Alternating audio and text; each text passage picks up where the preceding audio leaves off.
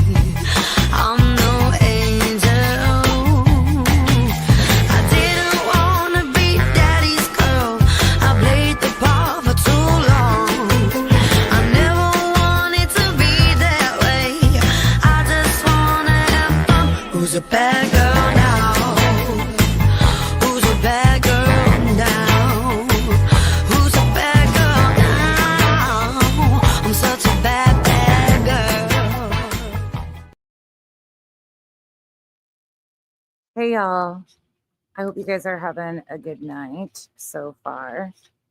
So we're going to start on X for those of you that haven't seen and where this is starting. Let me grab my computer and pull it closer to me. I'm outside right now, but I will be taking you guys upstairs to go back to laying down and putting my feet up in a moment, but I needed tobacco. So here we go. I don't even know what to say anymore, you guys. Like, seriously, it is so out of hand. And this is such a dangerous game.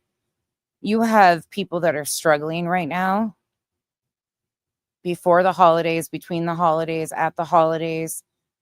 The economy is in the shitter, and you are dangling $250,000 over people's heads on top of amping up public perception that this was or is something being done intentionally by the parent of a missing child, and or implying a whole lot of things that are open-ended. Meanwhile, law enforcement has had this information and looked at this footage since jump. This is extremely dangerous, and the fact that people are running with it and creating and concocting and naming people and showing pictures of multiple people, like, there is such a thing as vigilante justice. In fact, CJ from CJ's Crime Concept just got demonetized for talking about the unfortunate event with the United Healthcare CEO that was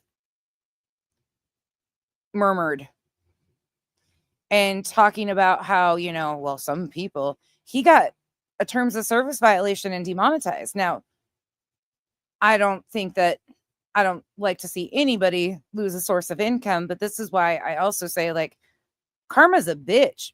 When creators build an entire career off of exploiting victims and their tragedies and inserting themselves or trying to play these heroes for these families and going and doing all this on location. He's trying to be the next JLR without even having JLR's energy.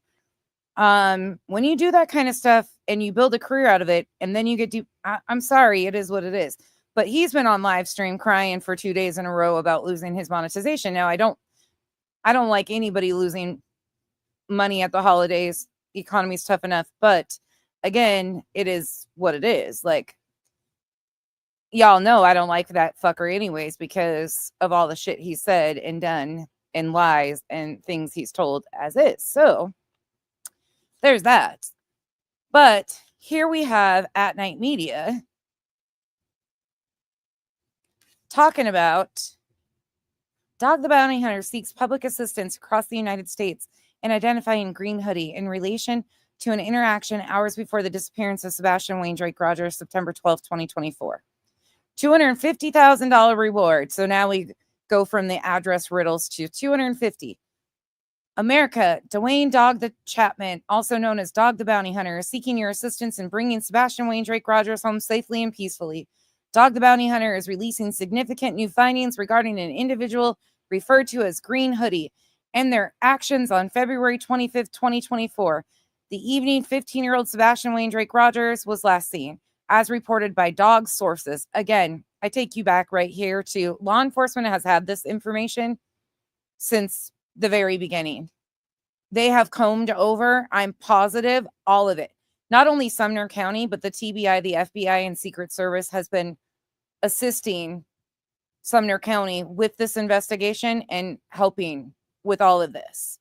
Not only that, but we heard Eric Craddock in the very early stages of this case reach out to other law enforcement officers outside of any of these for assistance because they had tricky cases that he was asking anybody for advice, help. We listened to that in a news media interview with him the other day. They have done and continue to do what they have.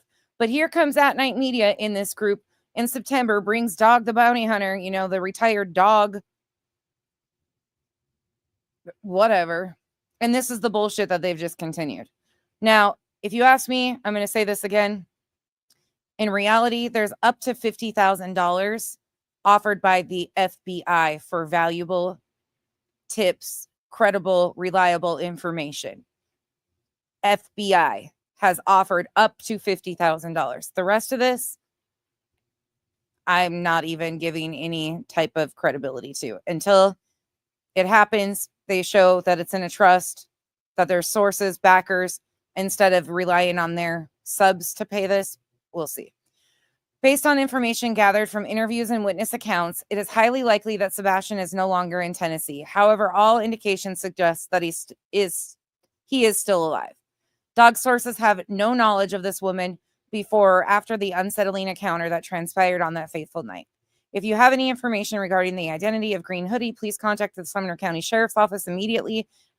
There's the phone number. No rumors or gossip should be disseminated. No rumors or gossip, really? Really? We'll take a look at that. Emergence and initial movement, 6:22 p.m. Surveillance captures Green Hoodie emerging from the shrubbery or bushes near the parking lot.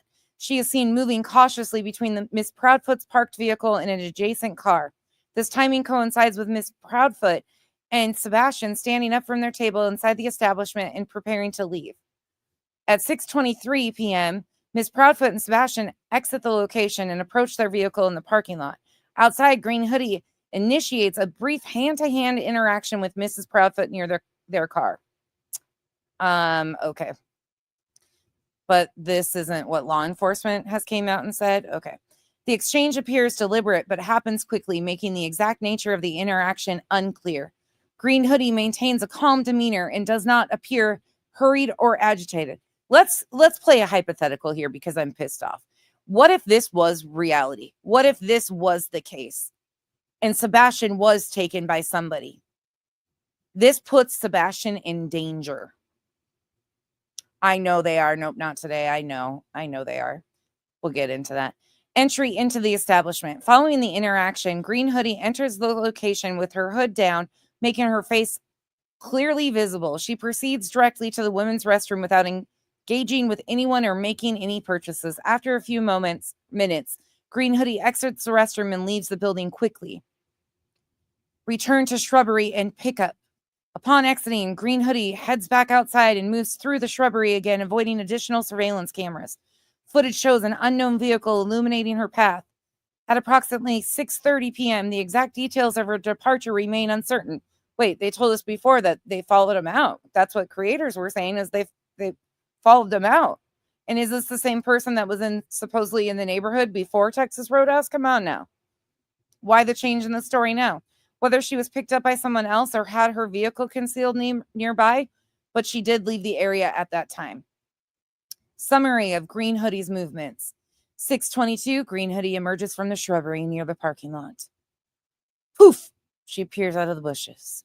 6:23, Mrs. Proudfoot and Sebastian exit the establishment.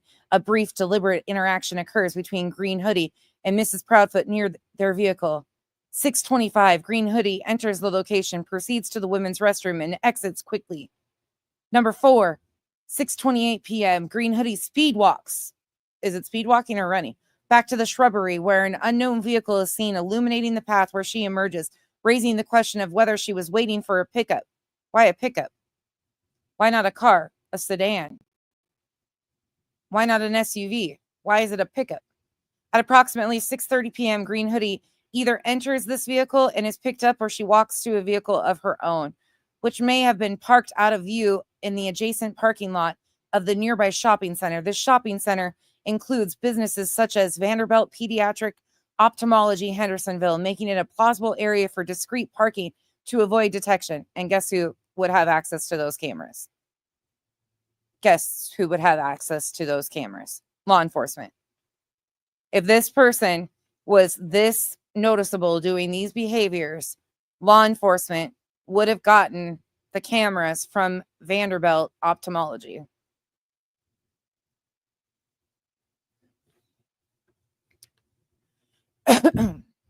And then it just goes on.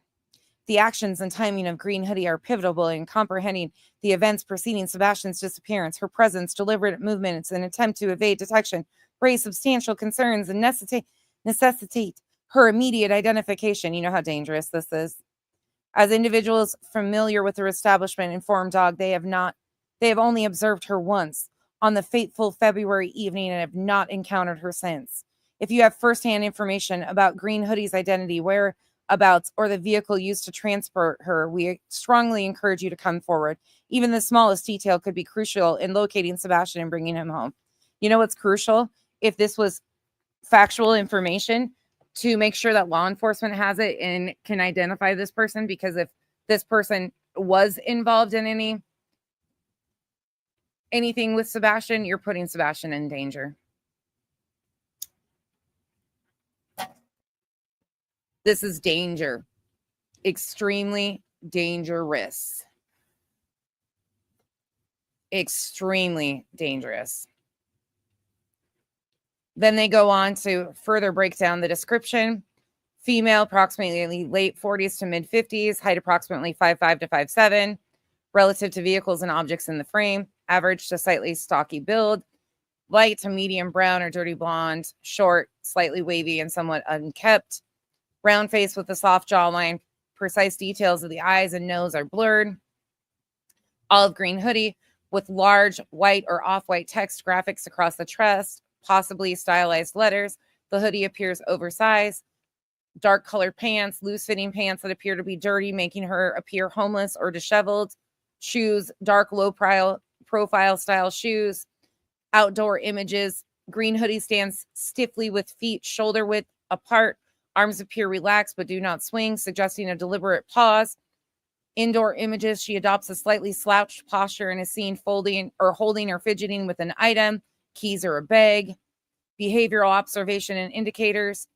Outdoor scene, positioning seen near shrubbery and between vehicles, partially obscured from main surveillance angles, suggesting concealment. Lack of movement, rigid stance, and minimal body movement indicate waiting or observation. endorsing transition behavior. Green hoodie moves deliberately into his public space, avoids engaging with others, and exits quickly after visiting the women's restroom.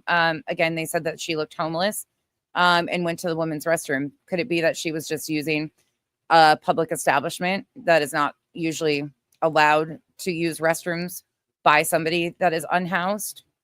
I mean, again, it's hard to say that that's even true, but just throwing another hypothetical out there, that did she have to go to the bathroom? Is that potential? But this puts Sebastian, if he is out there and there is any gravity to any of this, in further danger by doing this and putting it out here publicly instead of just working with law enforcement.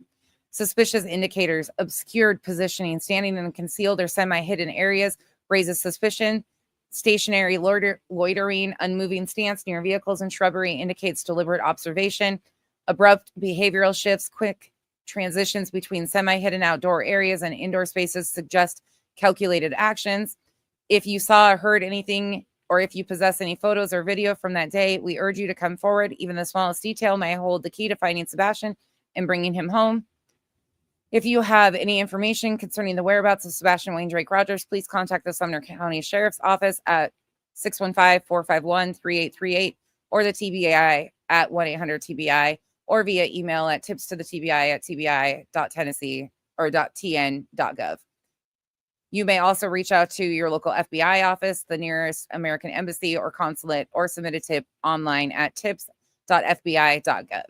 I'm not even reading the second section of that. The identity of Green Hoodie remains unknown, but her deliberate actions and coordinated behavior are on February 25th, 2024 are significant. So, of course, they updated this and added all this to this information. So people are running with all sorts of BS. They've added new photos showing this person or supposed person. They've added more photos of this person here, movements, again, more photos.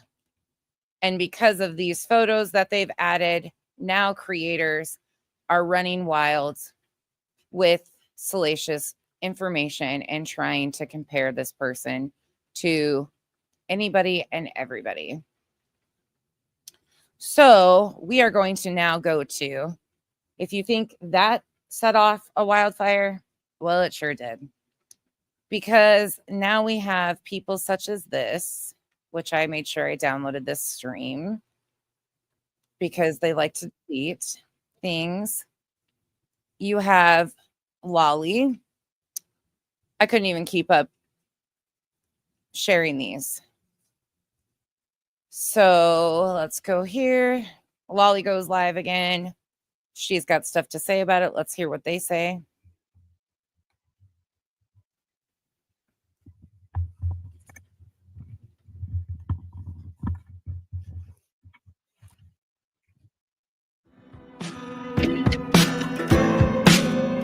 I'm going to fast forward it through this, although it is like the nicest part of the stream about Sebastian. He deserves better than all of this from everybody, and so does his family. Oh, hello. Can y'all hear me now? Yeah, unfortunately, we can. I hope everybody's good. Yeah, we're great. Shut the fuck up and land. I was seeing no intro playing, so I started talking, and I happened to pull it up on my phone, and I was like, well, there's... Oh, by the way, this will be fully an After Dark stream, and all the petty, nasty things that I'm going to say are going to come out of my mouth because this is dangerous. This is beyond dangerous at this point in time, and they keep dangling money before the holidays, seeking vigilante justice to be occurring if there is a missing child. And with one of these people that is a stranger, they are putting this child's life in further danger by doing this and inciting this type of behavior. Intro playing still. So anyways, hello, my beautiful friends. How are you doing tonight? Thank you all for being here. I appreciate y'all so much. Hello, Miss Kathy. He deserves hello, so much Susie. Better. How are y'all doing? There's our brown-eyed girl. No, this all just happened today, Lauren, within the last few hours from the time that I got off my stream. It had just been posted by the time I was ending my stream. And then people all went live one after another. There's still people live going over this right now and inciting more further bullshit. Oh, hello, sweet friend. Goodness. Hello, Blue Eye Jewel and TJ. How are y'all doing? I hope everybody's well. Hello, Miss Barb. I hope you're good. I'm going to speed her up. But on YouTube, there is an arrow with a 0 and a slash and a 1. It is a goal. I don't know if you guys see it, but there's a goal. They are asking us all to set. It is a new thing. Hang on, guys, just a second, okay? She's explaining that YouTube is asking us to set these goals. No, that's creator specific, and if they choose to do it, that's what they're choosing to do. Okay, carry on. Anyways, back to the goal thing. They are asking us to set a goal. It is like a super chat or something. I don't know. I set a goal. If I make it, I do. If I make you don't know what you're doing, sure. Okay, carry on. Carry on. You know exactly my ear texting, doing both at the same time. So anyways, and then my grandbabies were up in here. Casual art. It's and huge. So it's just been, normal, crazy day. But she can private it all she wants. I've got it downloaded already. That Michelle, I've already got it. And just to show that, hold on. Let me. Oops. I bopped you guys. Hold on. Let me show you. I've got it downloaded.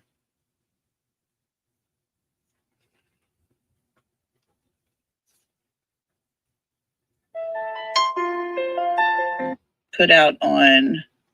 Can you hear that? Can you hear it?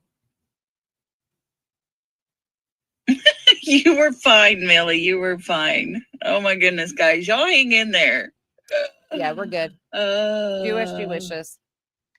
Check my text. Blue, I said. Okay. Checkmate. Go ahead and do as you wish. Pull it down if you need to. I'll play it from here until she does that, and then we'll just yank it right back up. I came prepared. Let me see. Millie said.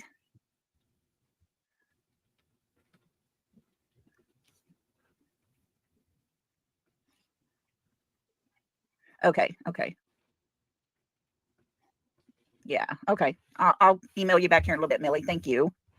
Thank you. Okay. So we got some information. Oh, we did. I'm going to see if I can't pull it up here. Was that put out, Rhonda, on X? She doesn't even know where the fuck this was put out, but she's going to tell you that we got new information. Okay. You want to see her chat? That's also interesting. Is her chat up? She take her chat down. Oh, her chat must not be up. That's even funner to watch, her chat and how they're pushing misinformation. Can you tell me that, or was it put out on Checkmate? You were fine, Millie. You were fine. Oh my goodness, guys, y'all hang in there.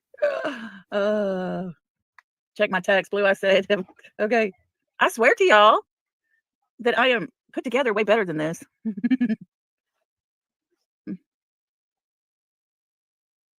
Fast forwarding her because the sooner we get through this, the better off we are. I want to load this up. I had checked just before. Huge. This is huge. Live, guys. That is huge. Huge. Oh, so huge. Green hoodie is not a man. Oh. Green hoodie is a guy. Oh. Wow. Yeah, we need our tinfoil hats. Okay, guys, I'll get that posted to my channel as soon as we're done. By the way, I'm kind of loving these late night streams like this because everybody's off doing their freaking speculating and wild shit, and we get to be peaceful over here and talk all of our shit amongst the ones that get it. I really like this time of night. People, let me tell you, at night. Yeah, Kim. At night, and Dr. Bounty Hunter and their team. They're doing the work. Oh, they are. They're finding out things. They're doing the work. They are things working. Oh, very hard on riddles and more and misinformation. Oh man, ooh, guys, there's hope. We have hope. Fucking check it again. Our source sent this. Okay, let me look here. Our source sent this. Okay, perfect. The so-called alleged private investigator claimed his clients, the Proudfoots, are under extreme pressure. Maybe that's because they didn't want you to know the truth about who Green Hoodie really is. Oh yeah, there's another post about SF too. I didn't even go back to that. You get the gist. But they're saying that, SF is the one causing this, of course. They've got to have a reason for their bullshit riddles, even though they've been doing it way before SF was involved. Said it was like an that. elderly man, but guess what? It's a woman. Does they mean 3 to 4 people involved?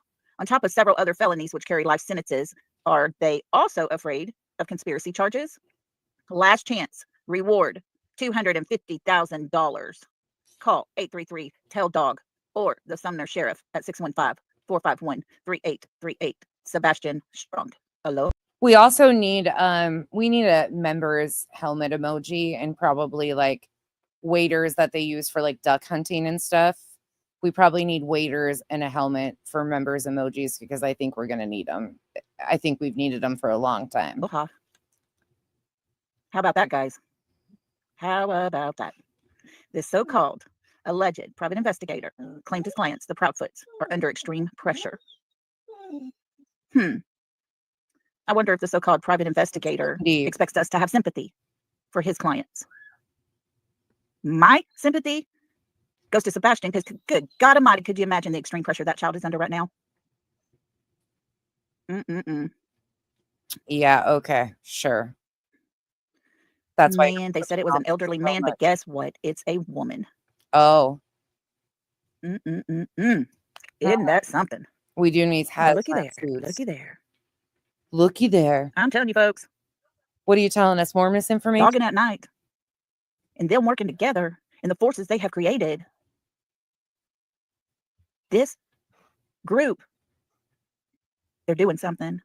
And in my opinion, it's called fucking writing riddles and inciting vigilante justice and potentially putting a 16-year-old missing child in danger. Carry on. They're doing a whole lot more than Sumner County or Hendersonville PD. Oh. Since when did Hendersonville PD become even involved in this? Because they're not. They don't live in city limits. Okay. Just like the reporter you tried to say was caught on a voice clip that was actually PJ. Yeah. My goodness. Oh. It's insane. Totally insane that we're sitting here daggum near 10 months. 10 months, people. And we're just now starting to get information put out. Information that have possible connections. Information that is valuable. This is gross. And it's just now coming out only because of Dog's team and At Night's team. These people are for real. Anybody that want to question them and say they're just here for media propagandas. Folks, this is not local putting this stuff out there. This no shit, because they work on evidence and keeping the safety of the missing child first and foremost. So they're not going to put out salacious bullshit. This is not them. No, this is Dog and At Night Media's group putting all of this out there.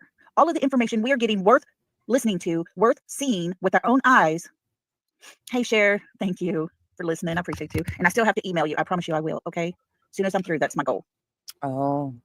And everybody else that's come in, thank y'all for being here. I appreciate y'all. But yeah, what huge information we just got handed to us.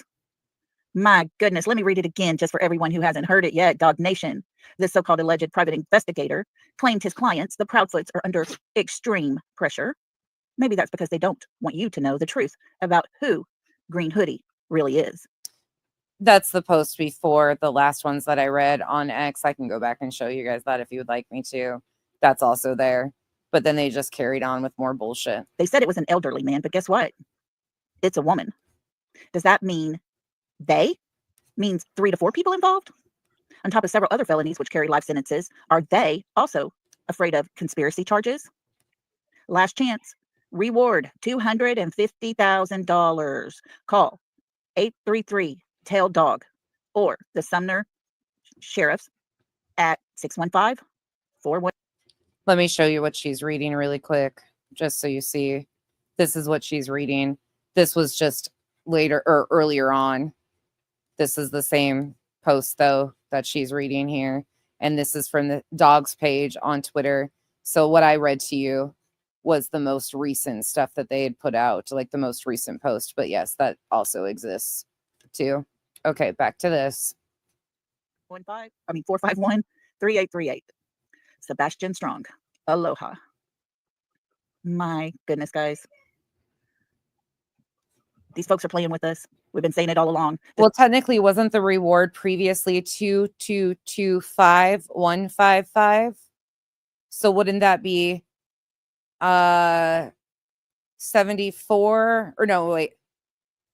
24,845? Isn't that 24,845 difference? Is that it right? I'm doing it on the top of my head. 2225 250,000 minus 225 155. Isn't that 24,845? Is that correct? God, don't ask me for sure. I'm doing that off the top of my head. And I need to be able to visualize, and that's not happening tonight. Distractions here, distractions there. It was early on when someone was sending Blue Eyes messages and sending her in the direction of a home for special needs children, very close to Seth's mother's house. Oh, remember when I told you about this, but then I told you that she privated that live stream? She's confirming what I told you. And that was way early on. Thank you. Now they're bringing out the fact that, hey, Seth had looked into several of them. And so we decided to talk about it last night. And then deleted that live stream. Sebastian was 15 years old when it was either late night or early morning of February the 25th or early 26th, when he was no longer seen. At that point, his mother woke up supposedly to get him ready for school and noticed he was gone. Supposedly, she looked around the house in just 1 minute's time, and she was in her car on the phone at 6:00. Cinda, we don't really have to math. There won't be a test at the end of this. These bitches can't even fucking talk straight, let alone math. So, I mean, even if we're $10, $100, $50,000 off in our math, it's more than these guys will ever do. And I go back to, there's up to $50,000 reward offered by the FBI. That's it. 3 minutes after she woke up, to let her husband know she could not find their son, supposedly. And supposedly from there, they called Just a YouTuber, thank you for letting me know. the Sumner County Sheriff's Office. Although they had supposedly taught Sebastian that in an emergency, you call 911. But this must not have been an emergency to them, allegedly. Fuck these people. From there, eventually, Sebastian's real father gets off of work, gets a text message to call because it is an emergency. And he was told his son was missing by the stepfather, who allegedly said, "Don't be mad, but Sebastian is gone." There was never at any time during that call a question of, did Sebastian ever call you or contact you? That was never brought up. It was never a question as to, will you drive the route you usually do and look and see if you can find him? And we will do the same this side. Never a thought. Bodie McBoatface, thank you for being a member for 5 months. Allegedly. There were family members of the stepfather there at the house when Sebastian's father arrived. It was his words told us that allegedly the mother, the sister-in-law, and the mother-in-law were sitting at the table talking about jewelry and vacations. At the time, we didn't quite realize that possibly those were the vacations that were coming up very soon that Sebastian's family decided to embark on. Oh. Supposedly, they were concerned enough. Where's the proof of this? That it took them 7 days to speak out. They did not go to local TV or radio station where... And that's their choice. And Seth didn't speak out until after. Again, that's all of their choice to do what they felt necessary. Local people would be able to know what was going on and know to look out for this child. We know that they went to YouTube because a family friend knew a YouTube creator. They told their story, and this nightmare that we live in on this YouTube streets today was created. That was the first we heard from the parents. So everybody talks about that first interview. Let's get the word out. Let's do what we can, because we all want nothing but for Sebastian to be found. Lisa, I totally agree with you. That's why she's sped up as fast as she is. If it's, I'll show you guys what real speed is like, and then I will bump it back up just so you guys know, like, I'm doing us a favor by even doing, we can go even faster on this. And thank you for being a member, Lisa. Little did we know the nightmare that would begin from that day on. Hey, Tonka girl. The nightmare of distractions. The nightmare of sending people who volunteer their time to drive to search, but yet the stepfather's going to send them on a wild goose chase. Oh, really? As if Sebastian would have allegedly gone that far better to go to his favorite place. Allegedly, we have all of his shoes accounted for. Pika, thank you for being a member and a mod. I so appreciate all of you guys. Allegedly, he was wearing a set of clothes different from what he was last seen in before he arrived home. Allegedly, what? People got threatened when they would be out searching on their time. Again, there is no official reports filed to law enforcement except one by people associated with the United Cajun Navy, and that was to Nashville PD, but carry on. Because they had good hearts, because they wanted to help.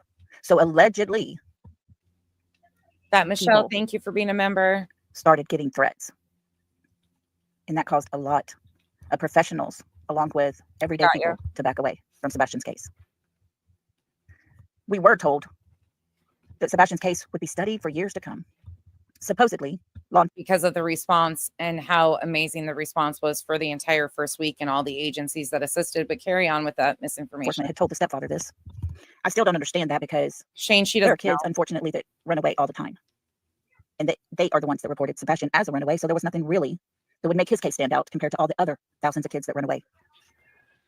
Even though an endangered alert was issued right away, and then it was switched to an amber alert, but carry on. But the story grew from there. Allegedly, we had people that started taking different sides. Oh, really now? And it is a fact that the YouTube streets are now divided in the Sebastian Rogers case. We have those who are strictly sympathetic to the father. We have those that are strictly sympathetic towards the mother and the stepfather. We have those that try to stay in the middle and are here for Sebastian. And yet it all turns into this pile of crap. And I hate to say that, but that's where we're at. Because pile of crap that you keep adding on misinformation to, you and your buddies, your research group that call yourself True Crime, that say that you research all this stuff, like Smiley, who put out that Chris had a son, at the age of 7, because the person that they put out there as his son is 34 years old and Chris is 41 years old. And by the way, I did share my research with somebody else that can verify that I'm spot on with what I'm saying. Yeah. And then they went further and doxed that random person's wife's information out here too. Yeah, Smiley did that. That's really helping this case, right? Because it doesn't seem to matter which direction you go, you're going to get attacked. You're going to be talked about. But all the while, whether you're talking about the father, whether you're talking about the stepfather, the mother, or if you're just talking about Sebastian, everything becomes a distraction. Everything negative that gets put out in any way, form, or fashion gets distorted into nothing but a pile of crap. Christy agrees. And we're sitting here talking about a 15-year-old boy who is highly functioning autism. He's actually 16. And he hasn't been found. No, for a very long time. When Blue Eyes, can you send that to the contact? When we all go to bed at night and lay our head down on our pillow and cover up with our covers because it's winter, it's cold, everybody snuggles down. Oh. We all have the same. We're all in the same point. We're all at the same exact point. No, we're not. No, because when I go to bed at night, I think of dignity for Sebastian, and I can sleep well, that I'm not pushing misinformation that is harmful to an active investigation and putting out salacious misinformation intentionally on the family members. I can go to bed and sleep really well at night. I'm sure those demons keep you up, don't they, Lolly? The fact that Sebastian is gone still.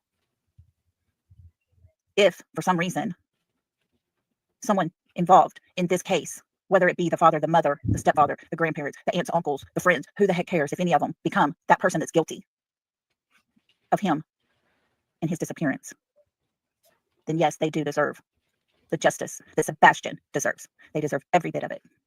Yep. If somebody's involved in Sebastian's disappearance, they deserve to go through the justice system that the United States of America has, innocent until proven guilty in a court of law. And I don't say that just on to evidence. sit here and be a hard ass. I say that because, my goodness, the parent, his mother, his stepfather, they are the ones that are under extreme pressure. Lauren, I think you just renewed. Thank you for renewing. Duchess, you just renewed too. Thank you. Please give me a break. I understand losing a child. I understand the grief and every bit of that goes with it. Shane, if you can handle a bitch that cusses a lot, that's called nonsense, Contessa some days, Mrs. Doubtfire some days, and just says it like it is and is a complete asshole and doesn't claim to be anything but a complete asshole, you found your people. And I go from snarky to petty to a trash bag Karen and all the things. And I'm highly loved by fellow content creators that claim that they're true crime. And that's very facetious. I mean, welcome in, Shane. But folks, what is Sebastian under? What is Sebastian experiencing? Beachy Keen, thank you for being a member. And in my opinion, if Oh, the parent and the step parent would have told the truth from the very beginning instead of changing their story every time they open their mouth, the games that got played are still being played. And if they would have been 100% honest and upfront, there would be no extreme pressure. Oh, really? Is that so? Extreme pressure, like intentionally putting out disinformation about the family members to put more pressure on them? Completely fabricating lies about them? Duchess, thank you. Thank you so much. Thank you so much. Because when you're on the side of truth, you're relaxed. You know what you've said, you know what you've done, and you have been 100% honest about it. But to hear after we have proven the mother and the stepfather repeatedly lying about Sebastian. Where's the proof? Where's the proof that they've repeatedly lies? Because the only person that we've proven have lied, yeah, there's inconsistencies in their stories. Again, the most traumatic experience in their life with a missing child, you expect inconsistencies, especially because we're not owed anything from these people. Law enforcement is the one that is investigating this and is owed answers to help find Sebastian, not us.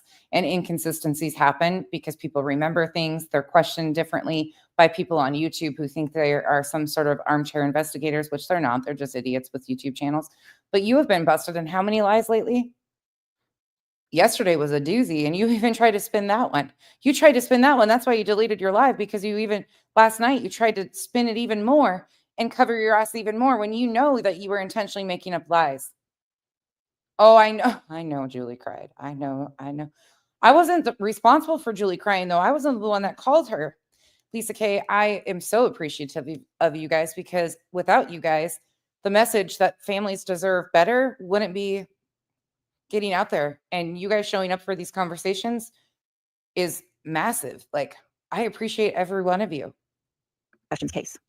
It's been proven with their own words. They tell somebody one thing and it gets told a different way. Completely the opposite of what they said prior on a different channel. We find out from the stepfather's boss, he did not even tell them his stepson was missing. He tells us what a great relationship he has with his ex-wife, the mother of his child. Did we hear her say how wonderful it was? No, we heard just the opposite. Thank you, Millie. I love you, Millie. Yo, I am so entirely grateful to have Millie in my life. And maybe it's because he was saving face and didn't want to trash the mother of his child, because he has more respect for his child than he does for anything else, and didn't want to bring that publicly because it's a totally separate situation. But she took the opportunity to do the opposite. I mean, maybe that's the case. We don't know. I cannot say it enough. Millie is the most amazing person. And not just because she sent me this, because Millie sat with me last night till 4:30 in the morning on the phone. Because this does get to you. This does. It gets to you. And sometimes you just need that person to talk to. And we had the best conversation about anything and everything. And for that, Millie, thank you. Guys, as we keep going on this journey to find this sweet boy with an amazing smile, I hope and pray that At Night Media does not get away from us. I hope that Dog and his team do not leave, because they are the people that are out there doing the most work. Yeah, because they haven't set foot in Tennessee to actually look or search for Sebastian. Okay, they're doing the most work. That makes total sense. One is on felony parole that can't leave the state of Pennsylvania, can't even work with law enforcement. And the other one, the only time he's been in Tennessee and entered Tennessee was for his son's wedding, and then went back to his home. Okay, sure, they're doing more work than everybody else. Gotcha. They're approving to us with updates that we don't even deserve. We're just YouTube people. Beth, thank you for becoming a member. Welcome to the cabana. But they're giving us stuff. They're giving us information. No, Cher, they're not leaving. That's what I'm saying. I hope they don't leave us, because they're the only ones that are giving us anything and finding answers for this child. Ever since the very beginning, when I started hearing connections to the stepfather, his family, and local law enforcement, I never trusted them after that. Never trusted them. But this group of people that came in and are working to help Sebastian, they're doing an amazing job, folks. I hear people all the time saying, no, they're just here for this or that or this or that. No, they're not. They're here for the right reasons. And the updates that get brought out, they're saving us. They're saving us from ourselves out here. They're giving us hope. Because after listening to the words of the parents and the distractions that keep getting thrown out there, I had no faith that Sebastian was even alive. I had gotten to a point where I didn't trust and believe in them. And the stories that we got and every detail that we were hearing about came from the mother and the stepfather. Mostly the stepfather for the mother, because the mother didn't talk. Not a lot. But it was her version of what happened. And when you have one person left to tell the story, that person can tell whatever story they want to, and there's nothing to back them up. Nothing to tell them they're wrong. They can say what they want to. And I'm afraid this is the rabbit hole we've been led down. And so many of us. Speaking of rabbit holes that we've been led down, so yesterday you falsified a clip of PJ claiming it was a reporter, a legit reporter, potentially putting her job in jeopardy. Thankfully, that didn't happen. And you got called out for your fuckery that you tried. And then today, your best buddy, Slimy, over there, that we're going to get into in just a moment, took the opportunity to say that Chris started having kids at 7 years old. Makes a lot of sense. Those are intentional choices by grown-ass adults who think that and tell you guys that they're invested in these children. They care about the children while putting information out here that could further put a child that is missing in jeopardy. But they want you to think that they're true crime. They do their research. They know what they're talking about. We're just fucking haters. Bitch, I'll be the hater. I'll be your biggest fucking hater, even though I don't hate you. I pity you. I pity the lack of intelligence. I pity your uneducated, fucking disgusting, vile pieces of shit. I pity you guys, truly. I pity that you live in a world that this is acceptable. I pity that you are so stuck in your own grief, that you have such vitriol for parents of a missing child, that you think it's your fucking job to come out here and smear their names. Meanwhile, you say, oh, but we have so much sympathy and empathy. I think you lost that a long time ago. You use your own grief to cut down the mother of a missing child on the daily with such vitriol that it makes me cringe. And I don't cringe much about anything. I don't hate you. You call us hater channels. I mean, I'll lace that bitch up and wear it any day. It doesn't hurt my feelings. Well, we work on getting laws to be changed so families can't have this done to them. You sit in the filth that you've created. And be proud of yourself. Pat yourself on the back for the filthy, vile, disgusting person you've become. That in the Summer Wells story, when you covered that, you said you would never become. This was exactly what you were against, right, Lolly? Do you remember that clip? Do I need to get that clip and play it to remind you of what you said you would never become? Wear that shoe, bitch. You became that vile, disgusting monster you once talked about.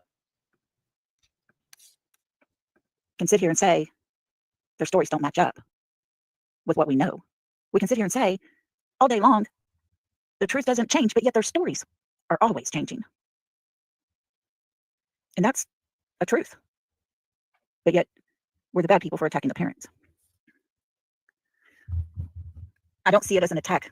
I see it as speaking the truth. I'm not making anything up when I talk to you guys or tell you things.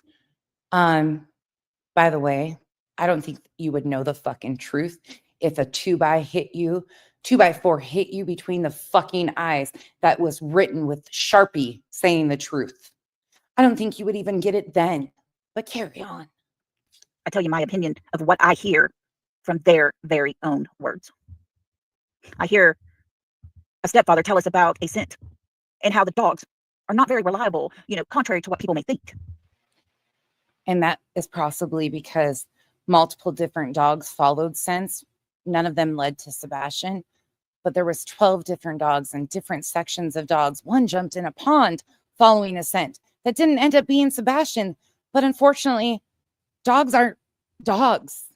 They're all trained and they can be amazing tools, but that's just what they are. They're not 100% reliable and they can't talk to you and tell you exactly what they're following. You fucking imbecile. But yet, professionals, scientists, those kind of people have proven.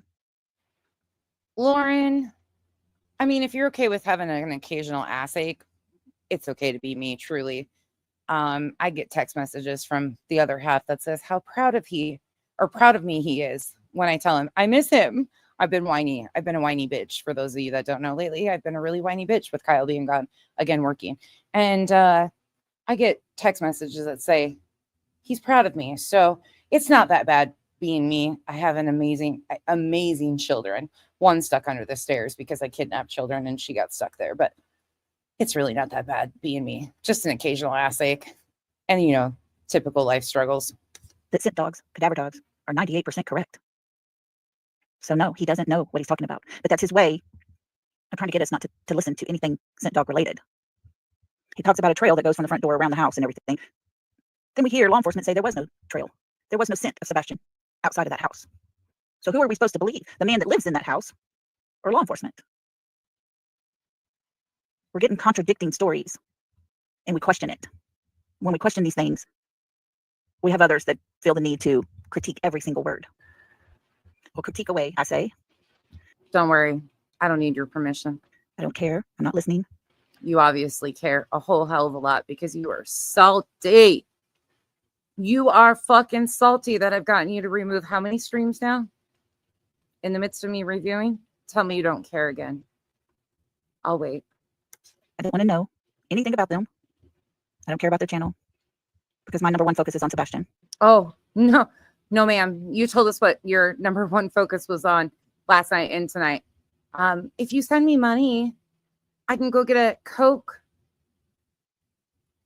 I don't know what this goal thing is, but YouTube's asking us to do it. It's definitely not about Sebastian, because if it was about Sebastian, the facts and the truth would be first and foremost. Big difference. You can be monetized. Do it ethically. Stop making up fabricated stories to make that money that you so obviously want. And this child needs this army that has been created on YouTube. As crazy as that sounds. And one thing that you'll never be is considered awareness.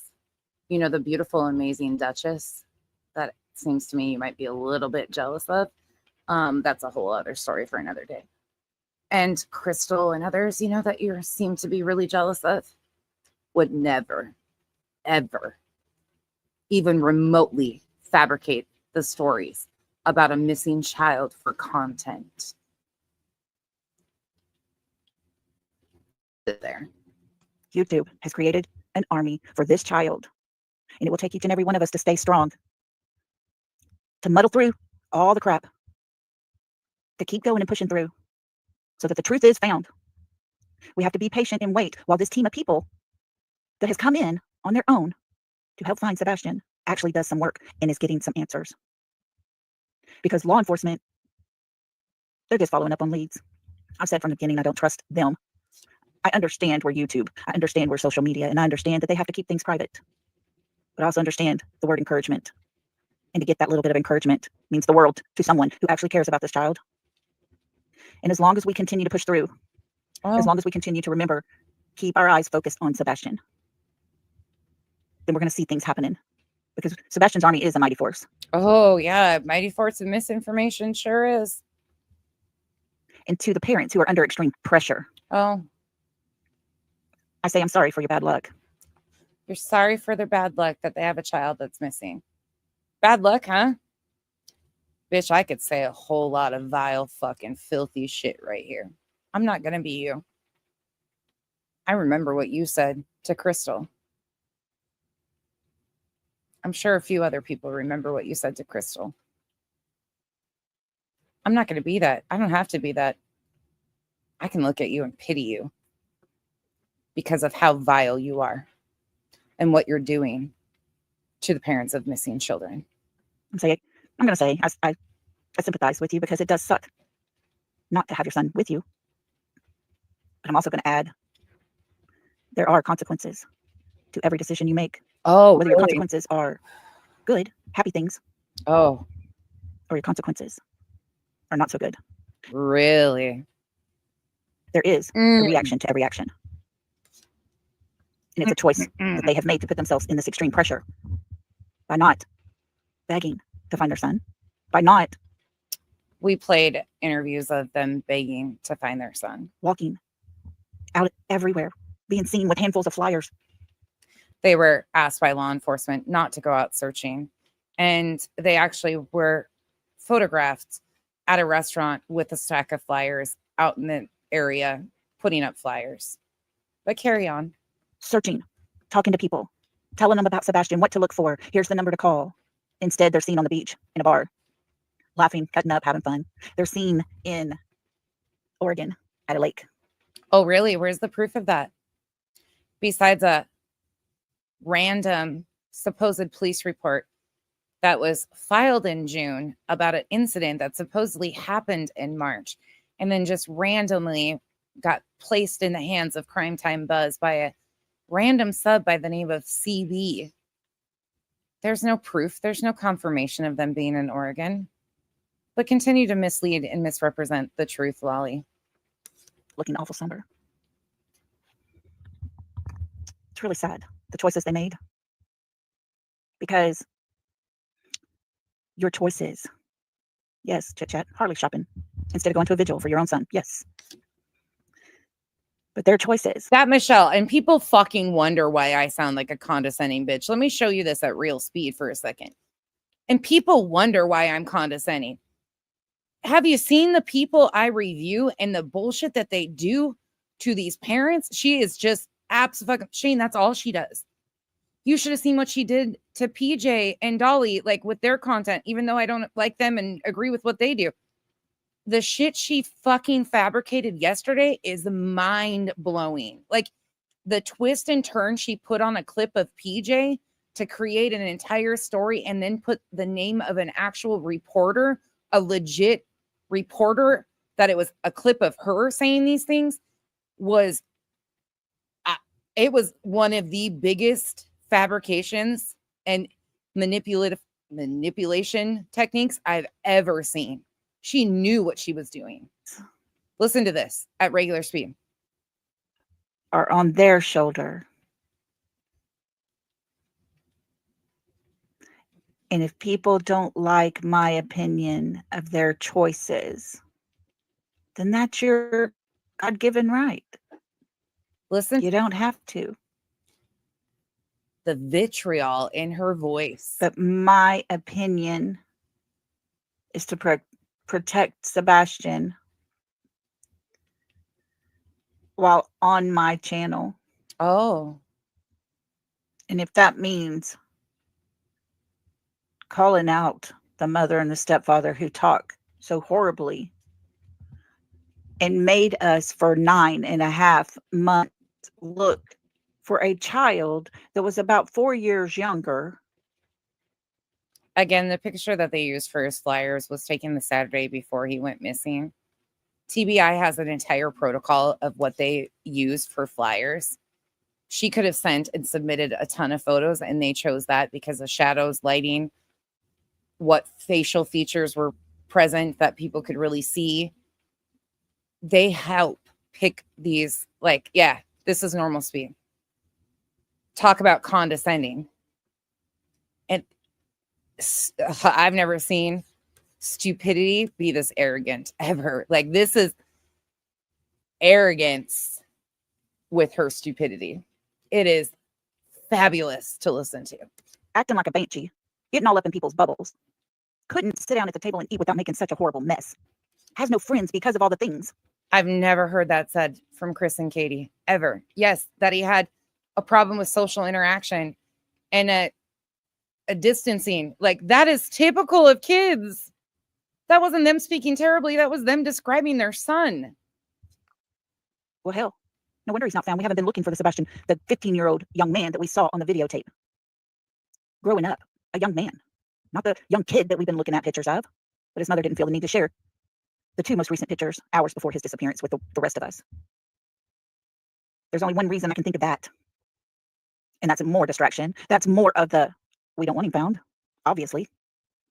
So no, you look for a younger kid. Look for a kid that is so out of control that nobody wants to be around him. That's the kid that was presented to us.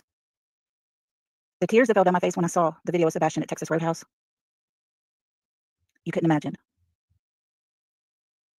I'm over it. I'm over it. We're going to carry on because I've got 3 streams that I want to show you some things from. Now we're going to switch to Smiley right quick. I'm over it, but you guys get the gist of what she is doing and what she's saying and how they're going about this and how they're using the misinformation from Dog the Bounty Hunter. Again, that law enforcement has had in their hands from jump.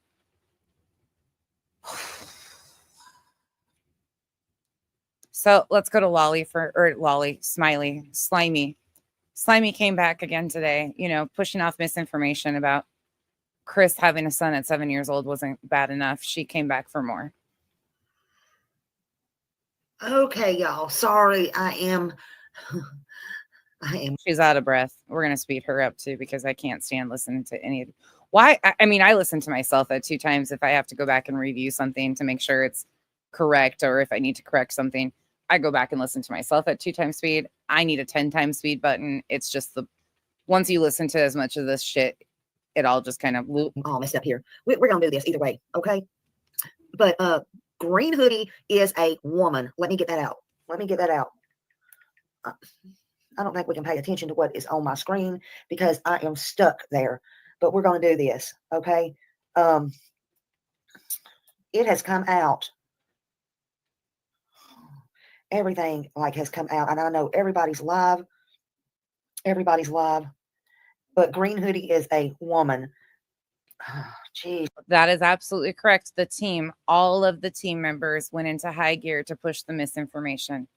Every single one of them. Spanky, Brittany, Smiley, Lolly, Julie, all of them.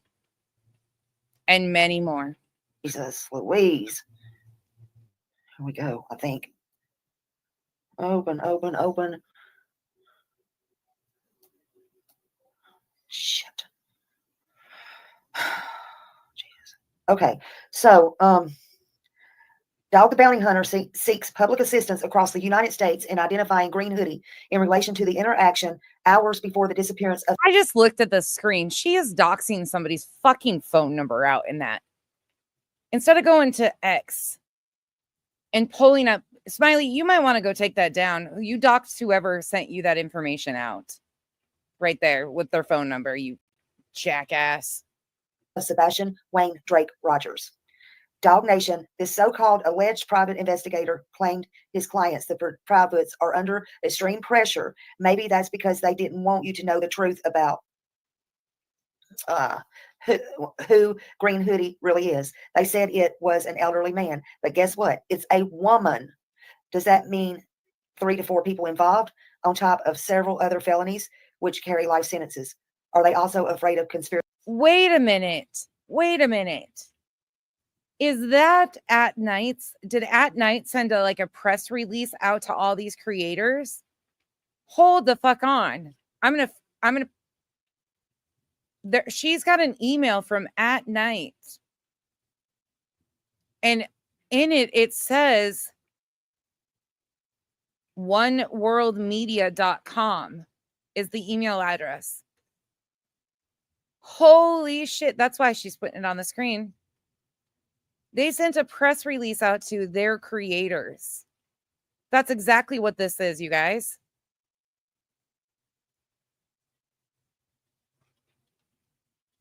Wow. I'm still taking it off the screen just because. Conspiracy charges. Last chance. Reward. $250,000. Wow. $250,000. Call. Yep, they sent a press release out to all the creators that they have contact with to push this out. That's exactly what they fucking did. It's a money grab. Absolutely, Shane. Yep. Who's the Rico crew? They're getting press releases from At Night Media, One World Media to push out to their public. That, wow. There is not often that I am speechless. I am not very often speechless. And this just proved the coordinated effort right there. 833-TELL-DOG or the Sumner Sheriff's Office at 615-451-3838. Aloha. Why do I This is from Dog, okay? Yeah, this is from Dog. Tell us about it, Smiley. That's from Dog. Yeah. Listen, y'all. They have raised it to $250,000. Hello again, H. Davis. Hello. Red. Hello. Yeah, it is. It is. I'm trying to get this up. I can't pull this dang press release up on my fucking wow. And she's even acknowledging who it came from and that it's a press release. Unfucking real. Freaking these people are I'm thinking it's the same thing that I got because that's what I got in my mail or in mine. So I'm freaking everything up as usual. But it is a woman. What do y'all think about that? What do you think about that? Huh? Who do y'all think that it is? Whoever it is, Katie knows. I have not changed my mind about that. Let's see. With red hair, looks familiar to me, to some of you. Why is this not my freaking? Let me look at something. Hold on. I'm trying to look at it on my phone. My whole computer is messed up right here. Smiley, you just fucked up, man. Ooh, you fucked up big time, and I don't even think you realize how big this is. Wow. I love this for you. Did you see the picture of the parking lot? Oh, boy, Brady, shaved and red hair. I know I got all that on here. Y'all bear with me just a minute. Hold on. Hold on, y'all. She can't even get it to open, even though it's on the other screen, and all she needs to do is enlarge it. Holy shit. Yeah, that's not opening for me. Hold on a minute. Let me do something right here. A press release. Hold on. She does. She can't even breathe. She's so excited. And she's all right. Let me just do this. Let me take this off. She sped up to 1.5. Take that down. Take that down. Let me take this down. These are what I got in my phone. Let's do it like this. Huh. Yeah, related to KP. Okay. When I watched the video at Texas Roadhouse, I thought it was a lady with extra large pants. They have a fucking mailing list for their press releases and sending them out to YouTube creators who are willing to push these false narratives and potentially put a missing child in further danger. This, in my opinion, is absolutely interfering with an investigation. Absolutely. Y'all, I'm pacing. I'm pacing because I hurt, but I'm also that fucking angry. Oh, maybe make it look like it was a big guy. Could tell by sagging neck, chin, in my opinion. I also say that creator said from day one, he thought it looked like a woman. Okay, so yeah, I mean, yeah, and a lot of people said they thought it was a woman. I want to see something. Hold on. All right, now look, here we go. I want to see something. I want to see her fucking chat. That's what I want to see. I want to see the idiots in her chat falling for this. Here we go. Oh, these are some of the cards and stuff in the back. Here you go, right here. Okay. Look at right here. All of these that are associated or close to. Here's Brittany J live right now. Green hoodie, a female. Are we close to a break? Oh my fucking, I give up.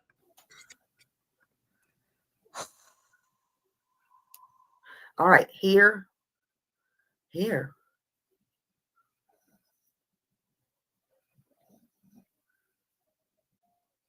I can't believe this.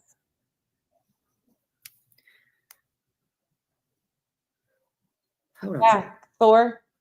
Do they have on glasses right here?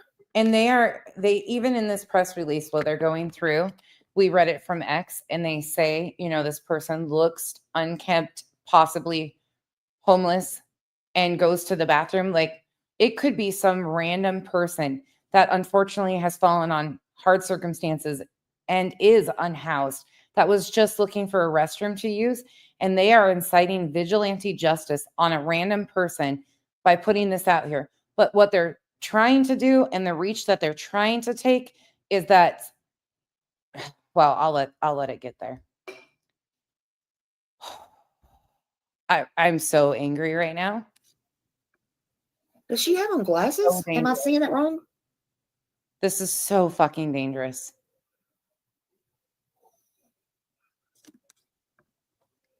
Can y'all tell? So is it okay? So was Katie looking around? Is that why she was all nervous looking around to either make sure? Mal, I haven't seen anything from the TBI doing That was 6:25 p.m. Do y'all get? As of right now, I'm going to say it's not true because they did a press release about Sebastian's case, but not specifically anything about at night. So I'm going to say that it's not true. The feeling, and this is just me allegedly, but do y'all get the feeling that they're kin to Katie? Has all that been checked into? I'm just asking. Just asking. Okay, here. And there it starts. Kin to Katie. There you go. You think it's her mom? This is a good picture right here, in my opinion. And once again, they are including stuff about Katie's mom. Let me remind you right quick. Let me read you a post that I happened to remember and went back and grabbed before I did this stream tonight, because it started as I was listening. I had 3 devices going, listening to 3 people at once and sending Duchess like cussing rants. Poor Duchess. And her husband, being the saint he is, truly, that man is a saint. He sent me back. Well, he told Duchess a Bible verse that fits this situation. And as you guys know, I have trauma with religion, but what he sent was so spot on. And so for these people who claim they're good Christians that are doing this to this family, it was just one of those moments. Her husband is an absolute doll. Absolute doll. Okay, so I'm going to remind you of a post from Nick Barris early on. Nick Barris made a post on Facebook that says, "More rumors run rampant. I appreciate the fact that so many of you continue to show interest in the Sebastian Rogers case, and you message me with questions. The 15-year-old autistic boy who has been missing for more than 2 months from his Hendersonville, Tennessee home. This was early on again. Vanished and not a trace found despite massive search efforts. Authorities say there is no evidence of foul play, though they have not ruled it out. In the absence of any new developments, armchair detectives on social media and podcasts create their own fiction." And I also, Dexter Charles, and I also appreciate, that's not included on Nick's post, but it should be. And I also appreciate so many of you contacting me to ask if any of it is true. You can trust I'll give it to you straight. So what are a couple of the latest doozies? Investigators have obtained new video showing Sebastian alive on February 26th when he disappeared. Nope. There is evidence showing Sebastian was in contact with his grandmother on his mother's side before he disappeared. Nope. How do I know? I've been in direct contact with the lead investigator with the Sumner County Sheriff's Office, who says this latest stuff is all garbage. That was after 2 months of him being missing. They debunked these things already. But carry on, Smiley, carry on. This is the best one.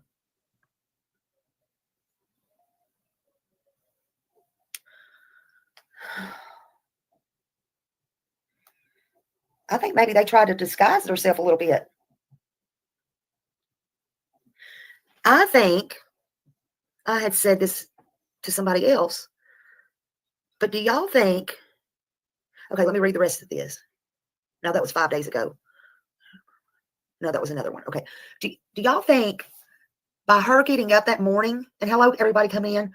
Do y'all think by her getting up that morning, fixing the spaghetti pancakes and letting him speak, she said, to family members, that she was preparing him to familiarize himself, because their family don't mean that they're familiarized or around people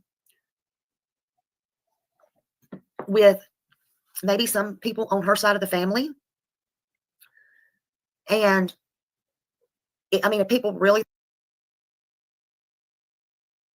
SF just did post. Let me share this. Once again, at night, and a man calling himself Dog, desperate for views and attention, are attempting to respin their failed narrative. This time, they are claiming that the green hoodie was stalking the restaurant from the bushes. Cue the old laying in wait plot twist. Fortunately, I've taken plenty of footage this week from the Texas Roadhouse. The so-called bushes are nothing more than a row of mostly dying shrubs that no one could reasonably hide behind.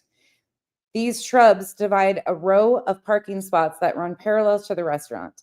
At night, not to be confused with at night, because Texas Roadhouse is actually legit.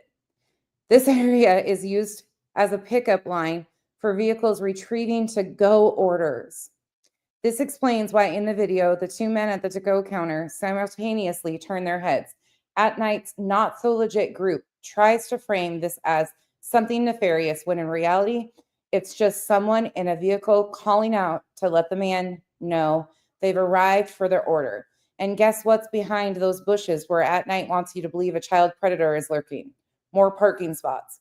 Once again, their spin is as flat as their so-called injunction. Why isn't anyone asking for answers about that? So here is the close-up picture that you guys can see. Actually, this is really, really nice to see the parking from all angles. I appreciate this from SF majorly. And here is what you are looking at.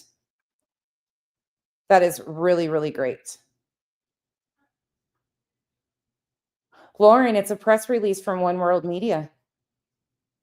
She just put One World Media's press release out that they're sending out to creators.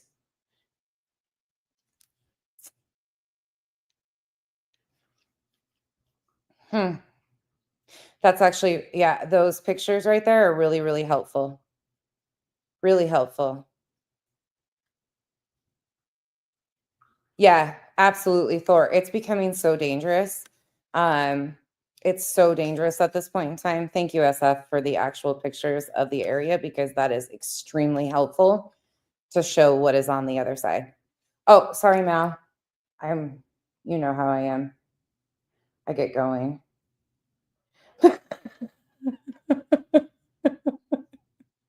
Mal starts sending me.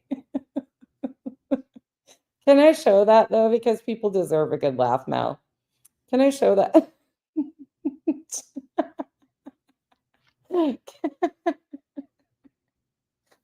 Oh, Janice in accounting, thank you so much for the support. Big hugs to all that needs ones today. It's time to start using disinformation. They know exactly what they are doing.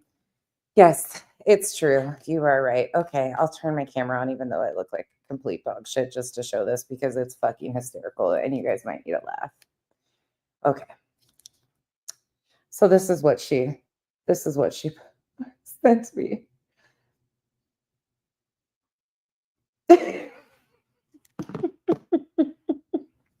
Look how crappy I look at crap. I don't even care. She said, it's uncanny. Hold on. Here's another one. Oh.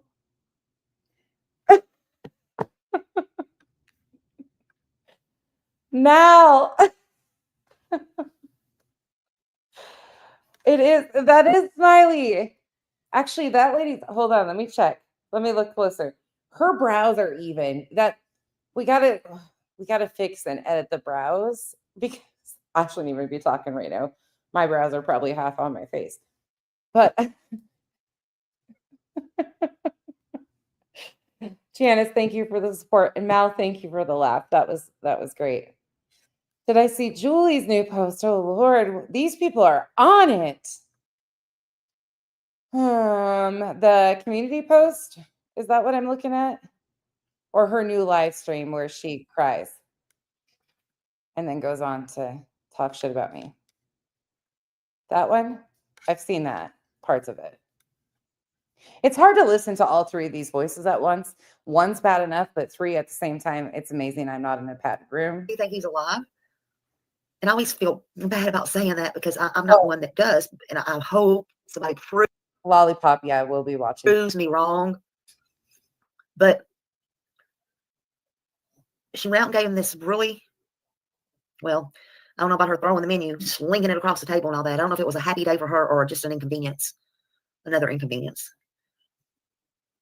But if it was pre-planned, either way. And you know how I told you guys, when I get stressed out, I bake. Well, today I didn't bake because I'm not supposed to be on my feet.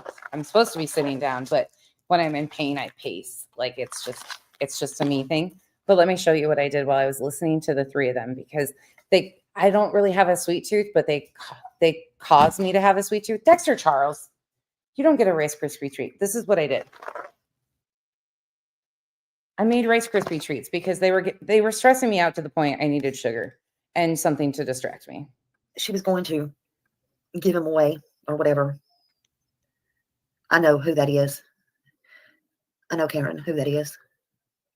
You don't have to say their name, I know. Yeah, I know, because he's been very upfront about it. But I wonder if they were familiarizing him with somebody. And that night, I mean, because when he come out, he did look kind of looked shocked he saw whoever it was. To me, I mean, he was more like, to me, he was more like, what are you doing here? Or something. Or I saw you, like, is this real? Okay, let me tattle on myself the good nanny because I just saw you come in here and tell me to sit down. Can you do it next time? Can you do it in the Laura voice? So sit the fuck down. I can't even say it like her. I can't do that. Anyways, but I'm going to need some more Laura energy next time you tell me that. But the injection I had today is called a caudal injection, and it's right at the tip of like the tailbone. So I have a huge lump right there between my butt cheeks, tailbone area. So laying, sitting, anything is a little miserable at the moment. Because I have a big, huge like baseball, softball bruise and fluid right there. So it hurts to lay or sit. So standing is actually more comfortable, but I'm just not supposed to be doing it. But here I am. I'm stuffing my face. I'm pulling a Molly, eating a Rice Krispie treat and streaming and standing up. We got this. Okay. Thank you. There you go. There's the energy I need. You are only human. You're only human. Or something. I don't know. Dexter, shush.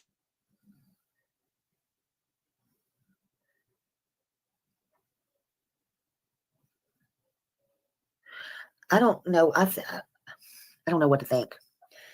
They keep throwing me curveballs. I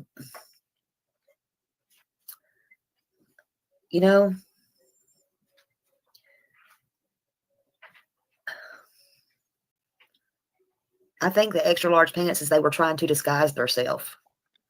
But I really feel like she knows who Green Hoodie is, if not related. Let me look at one more thing. Hold on.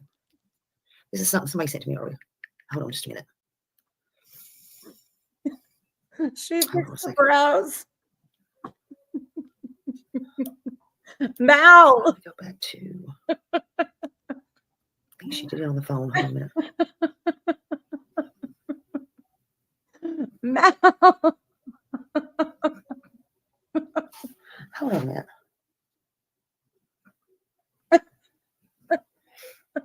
I'm looking for a particular person. Nailed it. They do need to be skinnier. Yes, they do. Way skinnier. And one has to have like a roller coaster effect, and the other one is more of like a straight line with the direct curve. No, she must have sent a messenger. I fucking love you guys. Oh my God. We're speeding her up faster. I can't. The hemming and hawing. Is Trooper's mom in here? Stacy's mom has got it going on. Who's Trevor's mom? What the fuck are we doing?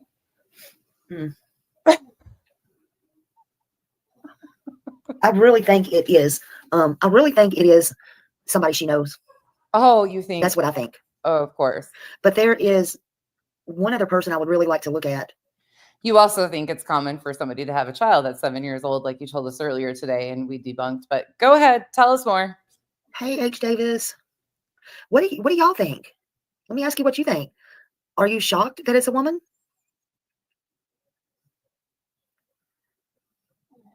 Oh, it definitely wasn't a stranger, in my opinion.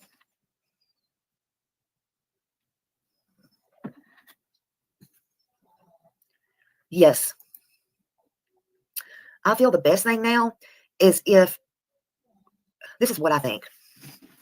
Green hoodie, whoever you are, you need to come out. Come out wherever you are. Don't even look at the stars. Don't look at the stars. What the fuck was that supposed to be intimidating? Because, honey, Ooh, honey. they know who you are. Yeah, law enforcement has had this for months since the very beginning. Okay, obviously they don't know who she is. We don't know if it's she. I'm not going with any of this. But they don't know who this person is because they're asking for information and video still. Okay, Carrie, you need to go back and read the press release that you doxed out that is being sent to content creators. You need to go back and do the better job, Smiley. Yeah, they're mad because this is out. And Revival, shh. I'm not really here. It's a figment of your imagination. You're just having nightmares with Becky Anna. I'm telling you, I'm codependent as fuck and I can't sleep. So here I am, and I'm angry because I'm in pain. So here we are. Best thing I can do is do this. By the way, for anybody that sees Revival with the TM in other chats, all of the misinformation cronies chats, that is not the good Revival. Just please make sure you don't get it confused because they say a lot of weird shit that our Revival would not say. Revival did get gifted a membership in an interesting spot, though. It was quite funny.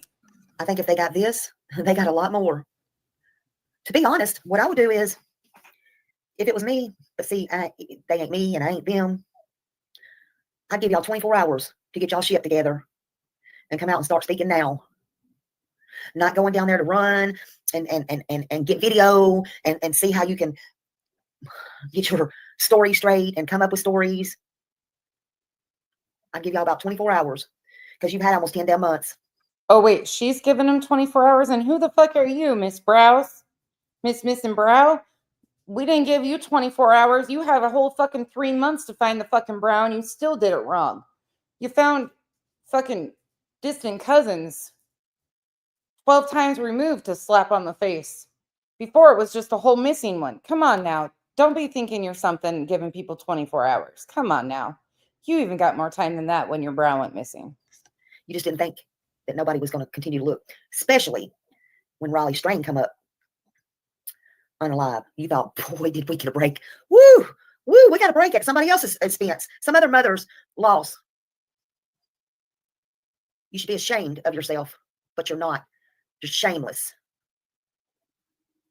All of you. And if it was me, Craddock said a peaceful resolution. Craddock said, hold on, let me read this shit. Craddock said a peaceful resolution. So what have they not told us before?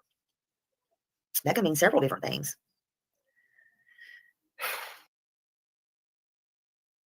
Can we have a vote? Can we be done with Smiley and the missing brows? I really need to see somebody cry. And this isn't doing it for me. Not that I enjoy people crying. I really think that there is a combination of things going on with Julie. I think there's caregiver burnout over doing it, getting too emotionally invested and not following the facts. I really think that is happening. But are you okay with me switching to our friend Julie? Julie had more to say about me tonight, and it's kind of entertaining, and I figured it's a perfect way to end out the seriousness because this is extremely dangerous. There's fucking Mal. There is nothing truly funny about what they're doing.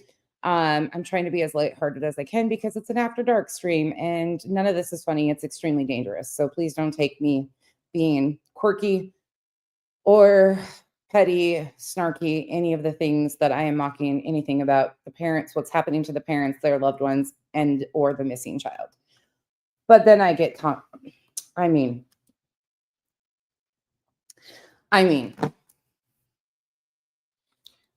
ask and you shall receive. I said it looked like a roller coaster.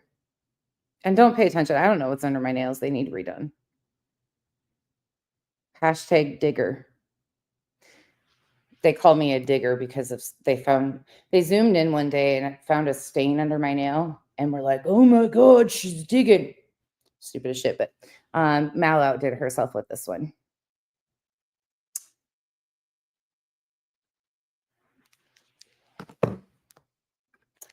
I mean, there we be.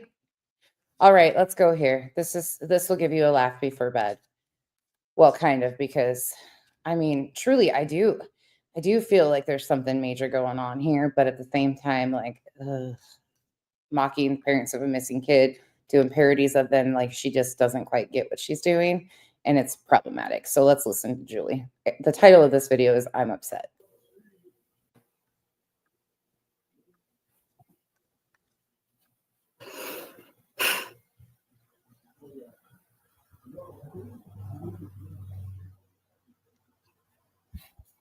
Actually, hold on one second. I have this pulled up to show you guys too. Just because I want you to show, or I want to show you guys how far they've taken this. So other creators have now made complete collages. This is from Spanky, Clutch Them Pearls.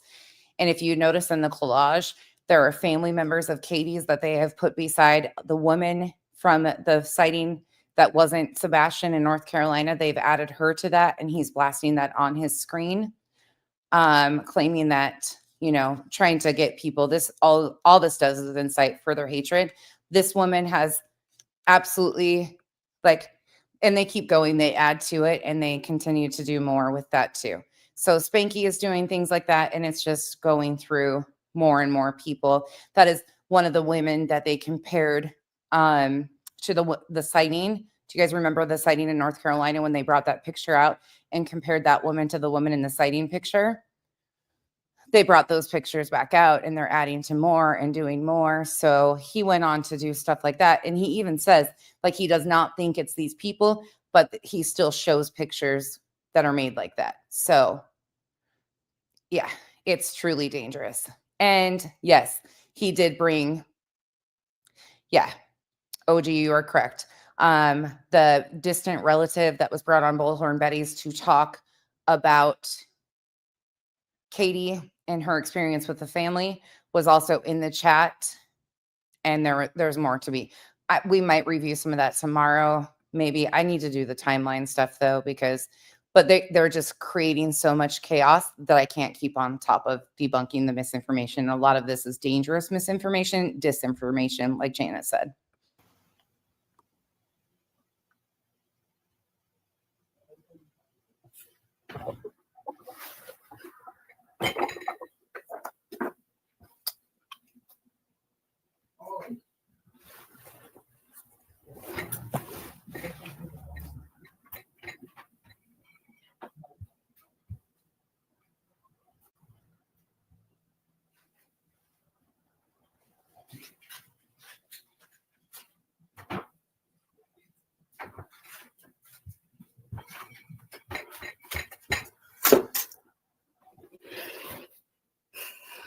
Hi. I don't know if I can see who's here. Give me a second, guys. I got something to say and I'm upset. I'm upset. Chris. I gotta go get a tissue. I gotta go get a tissue. Why didn't you grab a tissue the last time you got up? And what were you hiding behind your back? That kind of blew me away there. Anyways, carry on. Be right back. Tell everybody to stay if they want to stay and hear all about stupid ass Trump. Austin, you are correct. That's why I read that post from Nick Barris that when that was originally brought out that there was contact between Katie's mom and Sebastian. That was debunked right away. And that was Tony and Stephen Crabtree that did that on TikTok, and we've reviewed that. But Nick Barris debunked that stuff and his contact with law enforcement. So therefore, law enforcement, again, has had all of these videos, but they are using anything to make stories into.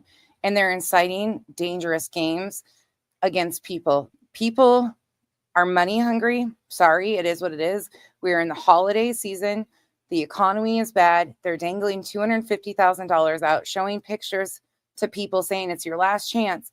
This could really create an extremely dangerous situation. And if Sebastian was potentially lured out by somebody or taken by somebody, they could absolutely, like, this is a very dangerous game that they're playing with a lot of people and putting a lot of people at risk. Okay, back to Julie.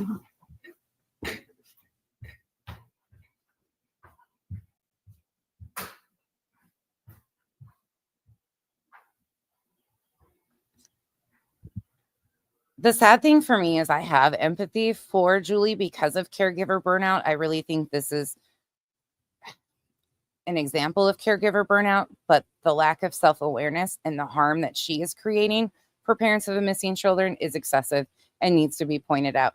So with that empathy comes a dose of slap a bitch. Hypothetically. I'm in Arizona. She's in New Jersey. That's not going to happen. That is not a threat. I always wish I had a button that just reached a hand. And for those of you that don't know, that's not me threatening to do anything to anybody. I don't take anything off this app.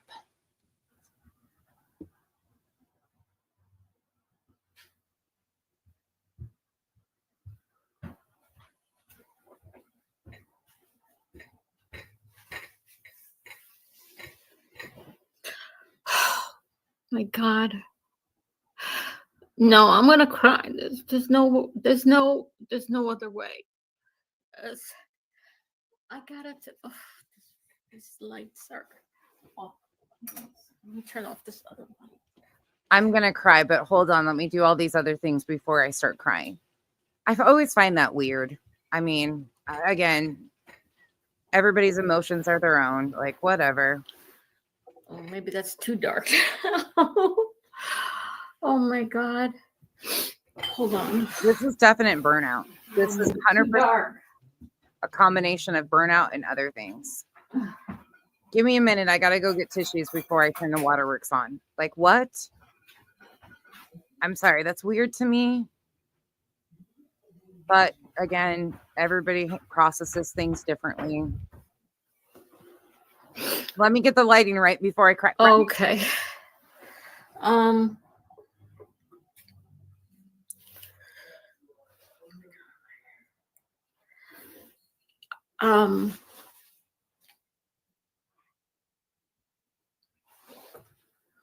When I what? When you what? Tell you us. know, Chris, you follow me over on TikTok. We got to speed it up. The cry session is going in high gear. I don't know if you're on TikTok, but do you follow me over there? You do? How long you been over there with me?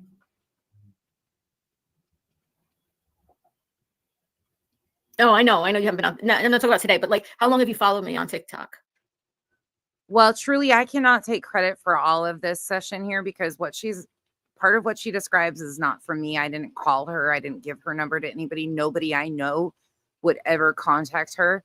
So this is somebody else that she's talking about, but then I get mixed into it. But I never called her, don't have her phone number, don't want her phone, none of that. So there's a couple situations that she's venting about that kind of just gets smeared into one.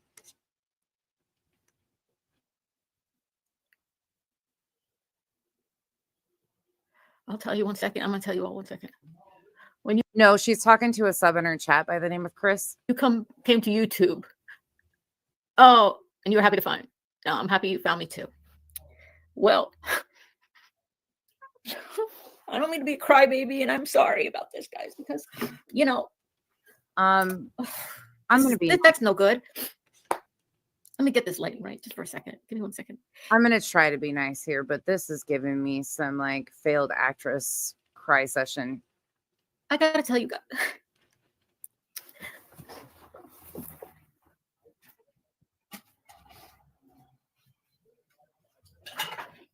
She really does, Lee. She needs a support system. She really does.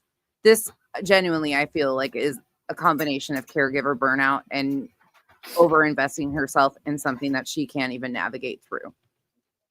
I think she's got good intent of why she, like, things she talks about are valid with some of it. But My the son way is okay. she's gone about this is not okay. Thank you for asking. No, you mean car guy? You talking about when he put what did it say? Where's my phone? Is this on X or on what? Is he up at night? I'll tell you what's going on. Intense need for Oh, validation. Yes. What is, oh, there's a. I think I know what it is. Hold on one second. And that often happens with caregiver burnout because caregivers are isolated. It's a whole different world. You don't have access to a lot of times normal face-to-face interactions with people, especially like it's a very, very lonely world at times.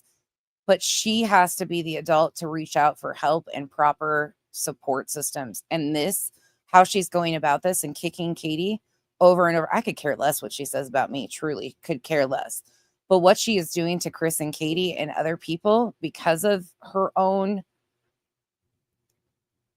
situation is not okay whatsoever. And it has to be addressed. Sorry, Julie. Not really. I'm not really sorry. That's a lie. I just lied. I tattle on myself.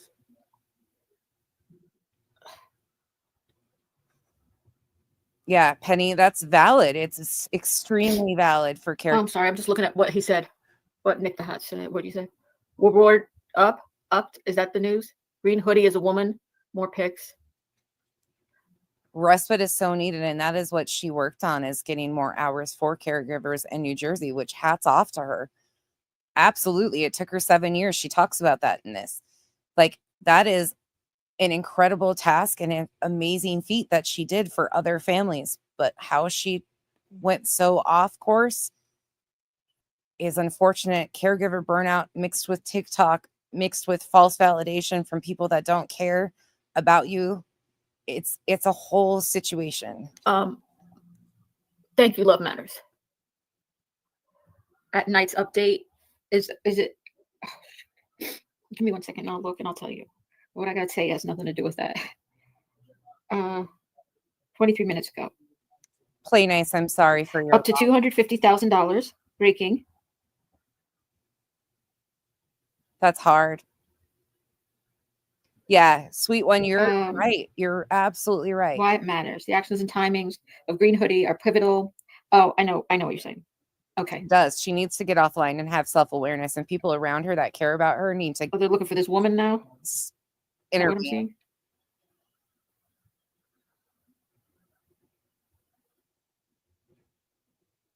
You have to Okay. take breaks. So you guys really, yeah. The way she engages with the chat and looks for their validation on things she says is very, it paints that picture of seeking validation for sure. This is what I have to talk about is what I'm upset about. Which truly happens for a lot of people. I'm not saying it doesn't, but she really relies on that heavily, the support she gets from her chat and where she turns with it. Like, you can watch her start off on one level, and when the chat goes south, she goes right along, and which happens to all creators, myself included. And it's not updates about what Nick and Dog or anybody put out tonight. I'm upset about how do I put this?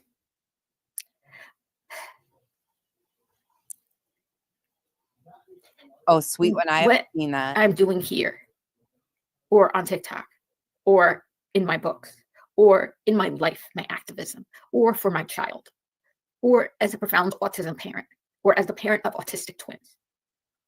I have been doing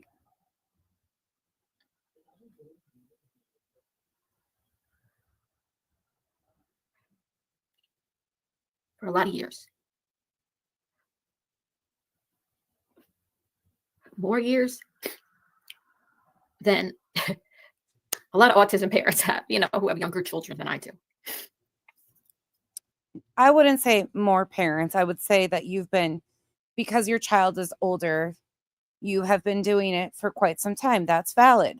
But again, you don't have to shit on other parents in order to say that you're exhausted and have been doing it for a long time. And because there's people in this chat that have been doing it for, longer than 14 years, if I'm being honest. I've been an activist in this area about the abuse that can lead to the unaliving of autistic children. I wrote a book about it years ago. The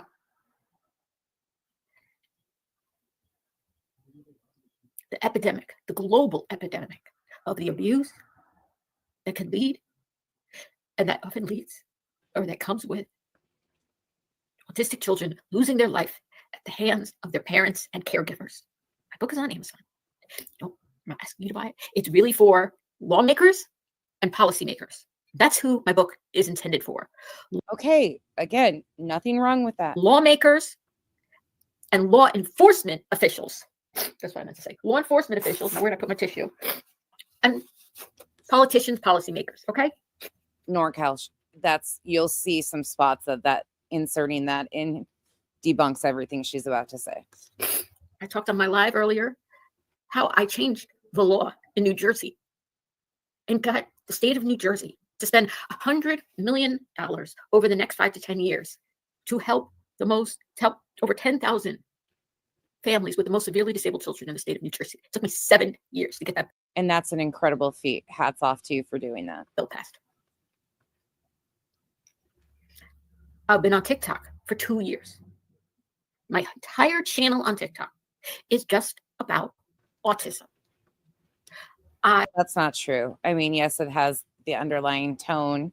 Yes, but in my opinion, you also exploit meltdowns of your own loved one for content, which in my opinion, he cannot consent to being displayed. I now have 78,000 followers over there. I have blocked more people on TikTok, probably than any other creator. I don't know, maybe I haven't. But literally, if I didn't block people on TikTok, I would have easily double or more the number of followers that I currently have. Because I don't care about having followers. If having followers means that you are dealing or allowing in your chats people who are cruel, people who would do other people harm, including me, even if it's emotionally. People who would do other people harm. Think about the parodies that she has done, the songs that she has written, the mockery she has made out of Chris and Katie. So I'm going to tell you what happened. And please know, use 25 on the spectrum. Love matters. Someone will say, you're not Julie, as someone said to me tonight. She is extremely cruel. 100% agree with you. And it's super hard for me to still have any empathy for her at all. But for some reason, I fucking do. It's just that devil and angel on my shoulders because I see the caregiver burnout. I've seen people with the best intentions wanting to help evolve into the monsters that they don't want to become. If you don't do that, you're not going to grow your channel. Guess what? I don't give a shit. I don't give a shit. I'm not in a popularity contest. I don't need to have the most followers on TikTok. Cindy, I don't need to have the most subscribers on YouTube. I would rather have nice people in my chats. You guys, just because I have empathy doesn't mean you have to. I'm still in that space at times, even though she's going to go on to trash me. I'm okay with it. What she's doing to Chris and Katie is absolutely beyond foul. Beyond foul. Like, there's no excuse. I have no excuses for her. You don't have to even remotely feel that way because I do. You're entitled to your opinions. I'm just stuck in that bubble right at the moment. Then have more subscribers. My income is not dependent on TikTok or YouTube or anything. I'm not here for the money. or fame or anything else other than what drives me internally, which is my own moral compass. I have done what I thought is right for years, not just to help my family, but to help autistic children and their parents around the world. Not one parent, all of us.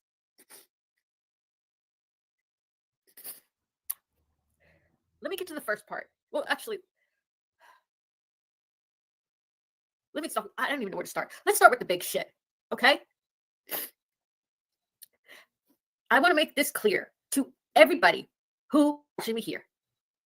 Well, by the way, I'll get back to that in 1 second. Just 1 second. I look back on my TikTok because I didn't remember when I really started talking about the case, because he had been gone at least a couple months when I started talking about it. But I've been talking about the case for at least 6 months. Of all the videos over 2 years, I have made thousands, like literally like 1,000 or 2,000. I don't even know. If I made like 2-3 videos a day for 2 years, how many is that? And then I made probably more than that, right? Let's say 3 videos a day. That's 600. I have 1,000 videos, okay, on my TikTok. 50 of the 1,000 are about Sebastian. 50 of the 1,000. Nonetheless, I have a lot of people. Doesn't matter how many subscribers you have. Obviously, like YouTube, you could have more people watch your videos than actually subscribe to your channel. Do I have any mods here, by the way? I'm going to be bringing light will be attached. Revival, you're not missing anything. This is one of those situations where I just need kicked. This is where, because of,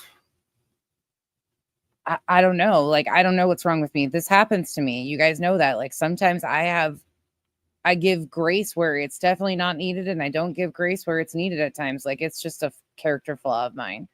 I just look at her and I see such a fucking convoluted situation, and I'll get out of it in a moment, because she goes on to really go after me and completely disregards the fact that I have a child also on the spectrum. She don't give a fuck about that, of course, which I don't care. Like, that, I'm not asking for any sympathy there, but she also mocks me potentially having a brain injury, which is gross. So she shows her true colors here coming up. So my empathy will still be there, but the bitch side will come out in a minute. I see a lot of excuses and a lot of self-coping mechanisms. I'm going to say it that way.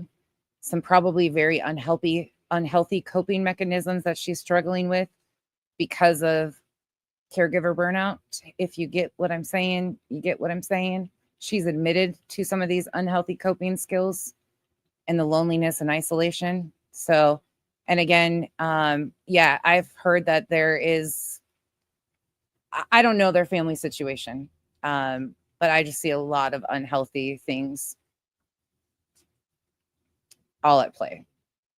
And it's no excuse for what she's about to do to the parents of a missing child. Kick me all the time. I don't give a fuck. Leave Katie and Chris and Seth and Sebastian alone. But darkness. But it's not just that. Listen, it's more than that. It's more than that. I'm looking to see. Car guy's here at least. Thank you, car guy. Oh my goodness. No, she's not a 24/7. She talks about him going I cannot be anything but honest. I can't be anything but honest. I can't fake it. If this is your honesty, okay, let it be. I can't. I'm terrible at keeping secrets. I'm terrible at this. I'm terrible at that. Okay. I have to call things like I see it.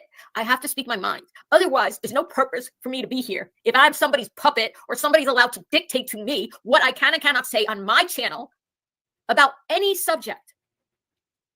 Yeah. Because I've been making videos about this case before I was making videos over here for the last couple. What Audacity is saying, I've read on a TikTok thread. Now, their personal situation isn't my business, even though she makes it public business. I try to stick to what she's doing to the parents of the missing child, because that's a whole other situation, what she shows and displays on TikTok and what is reposted on the Reddit from her own statements. It's concerning, to say the least, but I'm going to stick to what she's doing to the parents of a missing kid, because that's comfortable for me. Few weeks. Hi, Lisa, thank you for being here.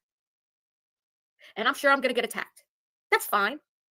People can attack me. People can whatever. Cool. Don't follow me. I don't need you to subscribe to me. I'm not talking to you guys. I don't need people to subscribe to me. If you don't like me, don't subscribe to me. Don't watch my videos. Julie, do you see that button right there? I'm watching your video, but I'm not subscribed to you. Don't come to my channel. Don't record me and then put me on your channel. Don't do any of that crap. Okay? I'll do what I want. Go away from me. I don't want you. I don't need you. Well, you want that grace given to you, but you're refusing to do that to Chris and Katie. In fact, you're keeping them under surveillance in their neighborhood. So about the moment you show them grace will be the moment that I stop highlighting your bullshit. Carry on. People, I came on this channel and it's so funny because I had this experience on TikTok. So I know what this shit is. People want to tell you what to do, what you should do, what you shouldn't do. You need to do this. You need to No, you're fine, Audacity. listen to me because I'm a bigger creator than you. No, I don't. I came on here. Have just a quick question. Because this kind of caught me off guard when I heard it earlier. Has anybody ever heard me mention, besides thanking you guys to getting to 10K, or like when I've hit other milestones, have you guys ever heard me say that I'm a bigger creator than anybody? Has anybody ever heard that? Or me say that I can do what I want because I have X amount of subs? Like, has anybody ever heard anything of that sort? She doesn't say this is about me, but I took that a little personally. And I was like, because in her direct response to me the one time, she was like, oh, she's got, X amount of subs or whatever. I've never done that, nor will I. I'm a baby channel, like a tiny little caterpillar channel. By myself on YouTube. I didn't ask anybody's permission. Nobody gave me subscribers. Nobody's hatred of me or endorsement of me is going to affect me either way. Julie, I don't have hatred for you. I have pity for you, truly. And unfortunately, some empathy still. As long as I'm doing what I believe to be the right thing to do, that is what matters to me. And my family thinks, right? And for my family as well. Outside of that, I don't care what you think. I don't care what I want to make it clear. I've gotten to know a couple creators, limited, just a little bit. Very nice. I mean, Silver's on the scene is like amazing human being. I'm so glad I found him and we've talked and he's so nice to me. But there are people in front, in back, people not creators, people are creators, who want to tell you who to be and how to act. I'm not doing it. I didn't get anybody's permission over here. I have been saying supportive things about Seth Rogers, my fellow autism parent, on my TikTok for 6 months. Okay. Well, you've completely trashed the mother of a child on the spectrum. Make that make sense. And the stepfather. Okay. So that doesn't add, Julie. I have 50 videos there. Oh, fuck. Those 50 videos about Sebastian Rogers have over 500,000 views on TikTok. Over 500,000 views on 50 videos made over 6 months.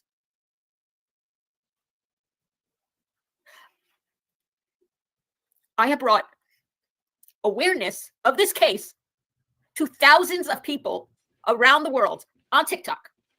You've brought a lot of misinformation and false narratives. At this point, I believe it's disinformation in your case too. At first, I gave you a little bit of credit because of all the misinformation that was being pushed, and I thought you just genuinely didn't know, but I think you know better now and are continuing to push the misinformation, which would then fall into disinformation, like Janice pointed out earlier. Because all my followers and I'm autism parents. And when a child with autism goes missing, it upsets us because we put ourselves in that place. What if it was my child? What could happen? What would it be like if this was me? I mean, you immediately go to that place. So, of course, people were interested. And I started talking about because of the people were asking me, did you hear about it? I hadn't heard about it. Please. So it's situational for her who she decides to kick and who she decides to give grace to. as far as autism parents. Okay. Research it, Julie. We've got your back. Thank you, It's Kimberly. fine.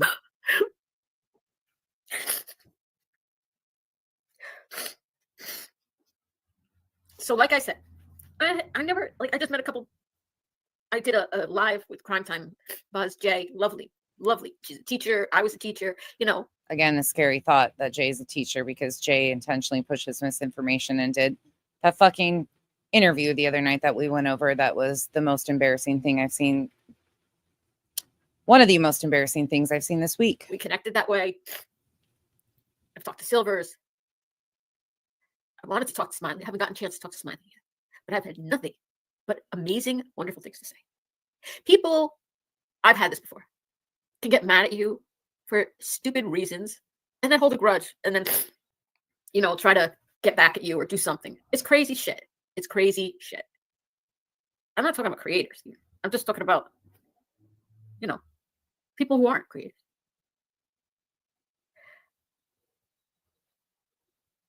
I don't want to do any. I would not want to do anything to hurt another autism parent. Meanwhile, making parodies of parents. Okay, with a child missing. You wouldn't want to do anything to hurt them, but you're actively making choices, grown-ass adult choices, to mock them going through their worst traumatic experiences, keep them under surveillance, and incite more harm to be done to them going through their worst moment of having their child missing. Okay, you can fuck all the way off, Julie, right now. And everything that I have done for the last 6 months on this case has brought awareness about autism, about the epidemic of abuse of autistic children. Not one child, not just Sebastian. I talk about, I show cases where kids are getting mistreated in school, in homes, at this, I mean, everywhere, by police, by, you know, everything. I have no relationship with any YouTube creator, none. I have no relationship, you know, previous relationship, what I'm talking about, like long-standing relationship. I have only literally spoken to verbally on the phone or the phone, like 3 people who are creators. Okay. That's it. Only been here a couple weeks, guys. 3 weeks, whatever, a month. I don't even know. God knows time anymore. Julie, not everyone is here to be real. Exactly. And people, there's reasons people go on, and there's, you know, and I do not begrudge anybody, any reason. You know, it's whatever. It's cool. But I'm an honest person, and I'm going to be honest, and I'm going to be Julie 100% of the time. I'm not going to be like everybody else. So don't give me instructions about how I should be. If you don't want to watch me, don't watch me. Don't want to follow me, don't follow me. No problem. It's fine. It's cool. I'm not everybody's cup of tea. Everybody's not my cup of tea. But I'm not going to take orders from people. I don't, like I said, there's no creators on YouTube that I am personally friends with. There is no person part of the Sebastian Rogers investigation or related to Sebastian or working for somebody who's related to Sebastian that I have a relationship with. I have never spoken with my fellow autism parent who I have supported without question, unconditionally.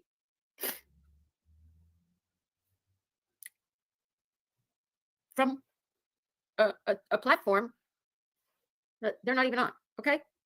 I've never spoken to Seth.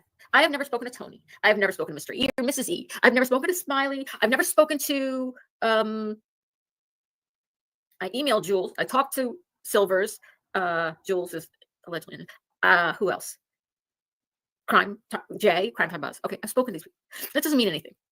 I'm my own person. Oh, she's talking to allegedly innocent too. That's great. I do my own thing. I've never spoken to Nick the Hat. I've never spoken to Dog the Bounty Hunter. It is not my aim to do these. I'm not like here to like, oh, can I be on Dog Bounty Hunter's team? Well, that would be ridiculous. What would I have to do with that? I'm not a true crime creator, guys.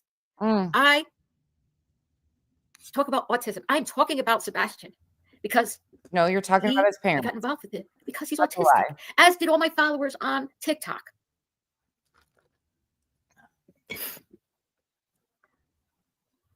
Well, half of them are blocked from telling her what they think of her. But people think they have the right to call me up on the phone and tell me what I should do and what I shouldn't do on my channel, or what I should and shouldn't do in my activism. Okay, first and foremost, let me clarify. I don't call her, never called her. She, in the next 10 minutes, she's going to get into a rant about me, but I just want to set the record straight. I barely talk to I'm not very good at responding to my own messages and calls, let alone to random fucking Julie. Has nothing to do with me, but just to set that straight, I'm sure you guys aren't confused on that, but some people might be. I know why I do the things that I do. I have my own motivations for that. I think, of course, that my motivations are good. They are intended for the greater good. They're intended to help Sebastian, obviously, when I'm talking about him, and they're intended to help raise awareness about autism, about autistic children in general, about law enforcement's non-response to the plight of autistic children being abused in schools, at homes, by police, in detention centers. I have no relationship, clearly, with law enforcement in Tennessee. I have many followers from Tennessee who follow me on TikTok, and I have friends who are my followers on TikTok, friends, real friends that we've made friends over the past couple of years. 2 of them are in Hendersonville. A third is a person who isn't my friend, but I got them to know because she was the one who sent me the pictures of the camera. Also there. So 2 horrible things. Well, one horrible thing happened. Really horrible thing. Telling the truth. Is it Smiley? What is what Smiley? I'm sick of looking at her chat. People who want to see, this is the thing. People they want to start trouble between creators for whatever reason. And I think I know who is responsible. Then tell us. I don't know. Someone got mad at me because I was interrupting them on the phone. Hung up on me.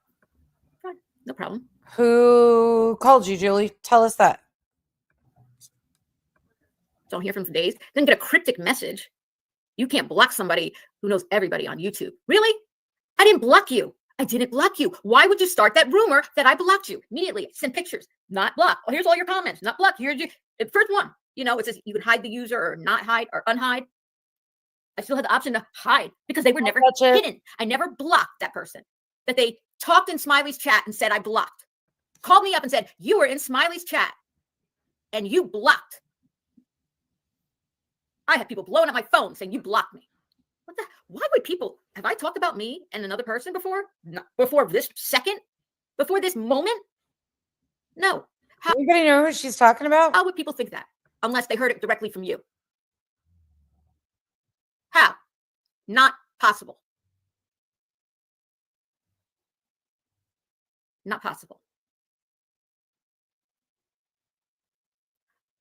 Then, so apparently, they're going in Smiley's thing.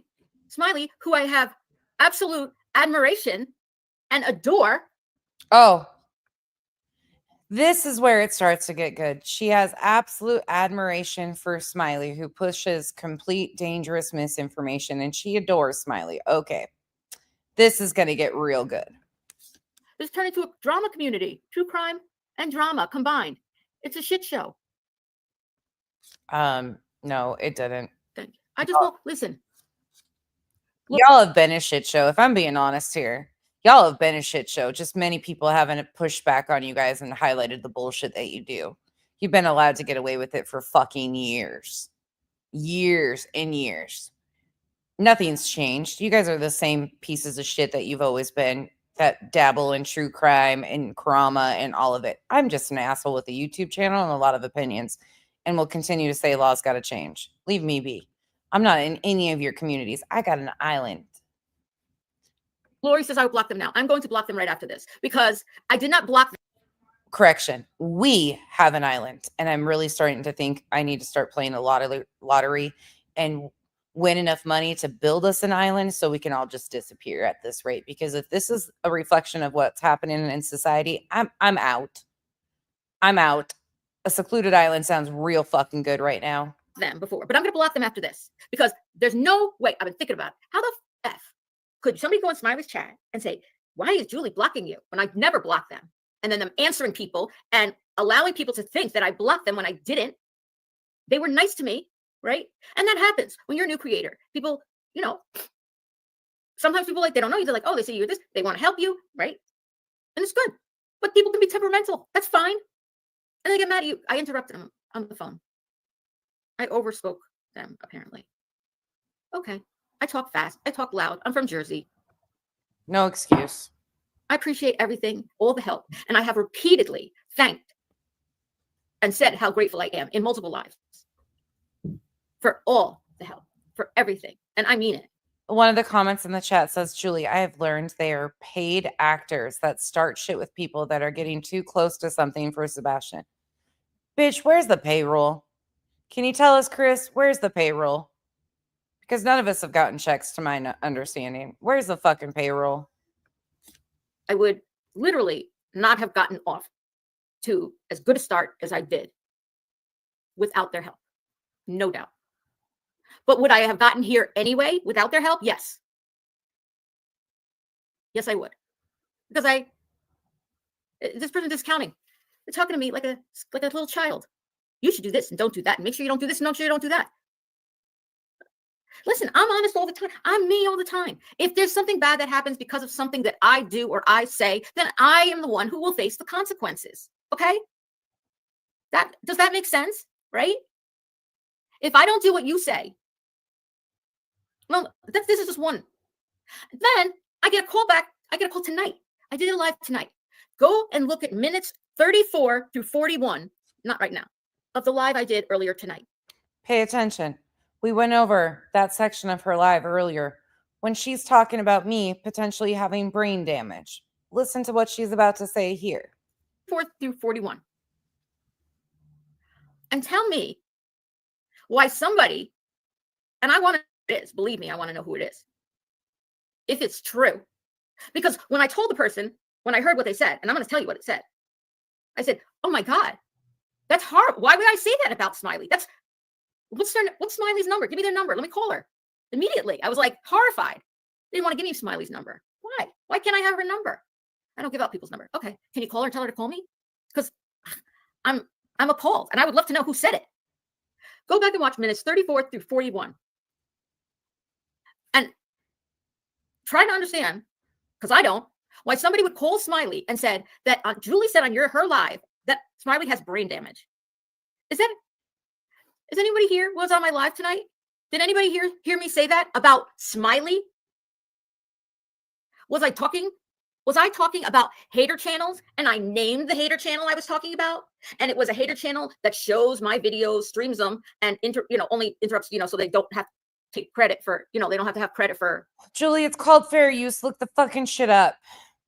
You can't show somebody else's live, right? Just without any I sure can. Commentary and claim it, and get views. But There's clip channels that do it. They edit and alter things, Julie. Buckle up. You're in for a world of hurt. showing somebody else's material. So they have to stop it every once in a while and say something snarky about you, right?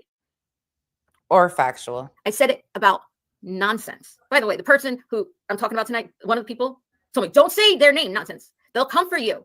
They'll do. Julie, I'm not coming for you. I will review your commentary and keep it on YouTube. I have no interest beyond that. Do things to you. I won't do things to you or your family. That's not how I get down. They can tell you that all they want. Asking for proof of me doing that to anybody. They don't have it. Doesn't exist. I'm not going to live my life in fear. I am not impressed by people whose sole content is taking other people's content and saying snarky things about them. Okay, I'm going to back this up, though, and then we're going to go back to the spot, because you notice when it was assumed that she said it about Smiley, it was foul. Listen. If I don't do what you say, I'm going to tell you what it said. I said, oh my God, that's horrible. Why would I say that about Smiley? What's Smiley's number? Give me their number. Let me call. Oh my God, it's horrible. It's horrible if you say something about Smiley potentially having brain damage, but it's okay if you say it about nonsense. That makes a lot of sense, right? Does that make sense to you guys? It's horrible if it's about Smiley. It's cool, though, if it's about me. Cool. Who have zero creativity. Zero. And No. you're talking to a person who has tons of creativity, as you all have seen Oh, already. yeah. Tons of creativity, making parodies out of parents of a missing child. Yeah. If that's creativity, I'm glad I have zero. Right? I come up with new things in my mind all day long. I wish I could do all of them.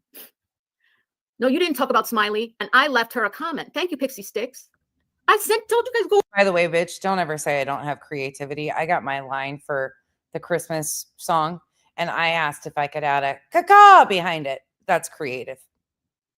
Over there and watch it because we couldn't, because somebody brought up, I am concerned about people coming into the Julie, do you need me to turn you into a comedic strip like I did uni? I mean, I'm pretty creative when I want to. I also rewrite song lyrics off the top of my head. I mean, it's pretty creative. Actually, it's really annoying, but it's just the way my brain works. Anyways, carry on. You call mocking parents of a missing child and turning them into parodies and saying foul shit creative, and I call it disgusting. I guess our definitions must be skewed. chats, right? And saying stuff lately, especially lately, because things are heating up, right? And saying stuff, a rumor about, let's say, CP or KP, to trick me into saying something possibly, that would be harmful as a trick, So someone came in and said something. I was like, they have a kid, they have a this, they have a grand. I was like, what? I never heard that. I was like, I've never heard that. I know, I never. Did anybody else hear that? And someone said, oh no, it was Smiley said it. I said, well, that's a reputable source. Okay. Because I said, don't come in here without a source of what you're saying, please, because I don't know who you are. I don't know everybody yet. I'm getting She just calls Smiley a reputable source. That's fucking laughable. to know everybody. And by the way, The woman that accused Chris of having a child that what he would have been 7 years old. Yep. Super fucking credible source. Yep. Receipts for sure. like Joyce is here, Kimberly's here, Chris is here. Thank you guys, Taurus. I mean, Pixie Sticks. I'm so grateful for you guys. Riv, you've been so nice to me and so kind to me. I am not Good night, Chico. like every other creator. Everybody's individual. They're not like me. I'm not like them. And I'm not going to be told what I can and cannot do. Okay? What the fuck? Whoever it is who's saying this, doing this to you, has a vendetta against you. That is disgusting. Women's Warrior, honestly, I don't understand it. They got mad at me, hung up the phone on me. Next thing I know, I'm hearing that I was in a live of Smiley's that I wasn't in. They said, well, there was a Julie in there. And she was talking about blocking me. Oh, my friend Silver Violet Flame is in the chat. You're right. It's competition behavior, Julie. Someone trying to blacken a great creator's name such as you. You need to go sit on your fucking dowsing rods and spin, bitch. That's where you need to go, Silver Violet Flame. You're fucking gross too. Sorry. No, I'm not apologizing for what just came out of my mouth. I feel that way. Yep, I do. That's true feelings from nonsense. Becky over here talking in third person again. Fucking not creative, cringe. That's what that was right there. Yep, you're welcome. What? First of all, I didn't block you. Second of all, why would some random Julie? Did you look? Did it say Julie Profound Autism? Or did it just say Julie? And why would they know about this? They wouldn't. Of course they wouldn't. Of course. And 30 people blew up my phone asking why you blocked me. I didn't block you. Why are 30 people blowing up your phone if you're not talking about it? Why are you manipulating Smiley to try to get Smiley pissed at me for some reason? Or whoever called Smiley. Or no, they can't all call me back to lecture me. This is why you can't feed off your chat and don't take everything that they say as fact, because they will amp you up and gas you up, pour gasoline and watch you burn. This is what they do because they see competition between you and Smiley for the most misinformation, disinformation going on. Yeah, that's what's happening. People do that. They try to amp creators up. A lot of people fall for it and run with it. That's why you don't look at your emails and take them as fact unless there's proof attached to them, which thank God the Islanders attach proof all the time if they send me something important. And you don't rely on other people's words. You go check shit yourself. I mean, that's a huge problem out here that I say over bigger creators, smaller creators. We all fall into it at times, but you got to really be careful because it's an intentional game that people play to rile you up and get you going. Carry on. Talk some more shit about me. Get entertaining. Come on. You know you got it in you. Don't say anything about a hater creator. Don't say them by name because you're just invoking their hatred. Let me tell you something. I didn't say their name before they made the first 5 videos about me. Okay? So clearly that doesn't have anything to do with it, right? Ma'am, Julie, are you fucking Julie? Does anybody remember when Julie made a response to me directly to me? Does anybody remember that? Let me show you if you missed it. She doesn't say their names. Okay. First live on YouTube, I reviewed. Julie made a direct response to me. Pretty well. It was on the Sebastian Rogers case. I was sharing pictures that one of my followers, who was also an autism parent, had sent to me about the cameras on the house of the Proudfoots that they said on Nancy Grace that they didn't have when they did have it. Pika, you don't have to sit there anymore by yourself. I've made the choices to continue to review this because it's disgusting, truly. But I appreciate you for bringing this because awareness needed to be brought to this. So you're not in trouble anymore. Deceptive speech patterns in that interview, and they saw that video I made this past week. It was very triggering because the person who sent it to me is also an autism parent, and we care in the autism community about this case for obvious reasons. Sebastian's autistic. I'll have this universal response, not understanding Katie Proudfoot and why she is behaving in such an absolutely deceptive and bizarre way, not looking for her autistic child. It's just unimaginable. Even though I'm an autism parent or a special education teacher, I wrote a book about. Well, I'm definitely not speaking for you, Chico. I'm definitely not. I'm sure Chico's still pissed at you and she's still awake. Take that ass back to bed, Chico. Let us have our fun. Severe abuse of autistic children. You think that maybe people would cut me a little slack, and I think people on the live generally did, but we're going to have our first mod fight in the chat. I'm here for it. Can we throw down? These Proudfoot apologists immediately, like not even an hour later, I guess, came after me. They were pretty nasty, just awful, like mean. Let me show you.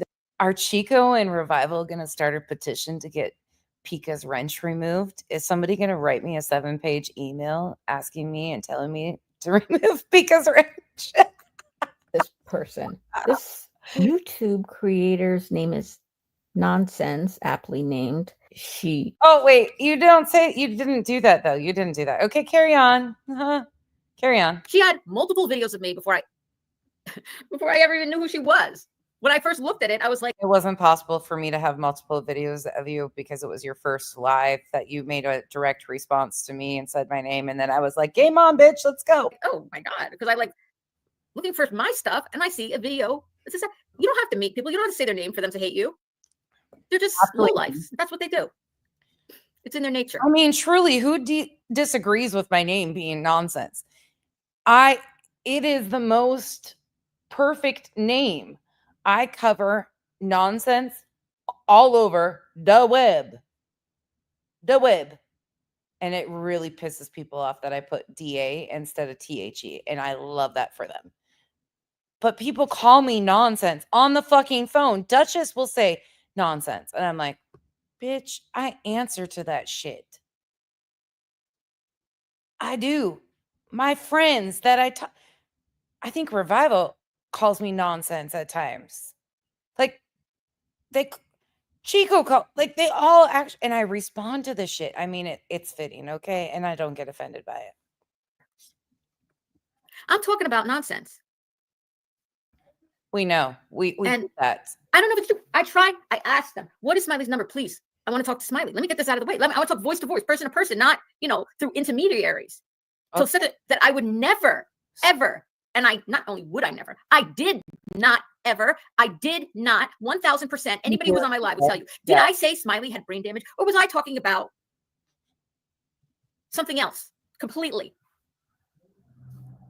It would be foul if you said it about Smiley, but it was okay. I mean, again, it doesn't offend me. It offends people that struggle because of brain damage or issues. Like, it's offensive to people. Again, it's not to me. It was extremely offensive to my daughter, though, who has extreme trauma from me not knowing who anybody was. So although I can laugh about it, people around me had a lot of nasty things to say about you that you probably shouldn't hear. But one of these days, I will let them respond to your ignorant ass. Anybody? I love you, Kim, for loving being myself. I appreciate it. I can't help being I saw them dissing you, Julie. It was degrading. Who dissed me? I do too, I do too. I tried. Lori says, never said smile. Go watch it, everybody. When you get off this, go watch it. When I'm talking, I call Am when she's in my house with my family that's calling her by her real name. And they're all looking at me like I'm freaking dumb. Yeah, it's a whole thing. I do it too, just out of habit. talking about the hater, and then somebody comes in the chat talking about CP and he's a grandfather. I mean, I was like, what? And then someone said, no, it was in her thing. I was like, oh, okay. I said, is she live? I said, and then I remember, I was like, I can't show, I'm learning YouTube. I can't show somebody's live while I'm live. But people, and then I remembered, oh, wait, this hater person does it about me, but I don't think she does it when I'm live. She records it and then does it because she has to interrupt it, right? Only because they were saying that she was talking about it right then. I don't know. It was a woman named Darlene, right? Came in our chat. Was her name Darlene? And I said, Darlene, I'm sure you're a nice person, but I don't know you. What is your source for this? You know, like I'm like want to be careful. Like people could be just starting rumors for no reason, which they are, of course. They'll just throw a wrench in there, just to see what trouble they can cause. Get you to say something you shouldn't. Can I say the name? Welcome to the game. So buckle up. You're in for a world of hurt if this has got this is a sure sign you're getting awareness, Julie. People show their shadow sides because you're too shiny for them. Oh, shiny is Silver Violet Flame. Do you do readings? Personal readings? Oh, Lord. Oh, no.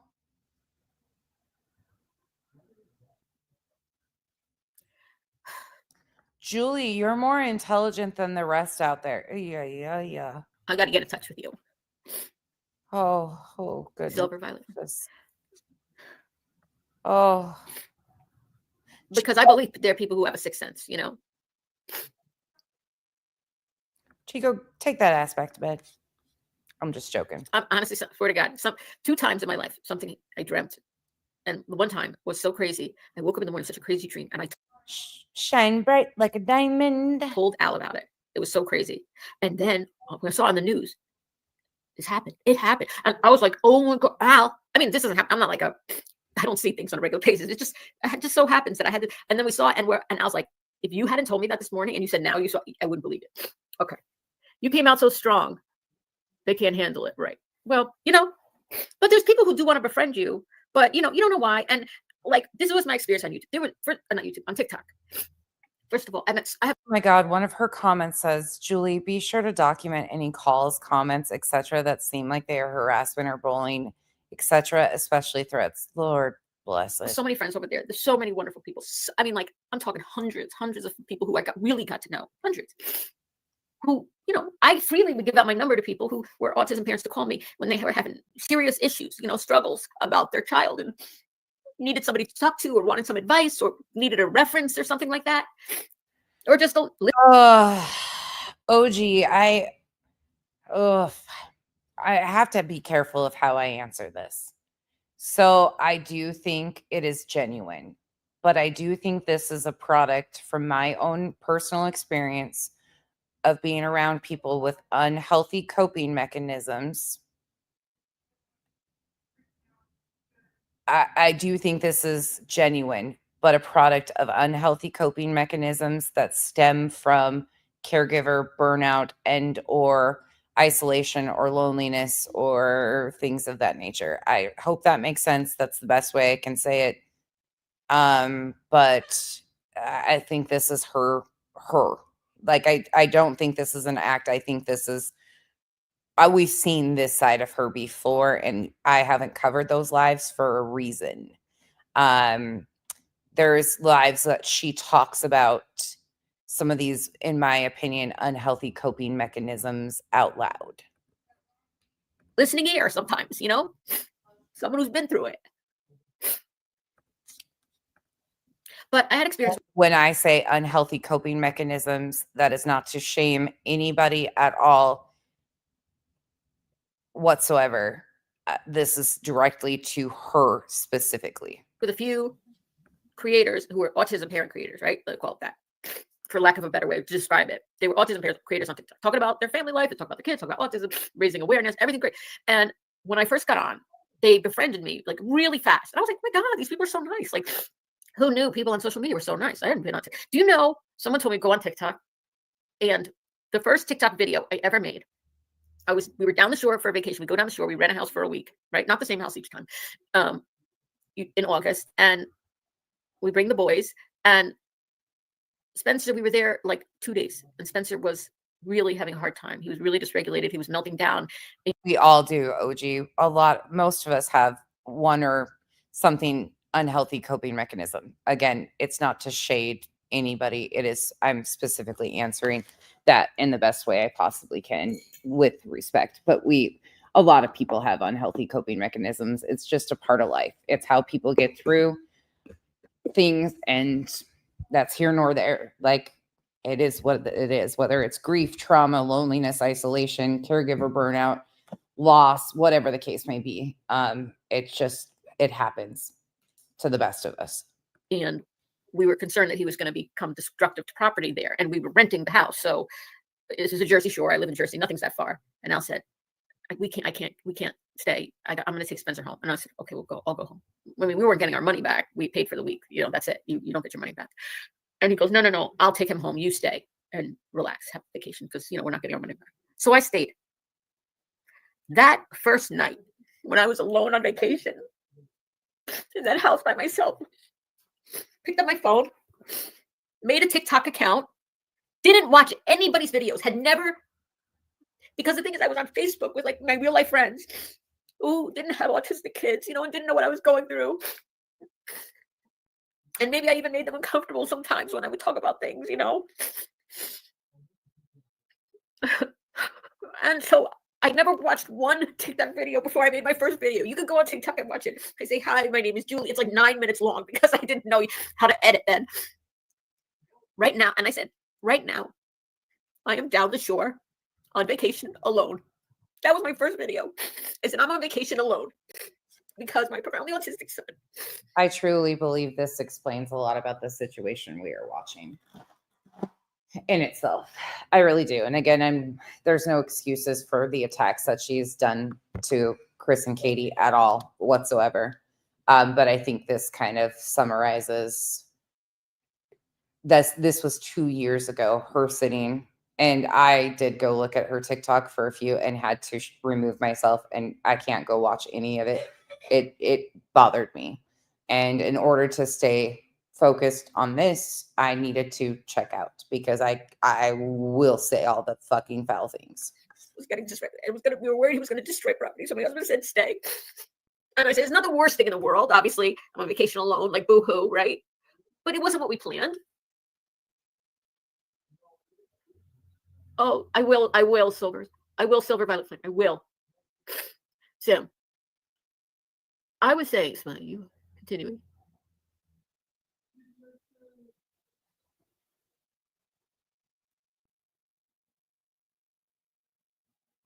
Well, yeah.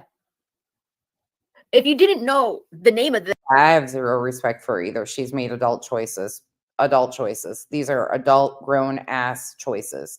There's consequences for our choices, good, bad, indifferent.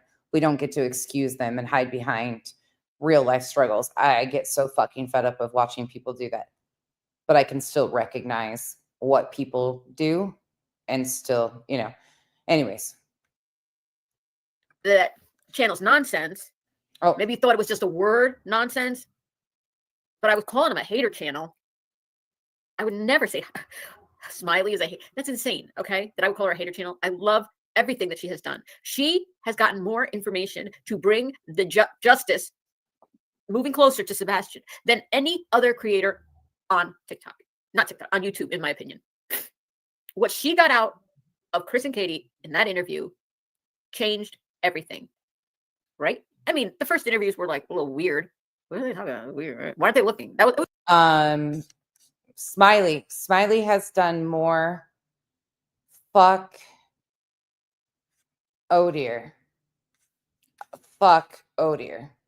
Yeah, Darby. I don't think I really did truthfully, I don't know what this was about. I think maybe my subs did.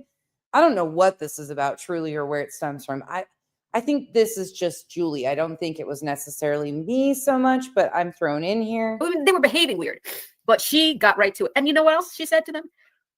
When Chris started talking about hitting Sebastian with the belt, I remember Smiley saying to him, well, you don't look at that, something, I'm paraphrasing, you don't look at that as abuse, but I do. If she had that courage, that she knew she could keep talking. That's her skills, that she could say something as contrary to Chris, what Chris was saying to his face and still keep him talking. How amazing is that? To stand up for your beliefs and keep this guy talking. She's an incredible interviewer and an incredible human being. She cares about autistic children and all children, but also autistic children and autistic adults as well, by the way. My child is my child, but he is an adult. You recommend? Who cares so much that she made up blatant lies about the parents of the missing child, about the stepfather of the missing child having a son that isn't his. She cares so fucking much, and she is definitely not a good interviewer. Anything, not even remotely the case, but sure, carry on. I mean, carry on. Recommended her to me. It's in the comments on your live. This is crazy talk. So somebody said, so they called me today, but I don't know if it's true or not, because now I'm like, yeah, sweet one, you're spot on. See, this is where I always have a problem, because I genuinely, like, I've been kicked so many times by people weaponizing stuff that is, like, I've been accused of being an alcoholic, accused of being on drugs, accused of bullshit with my medical stuff. I've been called every name in the book, and I can laugh it off. Like, it's something, there's something wrong with me about that, because these people's words don't wait. They hold no gravity in my life, period, point blank, end of story. They have nothing. I worry about the people, though, who do struggle with symptoms and stuff like that. I don't take it personally, but people around me take it personally. People that have suffered TBIs, that have long-lasting effects, take it personally. Like, they are fucking disgusting of how they do this. Oh, she'd never say that vile, disgusting shit about Smiley, but I'm fair game. I'm not ripping at her about some of the things I could be. I mean, but you're right.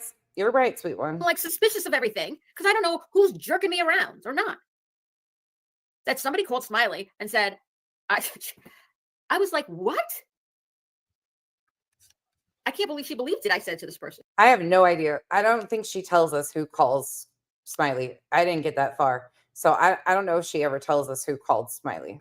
She believed, like, or called her and said this about Smiley. Anyway, I said, go back, go watch minutes 34 to 41. That's when I bring up the two, though, in that 6-minute period, 2 names come up.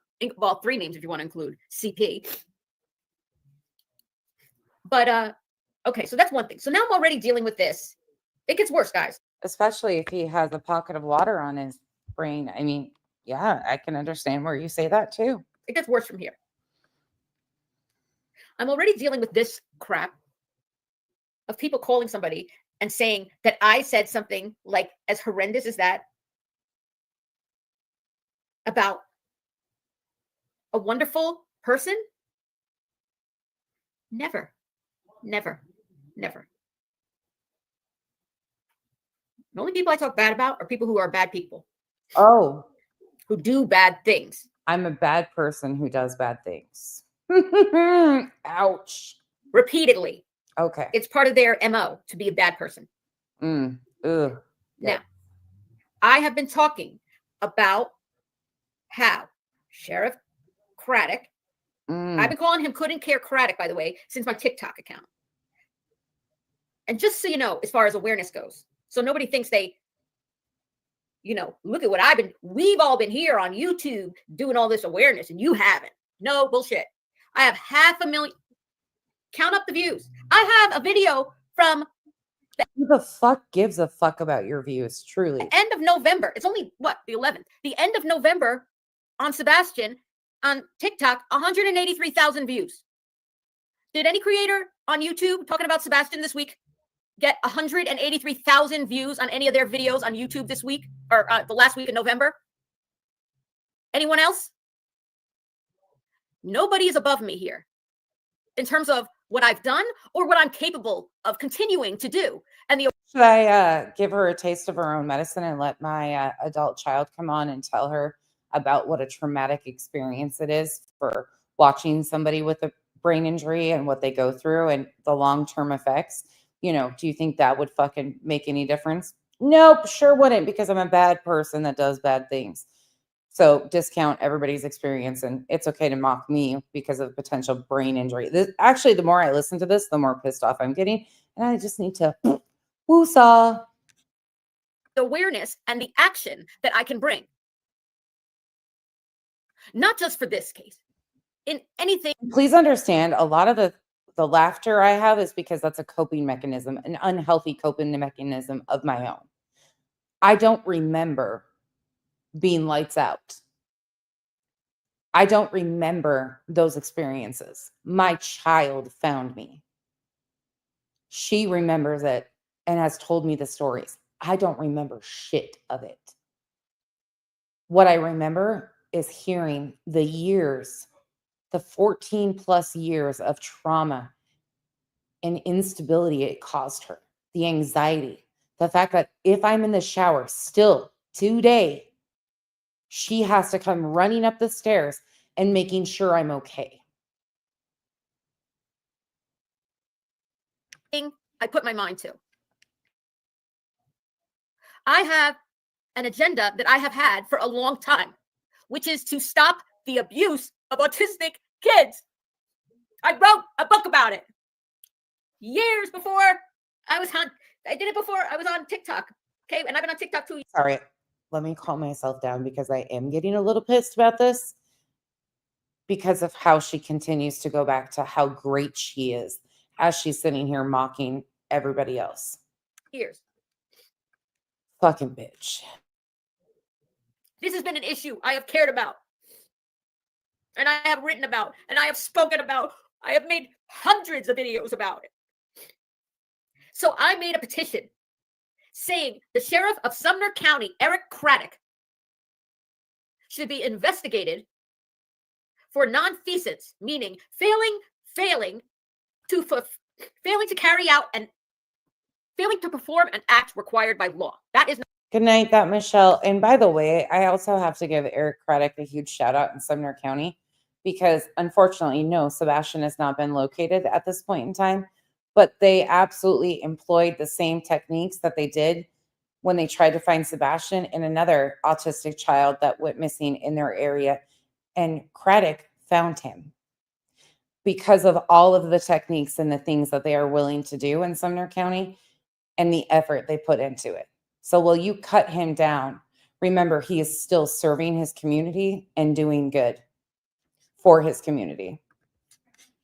Nonfeasance. Failing to perform an act required by law. He is the head law enforcement man in Sumner County. I don't know how many cases of abuse of autistic children do you have with this many CPS cases? Then after the kid goes missing, more witnesses from different parts who don't know each other come forward with more stories that CPS never investigated, right? Because they're just coming forward since he disappeared. You had a kid. Stories like from Crime Time Buzz where the people said that they didn't even know that this family existed. And then 5 minutes later in the same story, then she says that these people that didn't know they existed came out and reported that they heard all these things from Katie and Chris, you know, in Sebastian's presence. But, you know, 5 minutes earlier, they didn't even know that the family existed or that the house had sold. They can't fucking tell a consistent story because it's all fabricated lies. And if there was proof behind any of them and any of these stories and they failed to act, then they failed that child too. And they can sit right fucking down with it if they weren't lying about all these concocted stories that they have. Who self-reported the abuse. You have the person that they reported the abuse about admitting to it, discussing it on the Nancy Grace show She was questioning him about it. He said there was one time, one case, CPS. Okay, that was a lie because it wasn't one time, one case, right? But he admitted to that one time, one case. That's an admission on Nancy Grace, and then on multiple subsequent social media appearances on YouTube on different channels, telling the same story about hitting Sebastian with a belt. And more. We got way more that they started talking about how strict they were, how locked down this kid was. And based on my experience as a teacher, knowing children generally only tell you a little bit, and when when there's an investigation, they find out there's really way more to this, right? Maybe it's happening to them and to their siblings. Maybe there's also other things going, it's always more, unfortunately. I wish we found out. Oh, they were exaggerating. I wish. It takes a toll on a teacher. Cinder, I'm sorry you've had that experience also. And thank you for not exploiting your children. It really does. When you hear this, I was not talking about Smiley. Thank you, Austin. That's what I said to the person who said it to me. I go, wait a second. I don't even understand how anybody could be confused that I was saying anything about Smiley. Julie, abuse has to stop. Thank you, Kimberly Myers. I wish this could be the last case ever of abuse of an autistic child.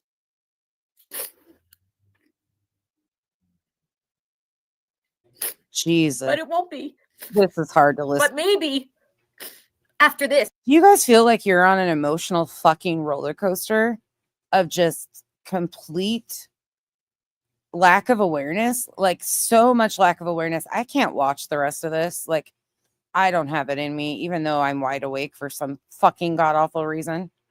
I told you before, for those of you that don't know, anesthesia wires me and I get jittery afterwards, and I can't sleep as is because I'm fucking codependent, and even my bed buddy who is gone, and the dogs just piss me off because they're whiny.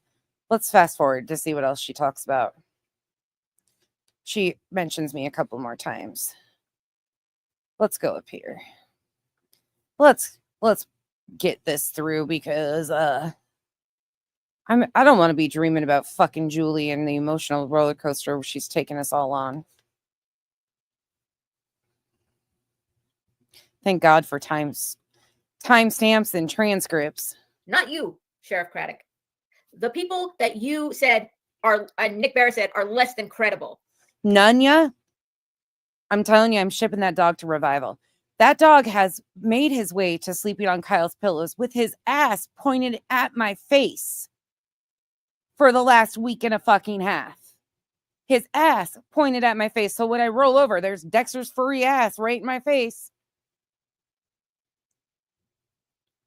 It is annoying. I let him sleep there. I have to change Kyle's pillowcases before he sleeps on the bed again. But there's Dexter's booty. It definitely doesn't look the same as Kyle's face. I'd rather roll over to Kyle's face any day than Dexter's fucking dingleberry furry ass. Any day. People like on the internet, disparaging people on the internet, talking about the crimes. Easy to talk about it. Really? Why are you going to these people and asking them for their videotape? And by the way, Dexter is truly the biggest fucking spoiled rotten brat ever. As Kenzie came in the chat earlier and told you she took my dog. She took him to the Dutch Brothers to get a pup cup and then took him through the car wash. And he whimpers and whines every time I'm live because he gets treats. Dexter is spoiled rotten. Do not call the ASPCA. You can call those on Kenzie because she's got 5 fucking cats that torture me at night too and throw everything down my fucking drains in my bathroom. Okay, you want to hear my grievances? It's about the fucking herd of animals, the zoo I live in. That's it. My kids are easy. Live with these fucking animals. I sleep with one eye open because Whiskey's up there fucking carrying shit around. She took off with my fucking watch, my AirPod, Q-tips, floss sticks, toilet paper rolls. That cat is a terror. Because she did a great job. She got more information out of them than any detective in your department has or will. Smiley's World. Not nonsense. Smiley's World, I'm talking about. I have nothing but admiration, love, and respect. I like love her the way you guys say, I love your channel. I love her channel. I love her as not just a creator, but as a human being, as a compassionate woman, Oh, strong and smart and capable of a lot of things that I am not capable of. Everybody has their little area. This might be my area. What she does. crying on live stream. Please don't be this. Please, let's not. This is too emotional for me. Okay, let's fast forward to another nonsense clip. That's the thing. The person who called me. Sorry, I'm over it. She's foul. She's foul about the parents. It's gross. It is what it is. I'm trying to find something we can laugh at least. Mock me. Please do that. Like I said, everybody I'm just getting to know. Can I be fooled by people? Of course. Sometimes I have a good sense of people. Sometimes I do. Sometimes I have a good sense that, this is a person who would not, out of the blue, make a call to me and say something like they want you to remove your. Oh, fuck. Women's Warrior says, Julie, nonsense is a Proudfoot supporter. Smiley, Seth, Tony have not said this about your PR petition. They would contact you. They don't speak to nonsense, sweetheart. I have only heard good things about you, Tony. What the fuck? Nonsense. Have you been duped too? Like they tried to do to the rest of the world? What? This chat. Nonsense is doing Sebastian's case every day. There's so much other missing kids missing. Yeah, there is. And families needing help. It's very selfish to only give her attention to Sebastian. Truth is, she's a grifter. As you're saying that in a chat, oh my God. Okay, call me whatever you want. I don't care. There is unfortunately so many. I don't do awareness of missing children. I'm an asshole that pushes back on the misinformation and the harm done to families. Don't get it twisted. You won't ever shame me with that shit.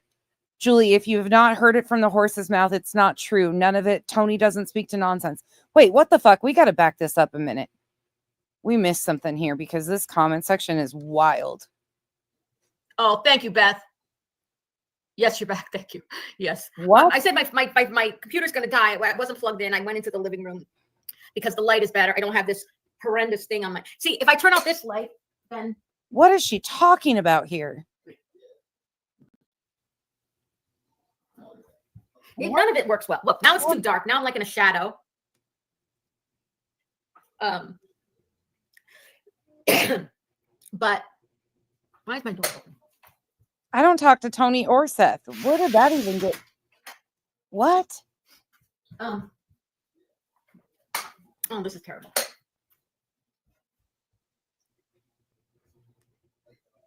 I'm so confused right now.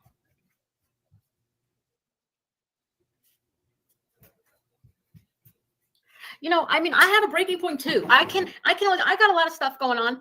Do you mind recapping what happened? I wish I could recap everything. Tell It's us fine. what happened. Recap, please. Oh God.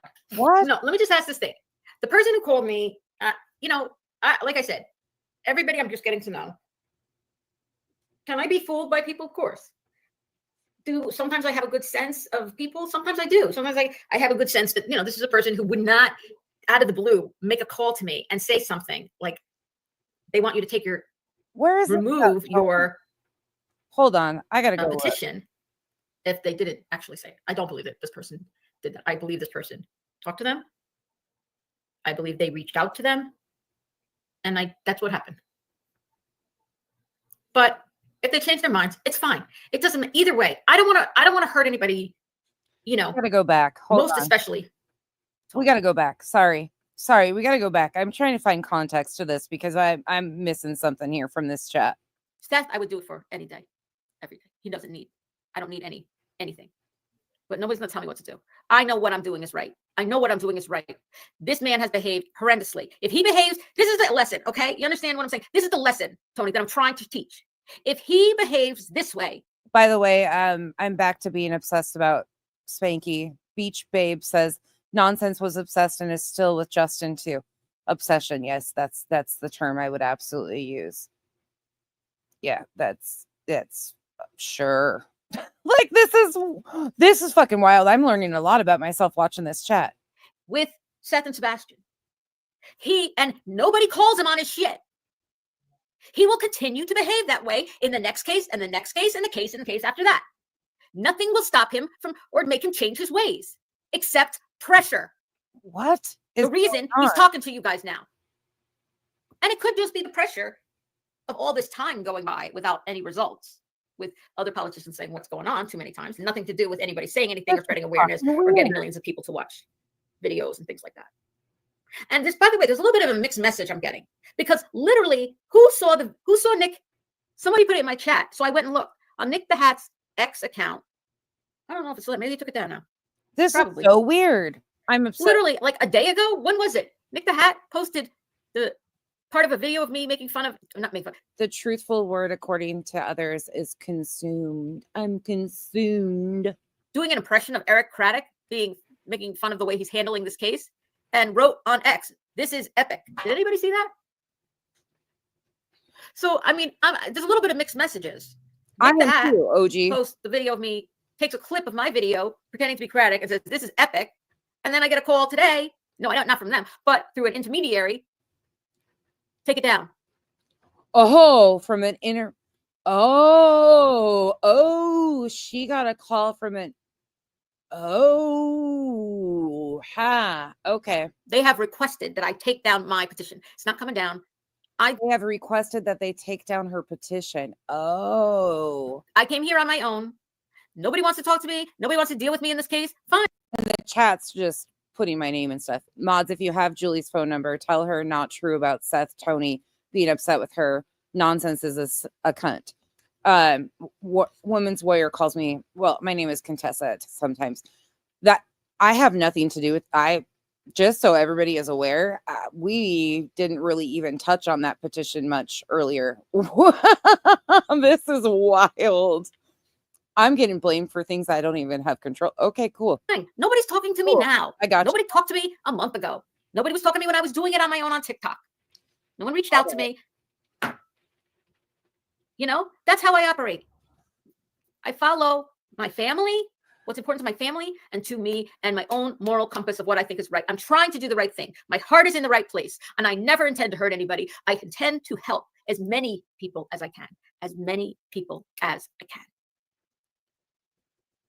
I mocked her petition. This is how politicians operate. This is how I got a law after 7 years passed in New Jersey to get the state legislature of New Jersey to spend $100 million over the next 5 to 10 years to give extra respite hours to families with severely disabled kids. 10,000 families, 14,000 families in the state of New Jersey will now have 10 additional respite hours because I fought for 7 years, literally doing plenty of petitions, signs on my lawn. I mean, live streaming one woman things on Facebook, one woman protests. This woman for years. August, it was signed into law at the end of June, went into effect August 1st. And if they want to reduce, I don't think I even remotely said anything about Seth or Tony being pissed about a petition. I don't think I said that. The number of hours for respite, they're going to have to change the law because I got it passed as a law. They told me we couldn't have extra hours because it was a law. And I said to them 7 years ago, if that's the law, then I'm going to have to change the law. It took 7 years. Law is changed. But there's so much more work to be done. There's many more people who need help. And there's so much education to do. Oh, I got to see this. Hold on. I want to go back to see what she says. Sorry. You know, I'm distracted. If people were better strategists, right? In a thing. You ever say, cops do this. They have good cop, bad cop, right? This one acts like your friend. This one acts like your enemy, right? This one's putting pressure on you. This one's being nice to you, right? Okay, sorry. I got to go back. I know I'm doing the roller coaster right quick, but I found a timestamp. So hold on. I want to go back here. This is why it gets so confusing. I want to hear what she says here. Who is autistic. That people have no idea what our lives are like. Put a 2 in the chat. If you agree with this statement of the people who put a 1, just for the people who put 1s. Put a 2. If you feel regularly that people have no idea what our lives are really like, autism family, caring about somebody with autism, put a 2. 222, Lori says. Joan again, 222. Mo, all these people with all these 2s, Chris, these are profound autism parents. I guarantee it. Walk a day in our shoes. Walk a day in our shoes. Have the fucking nerve to call me and tell me, Tony Mathis, you don't even know the difference between an autistic teacher and a teacher who teaches students with autism. You don't know about. Ooh, she's pissed at Tony. AV, yeah, we're having a slumber. Well, we're not truly in bed yet, but yeah, we're doing a slumber party. I think I'm gonna have to sleep downstairs though. I'm having a hard time doing the stairs right now. Autism. You don't know about our lives. You don't know about our kids. You can never understand it unless you have lived it or you have helped somebody who is living it. You see all these, whatever's going on, my heart's going up because God only knows all these things. Definitely. Like who does this all sound like it's coming from when I didn't say that I watch you all the time? I don't know. Right. I should have added that, Lori. It's not just autistic. There's kids who are multiply disabled, We got to go back one more. I just found another timestamp. Hold on. Sorry. I want to get full context in this though, because she's pissed at Tony and those guys. Sorry, guys. I should have looked at this a little further. But I want to grab context to this because this is how I'm getting drug into it. This is confusing as fuck, but we need to figure out what happened. That was a little. Okay. Got me a little weirded out. I said, I didn't block you. I didn't block you. Next thing I know, people are blowing up the phone. And then next thing I know, they're reporting to Smiley that I said something really horrendous. I wanted to talk to her. They won't give me the number. I don't have her number. If you're watching this, Smiley, I put on a comment on your last live my email address, which is julie.skolnick@gmail.com. I have it. Okay. I think I have it on my page, but I've given it out here many times. My first name, last name @gmail.com. And I said, please write to me so I can send you my phone number to straighten this out. But sorry, we might have to watch more of it than I wanted to. I can't even get through to anybody. So I'm making this video because right after that, I get a call and say, Tony and Seth are mad at me. They're upset with me for doing the petition about nonfeasance for 10 months because Craddock apparently is finally starting to work with them, which I am thrilled to hear.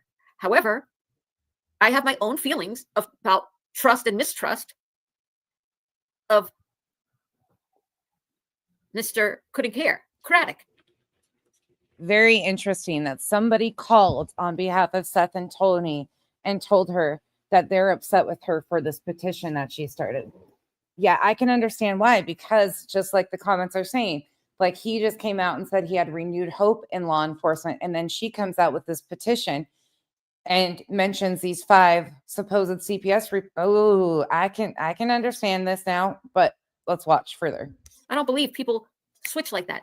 And that I was said to me, and of course, again, not hearing it from the source, which is fine because I have no relationship with Tony Mathis. I didn't ask Tony Mathis permission to come on YouTube to talk about anything I want to talk about, nor do I need it.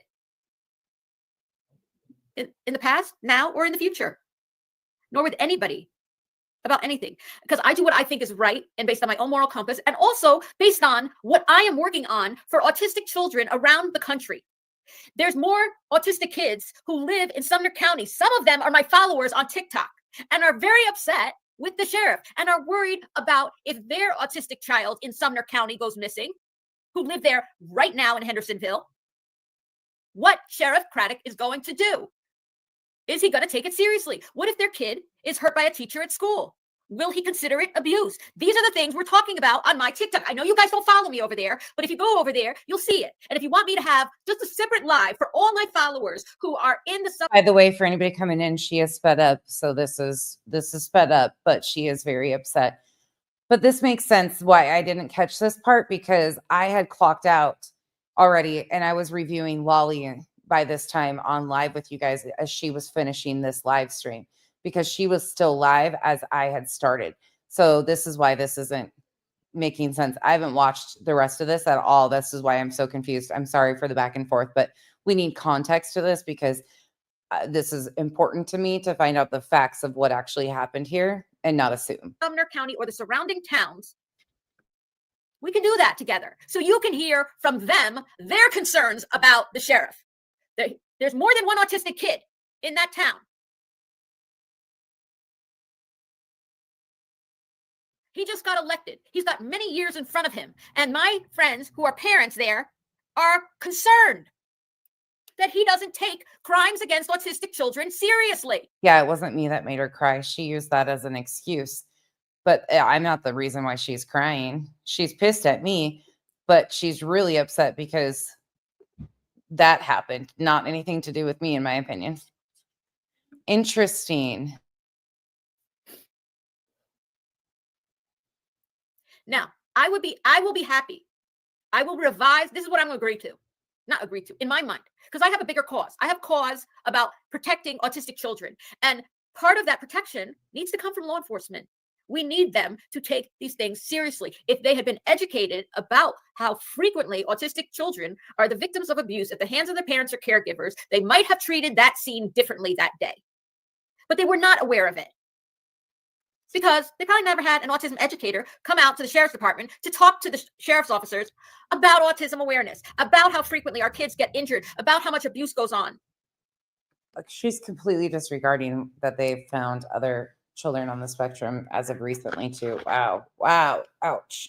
Who elopes and who doesn't elope? Oh.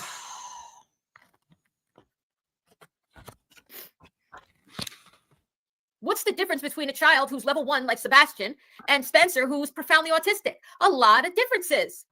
Do you think all the sheriff's department knows about all those differences? No. Do I expect them to know it off the bat? No. Do I expect them to educate themselves knowing how many autistic children there are in their community? Yes, I do. There's plenty of stuff just online. You don't need to have a speaker come in. You don't need to pay any money. You could have a turnkey, teach the teacher. You know, one person gets a little bit of training on it, and then they teach the whole staff, and so on and so on. Sorry, Lucid. Don't revise nothing, you say? I would definitely want you in my side if that was my child. Damn straight. People on my TikTok come to me all the time. Can you please speak about this? Can you please make a video about that? Can you please help this person? Can you, talk about this teacher who's hurting their kid? Because not just because I have the reach, but also because I have the information. I could speak to the issue. And I have the determination to make the world a better place and leave it a better place than the way it was when I came into it. A safer place for my kids and kids like my kids, families like mine. And there are so many more than you would know. That's why they're all here. Because a lot of people in my chat right now, guarantee, love somebody who's autistic. That they know personally, I'm talking about, that they know, or they work with autistic children. Right? I'm into that. If you not just love Sebastian. Julie, if you happen to watch this video, I really encourage you to go watch the beginning of the 5-hour live I did the other day on the timeline and look at the impressive response from law enforcement, the additional agencies that they brought in, the command center that they set up that was up for the first week at least, the impressive, I mean, it's just beyond impressive with the law enforcement response. Truly, I really encourage you, or you don't have to watch mine. Go pull all of the news media from law enforcement, the updates that they were giving, the community outreach, the support from the first week, and watch them. I think you might learn something. Didn't me. If you love somebody who is autistic, they could be your nephew, your cousin, your sibling, your child, your grandchild, your student, the person you give speech therapy to. If you love someone who's autistic, put a 1 in the comment that you personally know. Your friends, your best friend's child.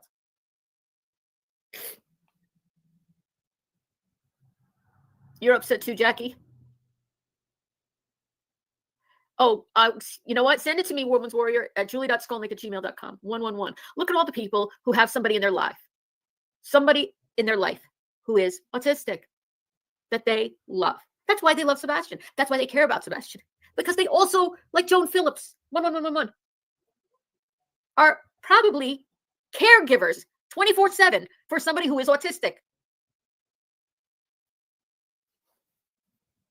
That people have no idea what our lives are like. Put a 2 in the chat if you agree with this statement of the people who put a 1, just for the people who put 1s. Put a 2 if you feel regularly that people have no idea what our lives are really like. Autism family, caring about somebody with autism, put a 2. I would venture to say there's a lot of people that would put a 2 to that question in this chat too. Some days, myself included. Not all days, but some days. But there's other people that feel this a lot heavier than I ever will experience. But again, you are using all of this to shame and cut down the parents of a missing child. It doesn't make sense, Julie. 222, Lori says. Joan again, 222. Mo, all these people with all these 2s, Chris Howe, these are profound autism parents. I guarantee it. Walk a day in our shoes. Walk a day in our shoes. The fucking nerves call me and tell me, Tony Mathis, you don't even know the difference between an autistic teacher and a teacher who teaches students with autism. You don't know about autism. You don't know about our lives. You don't know about our kids. You can never understand it unless you have lived it, or you Well, I agree with her on Tony. have helped somebody who is living it. Dead her. You see all these, whatever's going on, my heart's going up because God only knows all these things. Definitely, like who does this all sound like is coming from when I didn't say that I watch you all the time? I don't know.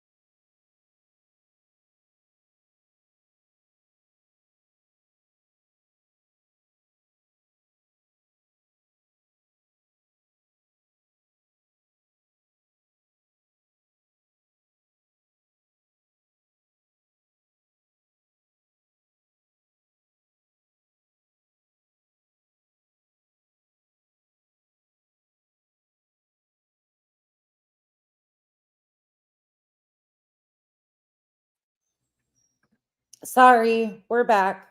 My internet took a dive. Sorry about that. My internet took a dive. We're back. You know how I noticed it? Kenzie's playing her video game. Am I back with you guys now? I should be back. It yeeted me. My internet went. My internet said, fuck you, bitch, if you're playing Julie. Actually, how I found out that my internet yeeted me and you guys were having a connection problem was because I heard Kenzie go, can you hear me? Can you hear me? She's playing her video game and the internet just, sometimes we have updates that it is 12:15 my time. And sometimes when our internet provider is doing updates in the area or doing work, it usually happens around the midnight mark. So we'll continue to go. I'm on my hotspot night. Oh, it resets the router every night? Every night. It does it Is- at random times from like 9 to 3 a.m. Well, that's fucking weird. I get game always cuts off. Is there a way that you can stop that? No, it's good. It's making it where it doesn't overload. And Oh, and truly, usually, unless it's like I'm not live late like this usually at night. So, okay, we're going to keep going. Sorry about that, guys. We're back. The internet is our internet is overloaded, and truly it's what's really probably happening is it's resetting itself because of all the fuckery that I put through the system on the daily basis. And it says, bitch. you didn't know that though? It's their therapy session. It's the internet's therapy session. Leave it be. A serious disability. I didn't know that. You asked me all. Because it's not necessarily autism, I know. but a serious disability. So every night it resets. I'm not up usually at this time. So I'm not usually I up. like it. I'm gonna look at this. Well, I'm I glad. gotta look at my thing. Keeps the internet. I have a picture of Sebastian on it. Weekends. I'll take the picture of Sebastian off. Hi, she said. I have a question for them real quick. Oh, I'm not changing the language. hold on. Kenzie wants to interrupt. She's got a Okay, I have a question. question about a show. Oh, Have you guys God. seen From? It's on MGM Dexter? Plus or whatever. It's From? like it's like a scary kind of. Hey, Autism Mama too. I'm curious because I'm like in utter shock right now on season 2. Kenzie always comes in with some random bullshit. Okay, back to the show. You guys answer if you've seen this show From. I'm not changing the language of my call for an investigation into This, Corey. non-feasance by the sheriff's department, because I'm not now doing it for anybody but my friends who have autistic. Somebody saw it. Hold on, get out of here. Hold on. Kenzie says the pause. again. Mona saw it. Babe, you need to come home. I keep letting her out because I need her at times. Mona Lisa said she thought it was great. Okay. Have you ever Go heard get of your it? phone and have a conversation. I'm busy. Go Have you away. ever heard of it? No. I'll tell you what it is. Okay? No, I don't need No, to know. hold on. Okay. Oh, They get- God. They get trapped in this little town. Oh, Okay. this is why she doesn't get Hold on, out. listen. Okay, I'm listening. Every person Full comes attention. on a different road All right. and they get trapped in this neighborhood. And at nighttime, these like monster things come out Yeah, at do you night. think I'm going to watch it? You should. It's actually pretty scary. It's kind of creepy. You're scared of your own shadow. But they can clone themselves as humans. Yeah, I don't. And they talk. And there was at the beginning of the season, the first season, listen. Are you? Not even 15 minutes into an episode, a little girl You're opens the distracting window my and kills chat. the little girl. You're distracting my chat. Have you seen the people I review online? You should have saw these. Do you think things. I'm scared of these monsters in this fake It's show? actually Have pretty you good. seen the real life people? It's on MGM Plus or whatever it is. It's From. FROM. Babe, I need a vacation. Kenzie's been way too. They like literally get stuck. It's kind of. I feel like I'm only on season 2, episode 1. I feel like it's kind of like a Hunger Game thing where they can control everything that happens. Like a storm comes faster if they're messing around with more things and finding out more things. I think it's kind of like that, but I don't know. Right. That's what I'm saying.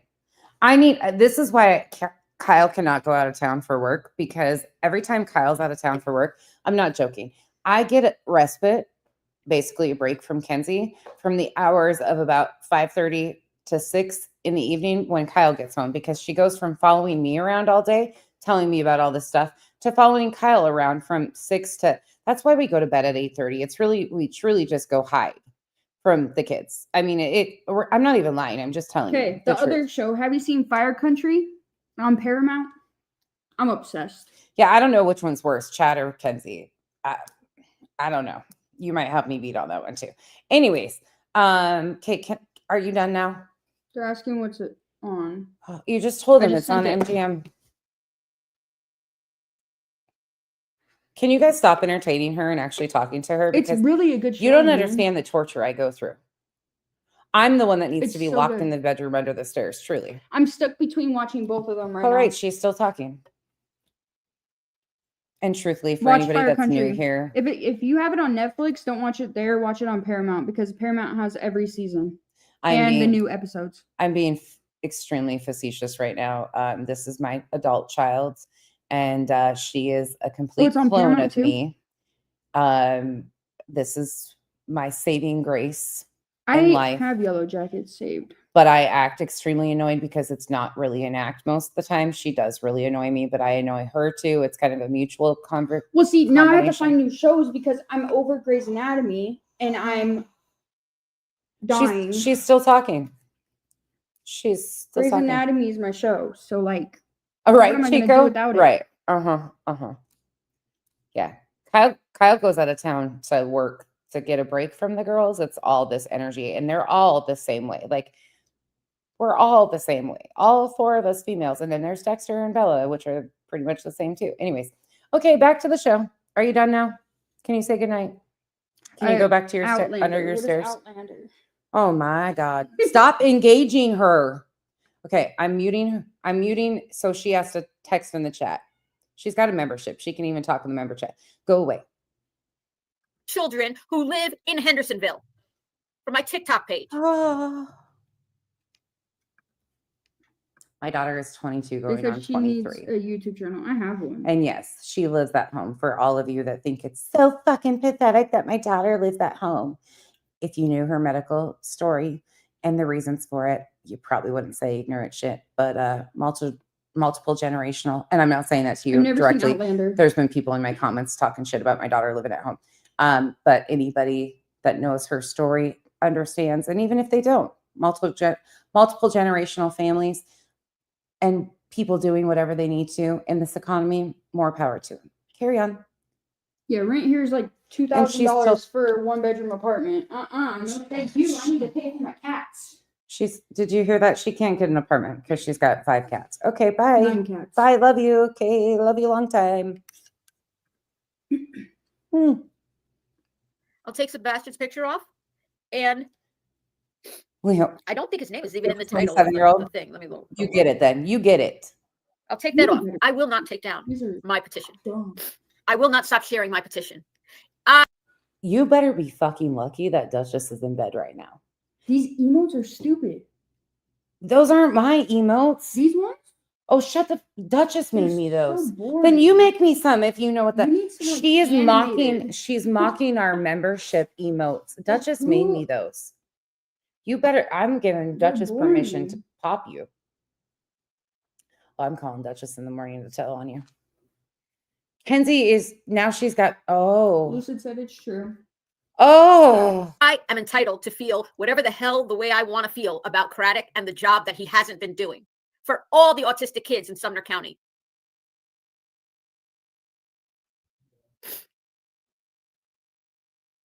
And I tell you something. Do you know what happens? Because I understand this stuff. I'm a real activist, a real life activist. I've been an activist. Say that again. You're real annoying. Maybe one of these days I should let Kenzie review one of these. She looks like the crazy stepmom that nobody likes. She is actually a stepmom. Yeah. How did you even know? Did you know that before or did you just assume? I just assume she looks like one. Like Hmm. the crazy ones that are so controlling. Kenzie might get her asshole side from her mother. Hey, it's a thing. My whole life, literally. My parents were activists. My parents were freedom riders. Do you know what a freedom rider is? My father worked with James Farmer Jr. to help break the rules, the segregation rules on interstate travel. It used to be, when my father was in college, that if you traveled from Ohio, where he was, into Kentucky, where it was segregated. Do you guys now kind of understand? I tuned Julie out because Kenzie's still talking. But now you guys see why trolls on the internet don't bother me. Kyle and Kenzie troll me. My other half and my daughter troll me, along with the teenagers, all day long. I am not fazed by internet trolls. I get trolled by my own family all day and reminded, like, they keep me in check and humble. They remind me what a pain in the ass I am and how annoying I am almost 24/7. So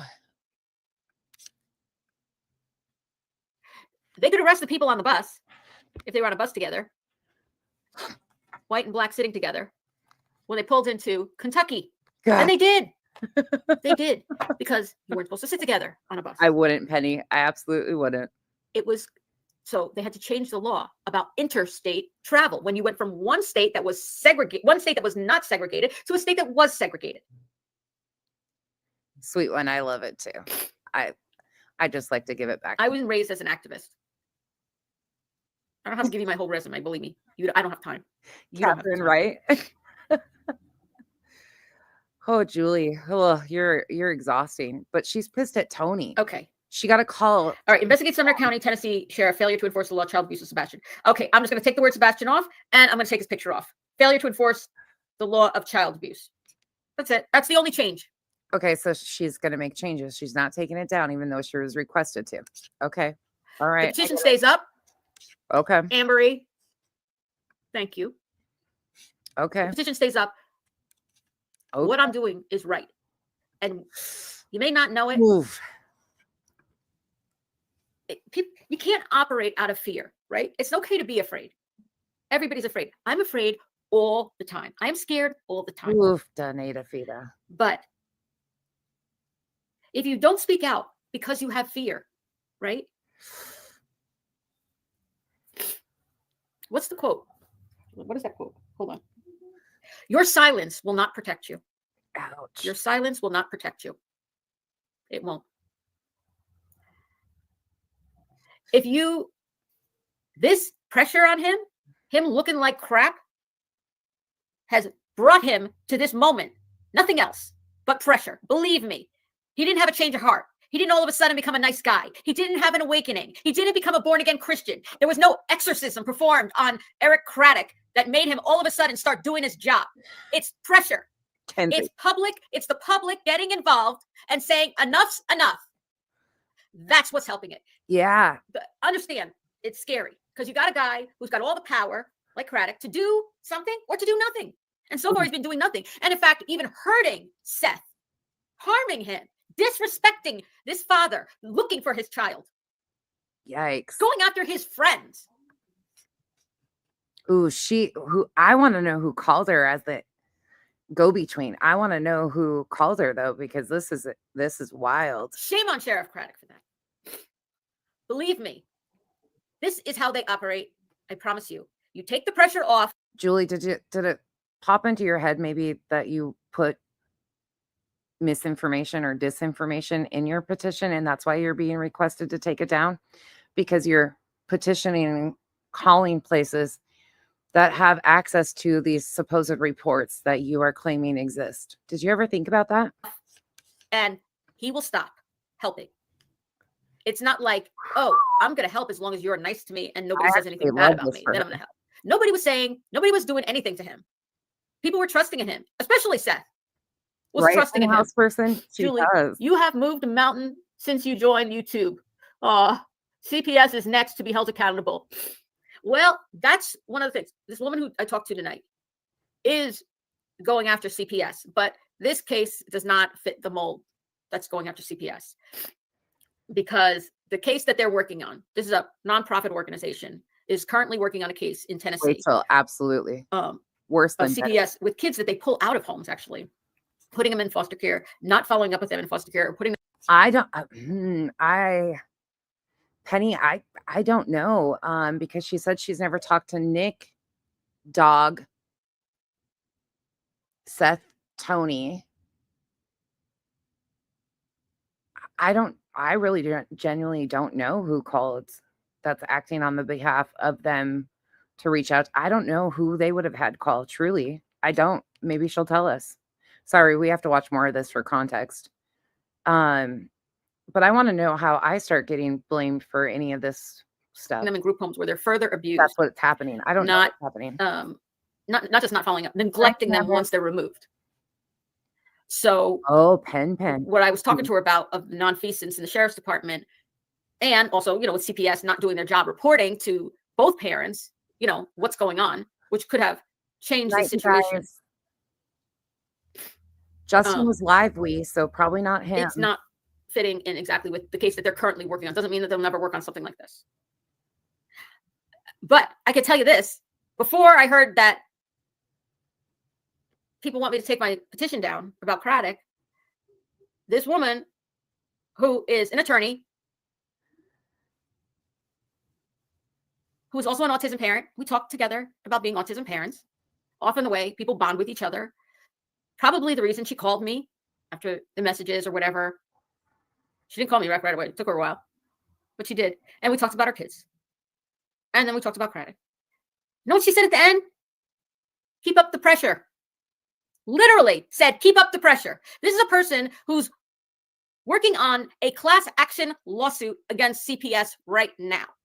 I'm paying attention to the comments to see if we can get any clue if somebody does know that she might have told. Not for Seth's situation, unfortunately, but for something else. Julie, we have begged for help in this case for 10 months.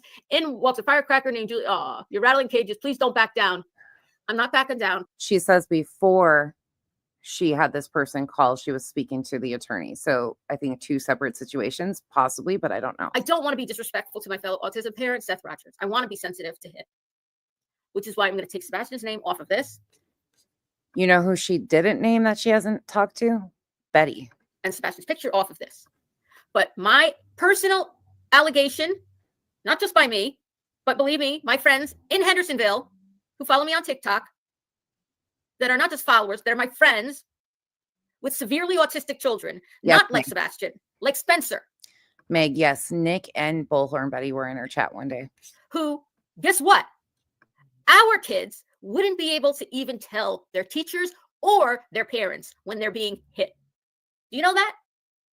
If a teacher were to hit our kids, my friends from Hendersonville and my Spencer, teacher were to hit our kids at school, they couldn't tell us. You mute real quick? Yeah. They're not like him. They don't have that verbal communication. They don't understand.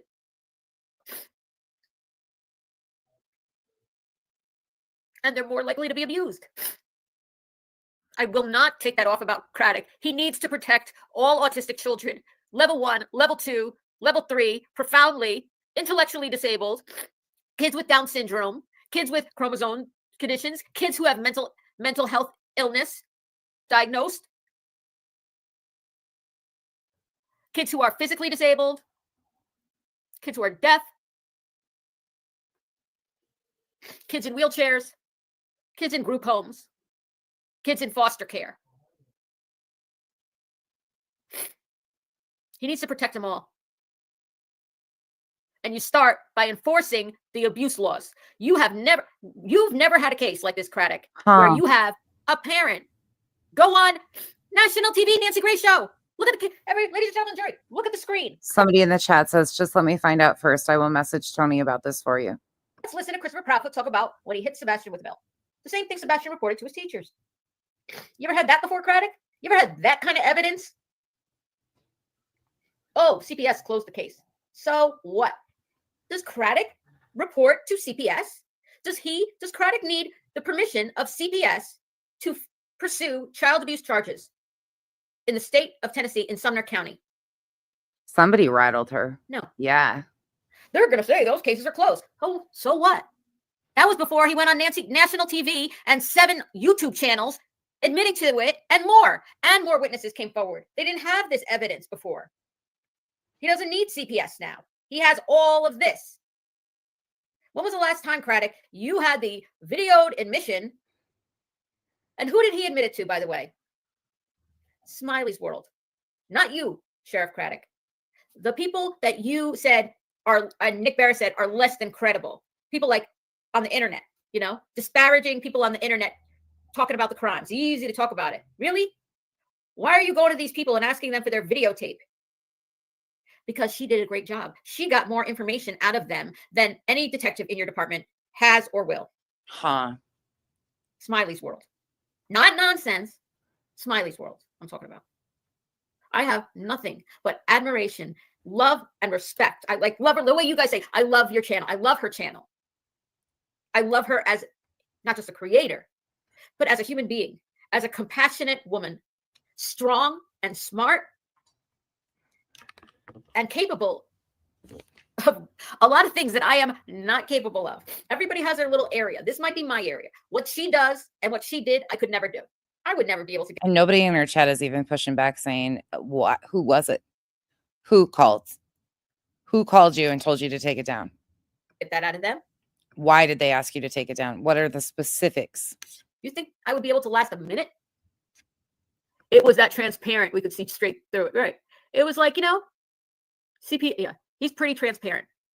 Deceptive detective says, if you use a word before, whatever, what it's called, a clarifying or not clarifying, but put a word before the thing. I have been transparent is what we want to hear. What he says, I've been pretty transparent. This detective would take his card out of his deck and throw it. True, that's valid. It might have been deleted if they did. Possible deception. It's a qualifier. Thank you, Lori. That's the word I was looking for. A qualifying statement Oh, there's one. Somebody says, who wants you to take his name off of it? before it. Qualifying word. You haven't There's been one. transparent.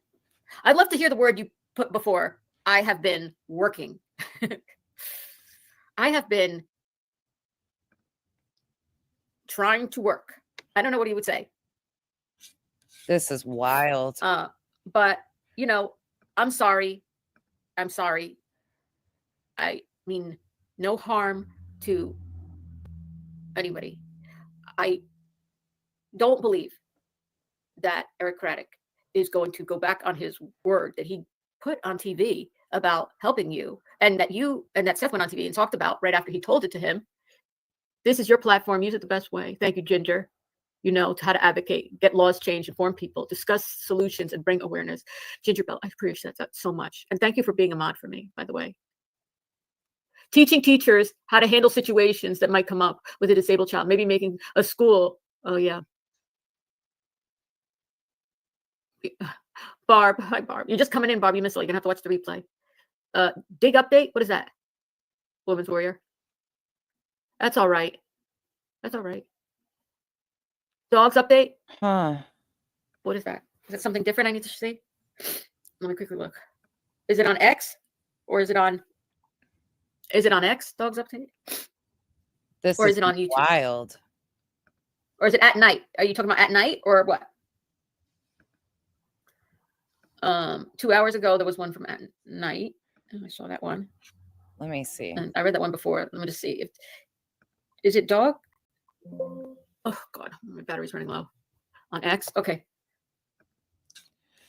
Hold on.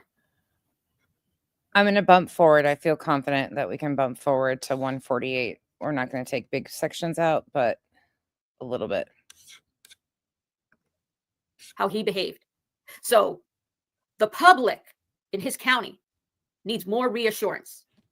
Tony, We don't I'm know sorry, what he's talking but you're about. wrong about this. You're wrong about this. And I don't take orders from you.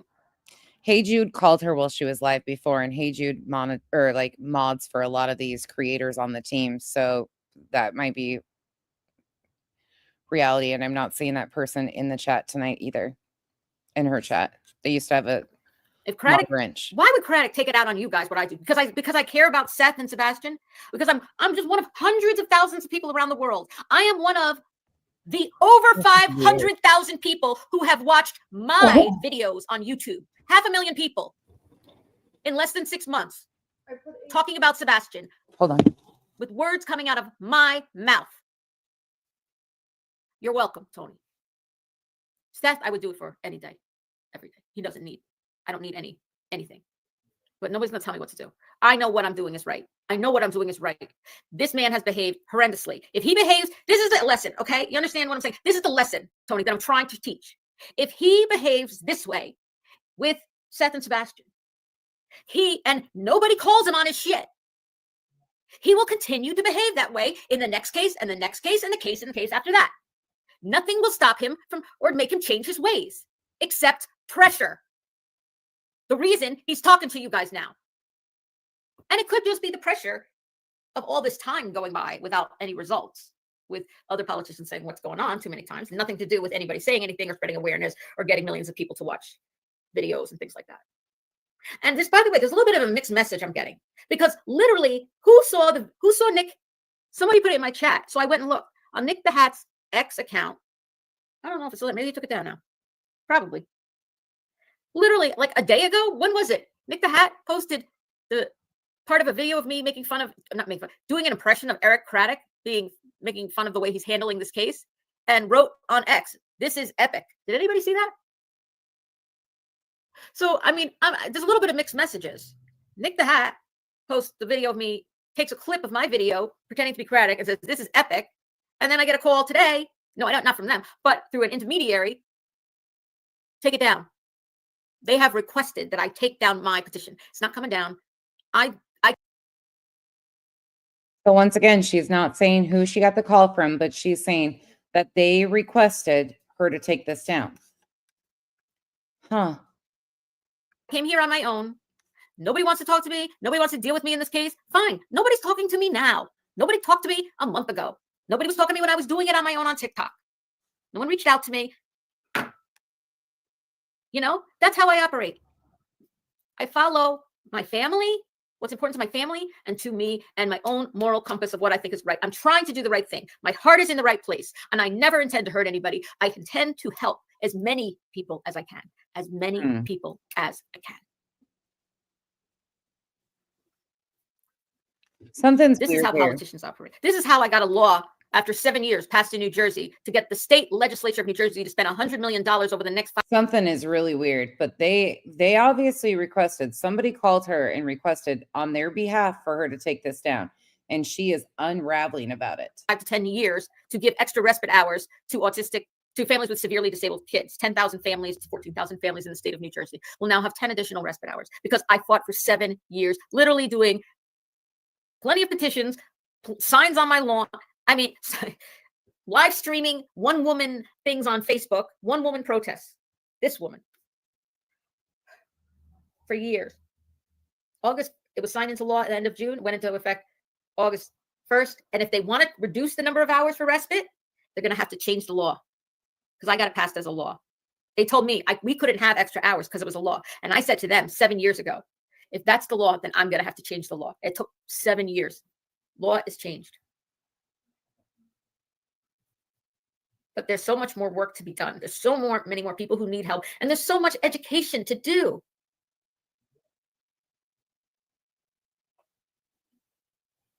You know, if people were better strategists, right, in a thing, you ever say, cops do this. They have good cop, bad cop, right? This one acts like your friend. This one acts like your enemy, right? This one's putting pressure on you. This one's being nice to you, right? If you're trying to get Craddock to do something, right, and now he's doing it, so you're being nice with him and everything's hunky-dory. Do you think the cops say, you know, let's all, like, we're all going to be nice to them because this guy started talking? No. Because he could stop talking any minute. You ever watch these shows? It's the comments that start bringing me into things. It's not Julie. It's the comment section that are bringing me into things. Sometimes they start talking and then they clam up or they rescind what they say or they call for a lawyer. He could put the brakes on it at any moment. You got to keep up the pressure. That's why you got to do it. You should do it. If you're really a strategist, Julie, please read Women Warriors post.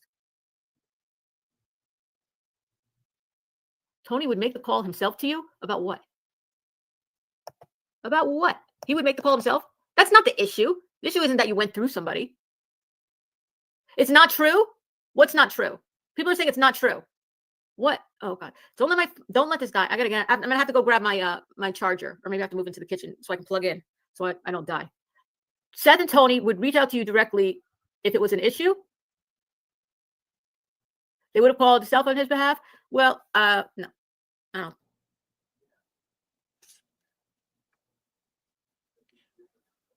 Am I back? Am I back? Can you hear me? I'm so sorry. Okay, it's not edited. She must have lost power like I did. Sorry. I said my computer's going to go out. Can you hear me? Am I on? I would say definitely not. Julie, my phone's freezing again, but I'm still here. Yes. Okay, good. So, Woman's Warrior. I think it was you. Somebody said it. Oh, thank you, Beth. Yes, you're. Women's Warrior. I never said that they were upset with. What the fuck are you talking about? Back. Thank you. Yes. I said my computer's going to die. I wasn't plugged in. I went into the living room because the light is better. I don't have this horrendous thing on my. See, if I turn off this light, then. They're making this about me. I didn't say any of this. Fucking wild. The chat is. None of it works well. Look, now it's too dark. Now I'm like in a shadow. Holy shit. Michelle, she started a petition going after Craddock, and supposedly a go-between reached out to her, called her on the phone, and told her that Seth and Tony requested that she took this petition down. But why is my door open?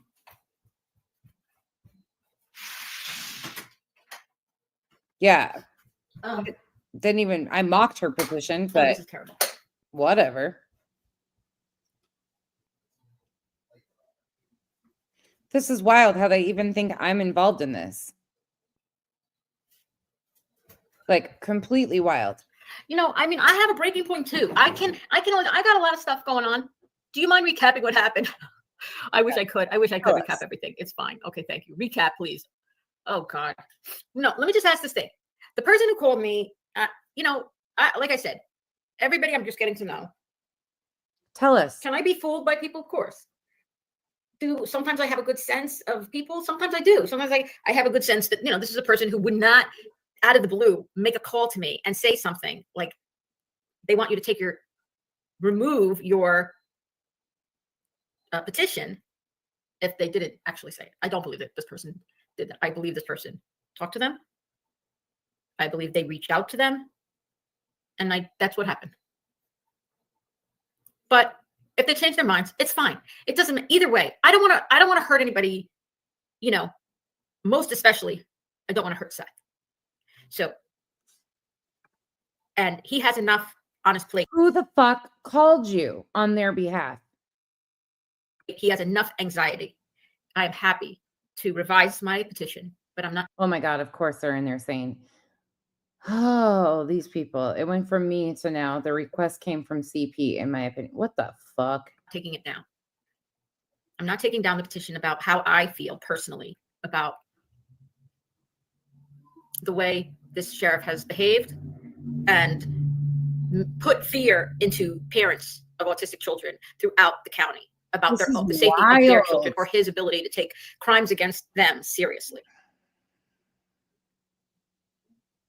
Doesn't speak to nonsense they have, not saying that Seth, Tony, everyone loves you, said good things, do not change petition, leave Sebastian on it.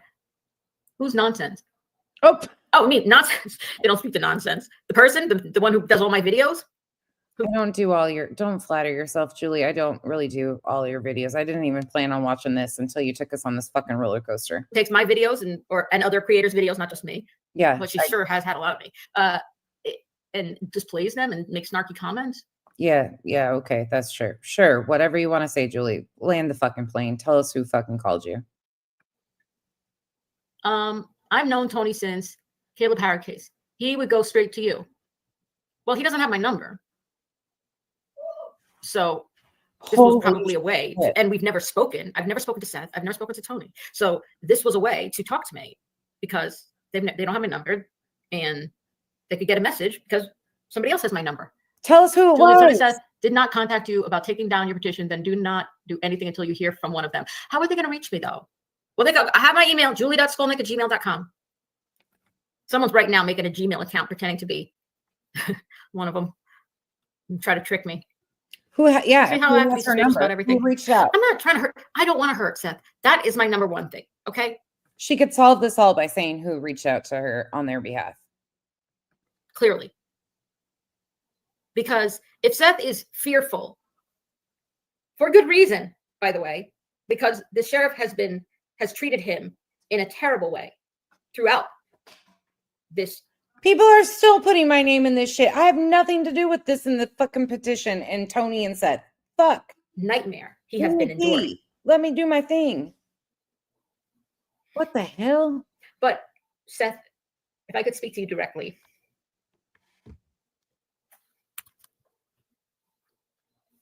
This is what I say to you, Seth.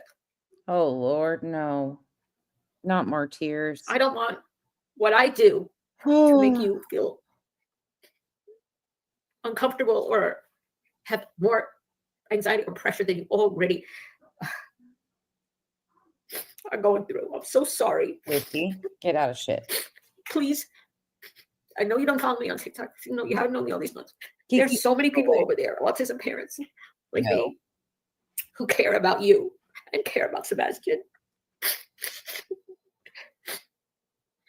We have been unwavering in our support of you, a loving. We saw who you were immediately. From the very first time I saw a video of you in your apartment, pointing to different things in your apartment, saying, just like a loving autism parent would, pointing to the top of your refrigerator, says, this is where I if I remember this correctly, at least it's in my mind. You pointed to the top of your refrigerator and you said, I always keep his snacks and granola bars up here. I keep extra because he likes them so much. Sure, go get it. You said paraphrasing something like that. And it reminded me because Sorry, Whiskey's trying to play fetch. And he's putting his ass in the camera. I can't grab everything. But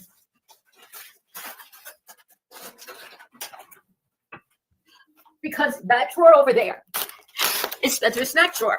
What is Where he can have all the snacks that he likes, and he has access to it freely anytime, day or night. Oh, Lord, He likes white cheddar Cheez-Its, and he also likes the toasty Cheez-Its, the toasty and crunchy, because a lot of our kids like crunchy. We always have chocolate chip cookies. Who made her have the breakdown? That's all I have a video. I'm going to post it maybe tomorrow. That's to it. YouTube. That's I all already I'm posted it saying. to TikTok. Quaker caramel rice cakes. He eats these by the bagful. I have a video of him eating it. I'll post it tomorrow. Always. And Tell us who Swedish called. fish. Spencer's favorite.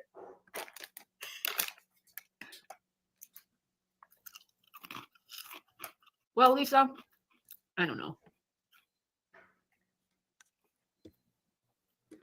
Who's stirring trouble? Oh my God. Take a minute to please read my email. Okay. Hold on. Just give me a second.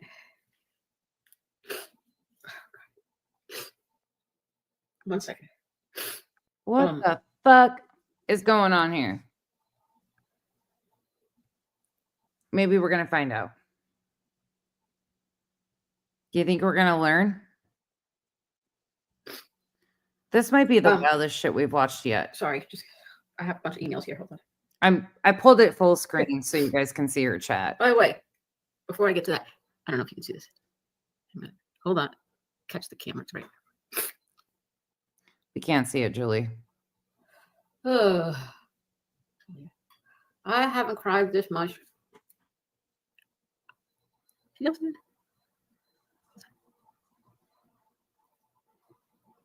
Can you see that? I have 51 videos. I said I had 50. I have 51. The second to the last one I put up, that was at the end of November. You see how many views? Can you read that? Nobody gives a fuck, Julie. Land the plane. Tell us who called you. Whoops. 183,600 views. Oh my God. Somebody in the chat says whoever is harassing or pressuring Julie about her cause needs to be reported to the FBI.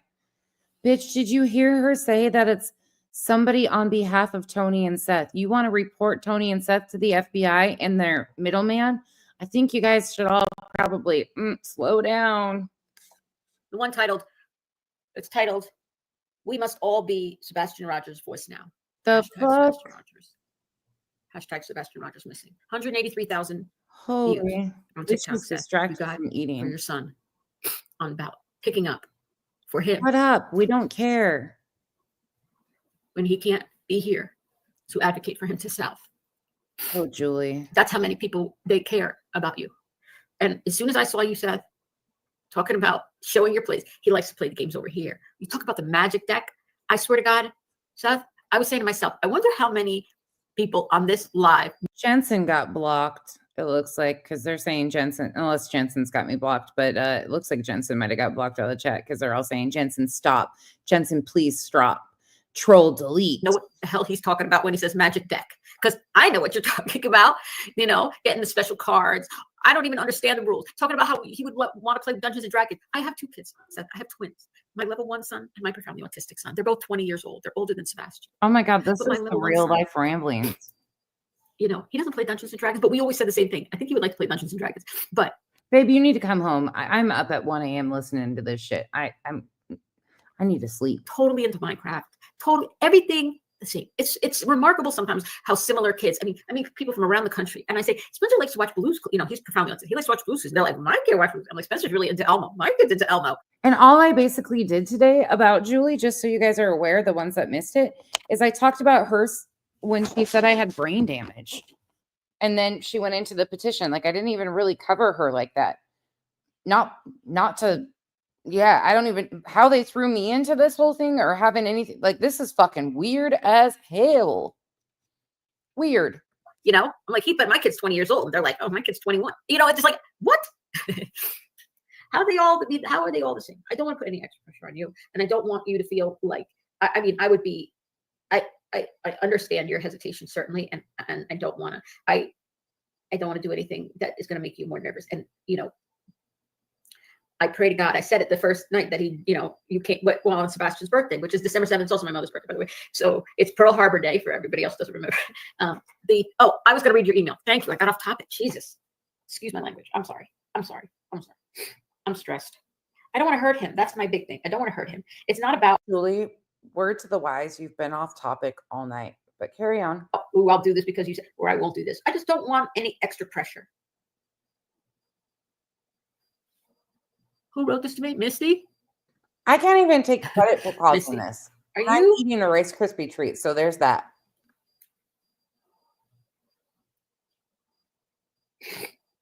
What time did you send it?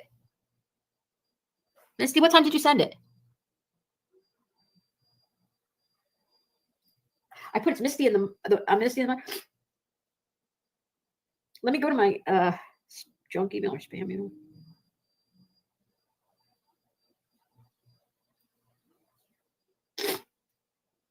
Did you spell it right? You spell my name right? Skolnik? You sure it went through? Because I don't see it here. Grammy, someone. I have one from Jody who designs the signs. I have Jenny Machete wrote me at 7:27. I see that. Car guy wrote me at. Fucking land the plane and just tell us who called you. That's all we need to know. We're nosy, okay? Asking for me and all my friends. We want to know who called you. 6:30. I don't see it. Girlfriend, I don't see it. Just check that you spelled it right. Skolnik. Sometimes people put a C in there by accident. Try to send it one more time. All right. I mean, look, it's not a big deal. It's the same. It's the same thing. It's the same petition. Don't worry. But I'm planning on hand delivering this to the problem. I've got to deliver 2 copies because I have 2 names on there.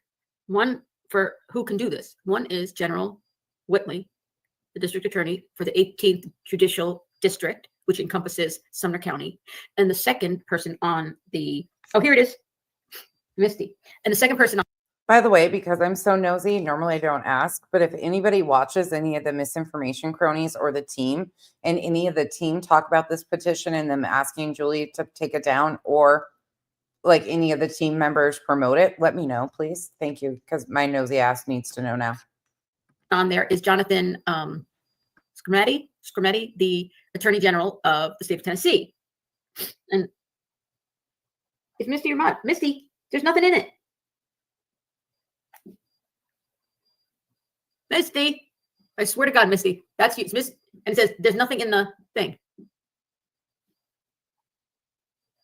It's Misty or Mod. You just said it's Misty or Mod. Can take the one you did and forward it back to me. I just got 11:29, but it just says it's Misty or Mod. There's nothing in the body of the email. I tried to find both.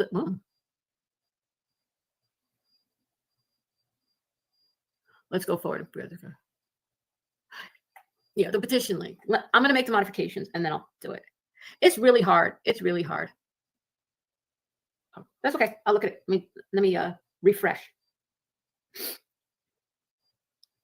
I think there's way too much misinformation going around. It upsets me. Someone spreads it around just to hurt people. Really? You don't say misinformation? Oh, somebody just woke up. It is. It's I don't know. Look, it's part of what it is. And I'm new and people don't know me. So it's, I can't even really be snarky, Julie. You're ruining it for me because I'm too invested in who called you and why they asked you to take it down. I'm really curious. I have my own theories on it, and I think it's kind of funny. Actually, I'm loving this for all of you, but I want to know who called you. I want to know who they had call you. I want to know who's doing their damage control for them. That's what I want to know. I understand. Listen, I'd be suspicious of somebody I don't know, and they don't know me, blah, blah, blah. But if they went to, if they go over my TikTok, you guys can get to know me pretty well over there. Like, by looking at my videos, I have. Normally, I don't give a fuck about this stuff. Normally, I'd just be like, whatever, I don't give a fuck. But because I'm being blamed for shit, And she's being so evasive and continues to say, no, it's definitely somebody on their behalf. You got me hooked. Like, I want to hear this all fall out. I'm there. Separate playlists. I'm Frequently asked invested. questions about autism, Julie and Al videos about my life. I have a really good one over on TikTok that you guys would like. I'm Julie Skolnick 739 over there, by the way. Julie Skolnick Sammy, we started a trend and we're about to switch it to disinformation. 739. It's called Julie in character videos. You know how I did Blanche? I was pretending to be Craddock. I did a CP with the beard. Penny, yes, he did. I've got an interview. dozens of in character videos over from TikTok. Tanya, Did I you don't send it, think so Misty? either. I'm looking for it. I'm refreshing. Refresh. Who's Julie, Kimberly? I bet they're happy to have someone like you behind them. I hope so. I really am behind them. And you know what? If I would never do something I thought would hurt them. But I know this. This is how they work, these politicians. Unfortunately, I wish it were that they just like had a turn of heart and that's why they realized they should have been doing this all along. But that's not why. It's because they're under pressure. I have learned, Special Seth, I have learned about autism from you, Julie. I didn't know. Thank you for that. I appreciate that. Gal. Huh. Yes, you did. Okay, here we go. Okay. Don't share. Is she going to tell us? My nosy ass needs to know so I can go to bed. Let me look. Let's see if there's any more mention of Tony. You have one. No more mention. You have like this one sentence with two dots, and then you say, then you have like 1, 2, 3, 4, 5, 6, 7, 8, 9. Nine words. But the person you're asking about who I heard, yes, the answer is yes, that is. Oh, see? Is that what you're asking? Somebody in the Is that what you're asking, Misty? Misty, I need to know who you just emailed her. My nosy ass needs to know. Who is it?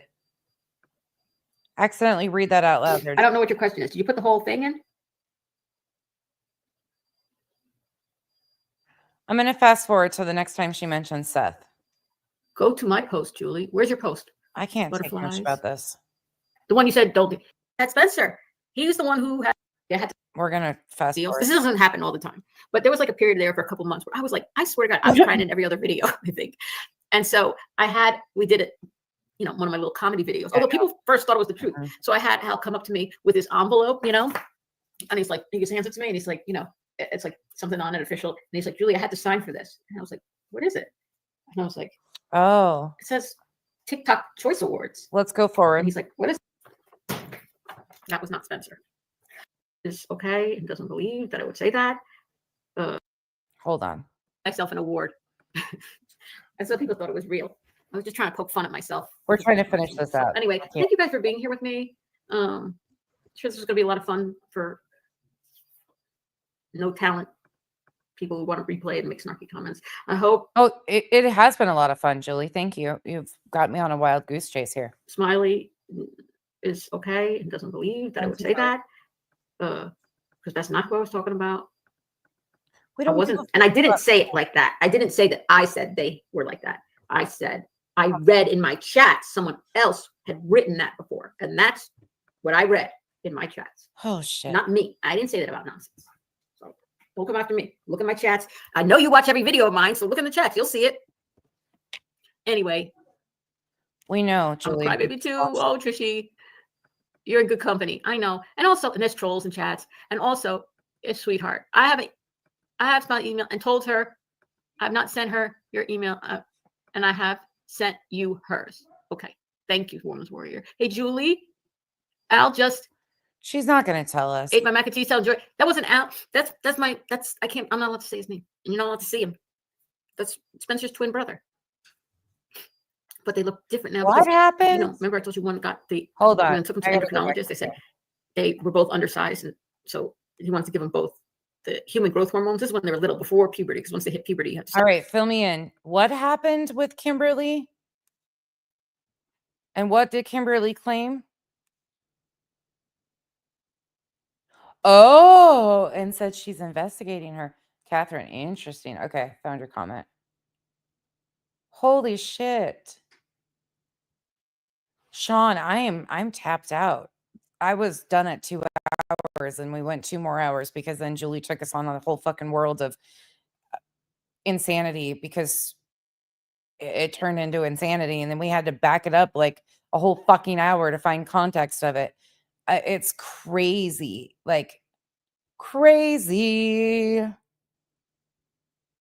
Yeah, Julie isn't landing the plane. Julie, you suck at this. Stop those. It was in shots. Like they would have to shot once a week, and he would Shots. at home, and we said have her number. That's when I knew. I was like, I go, well, can you call? Somebody in the fucking chat is encouraging her to call the FBI. Report who to the FBI? Seth and Tony and their team? Yeah, probably not a good idea if that's what she's trying to avoid. But I mean, go for it. Sure. Please, maybe contact the other creators and Seth and Tony and give them an email address that is private so that in the future they can contact you directly to avoid fucking what? Julie having a meltdown for almost 3 hours? No, I'm here for it. Well, can you? Her talking about me having brain issues is nothing compared to watching this meltdown. I mean, fuck. Thank you, Julie, for the content. Give me your email. Nothing. I got nothing. This and is I'm like, shitty. And then I was like, what's all this about in the chats that I blocked you? Why would people know that? People are blowing up my phone. Something's not right there. And you know what? I do appreciate, honestly, sincerely, how much advice and help and direction and connections with potential mods that this person gave me. And they're a good person. It's just, you know. Oh, that's a big deal. Whatever. It happens. North and south. I don't know. I do talk quickly. I do this. I can be loud. I'm sorry. I don't like getting the phone hung up on me, though. That's not nice. And when I'm taking calls, I'm not answering your call 8 times a day, you know? But how many times has Julie told them that, no, it's definitely somebody on behalf of Tony and Seth, and they're still trying to spin that it wasn't? Like, and Julie's like, no, it was. And she's been kind of saying, like, they want this removed because of XYZ. And I mean, and the chat still, this is how chats go south. Like, ooh, wrangle that chat in, Julie. I mean, but don't get it twisted. I would have figured it all out eventually. Could have taken me a couple weeks longer, but I'd still be where I am. Yikes. I know that much. I have gone through, listen, everybody has their own story. Everybody's gone through that. And, you know, whatever. Nope, not today. I'm with you on that, because the fact that Hey Jude isn't in there, and Hey Jude and this person were supposedly working on, and Julie were working on something together recently. I know, Penny, right? That's a big indication too. Like, again, I don't know for sure, but you guys are naming some names. Like, they had somebody, and she listed throughout this live, she's told us like all the different people that she hasn't talked to, and that name has been specifically avoided at all times. And we know she has called her while she's on live. So we know that she talks to that person, and that person mods for all these other people that she's talked about. That could be, not saying it's 100% confirmed because she's still being evasive, but I'm with you on that. Yeah. Oh, you guys, if you didn't watch the beginning of this live stream, it's a whole, like, we haven't reviewed Julie this whole time. Please don't think we've been sitting here for 4 hours reviewing Julie. And thank you for staying up with me, because I couldn't sleep and I'm miserable. So I appreciate all of you guys. Truly. We've had some good laughs throughout this. Mal, if you back it up, you'll see some fucking funny as shit things that Mal got us laughing about. It's been a great chat. My mods have been amazing. The commenters, you guys have all been incredible. Thank you for being my emotional support humans this week while Kyle's been gone. I so appreciate you guys and staying up with me and letting me be bitchy. I lost my bitchiness though, because I got so confused with who the fuck called and why I got blamed. I get blamed for shit that I don't even know about. Come on, at least blame me. I mean, fucking at least 2 weeks ago, I was being kidnapped for kids. So I guess being behind a fucking call I can take, right? I mean, balance. It's all about balance. I'd rather be blamed for a fucking call to somebody I'd never call versus kidnapping children. Okay. All right. Thank you for being here for me and listening to me. God, I wish you guys could like talk back to me. I'm going to figure out how we could do call-ins.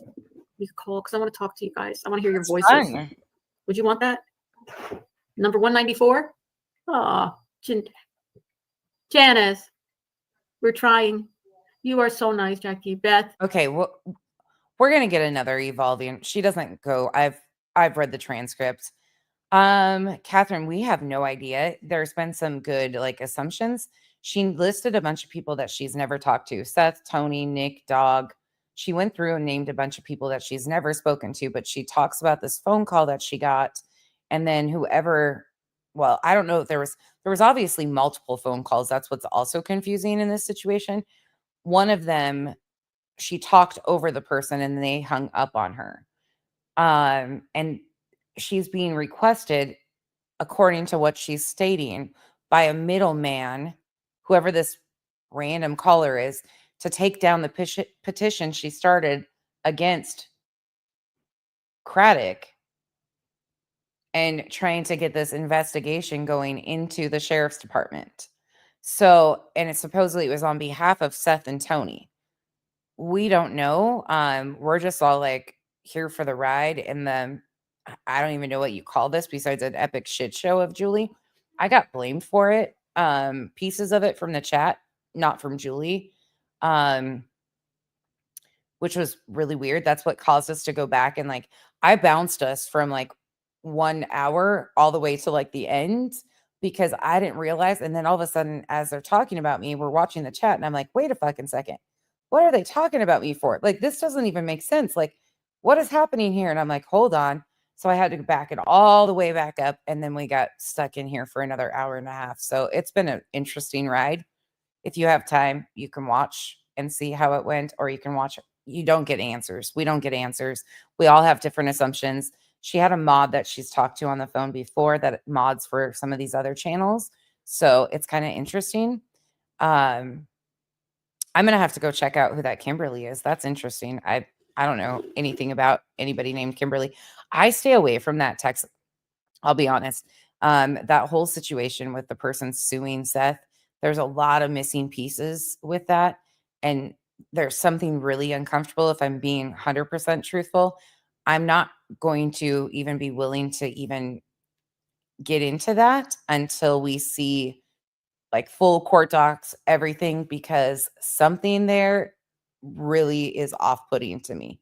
There is something major about that whole scenario on multiple sides that bother me. I can't tell you what it is, can't put my finger on it. So I'm waiting to like see how it evolves. But I find it to be, there's too many missing pieces and too many things being said on both sides that I'm just like, I don't know. Yeah, we started off with Wally, then we go into Smiley, and then we went into Julie tonight. If you missed the beginning of this, you will see how they are continuing to concoct information. Yeah, you guys know what I'm saying. Yeah, there's something about it that just makes me feel really uneasy. And it's not necessarily the people involved itself. It's the whole situation and how it's being presented, I think, is why I'm getting a weird vibe from it. And who also is like trying to fill in gaps of those situations. Barbecue lady. There's just a whole lot that doesn't, it's just, you guys know how I there's certain situations, if you notice, I stay away from a lot of situations intentionally and do not entertain certain things because giving that attention just evolves you into this bigger mess. And the fact that Cluminati, from my understanding, has been subpoenaed to testify, there's something weird here. Something extremely off-putting, and I don't like it. It's so weird. It's so weird. And Tony and Seth's response to it was weird. Or Tony's response to it on the lab was extremely odd. Yeah, right, Elizabeth? Oh, yeah. Yeah, something's off about that situation. She discusses it a little tonight. I'll have to look. Clue says she wasn't subpoenaed, Joanne, but she's in the filing, isn't she? But isn't she? Hold on. But in the filing on the court docs, what? But she's not.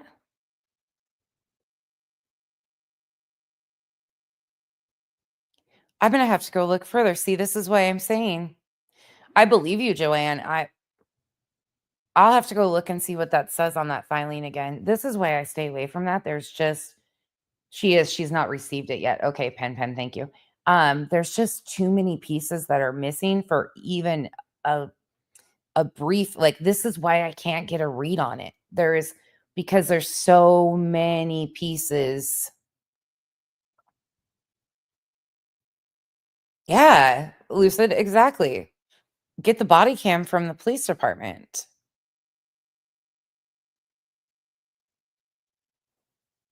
Well, I think that's because Josh has been doing interviews with them, potentially, and might have asked.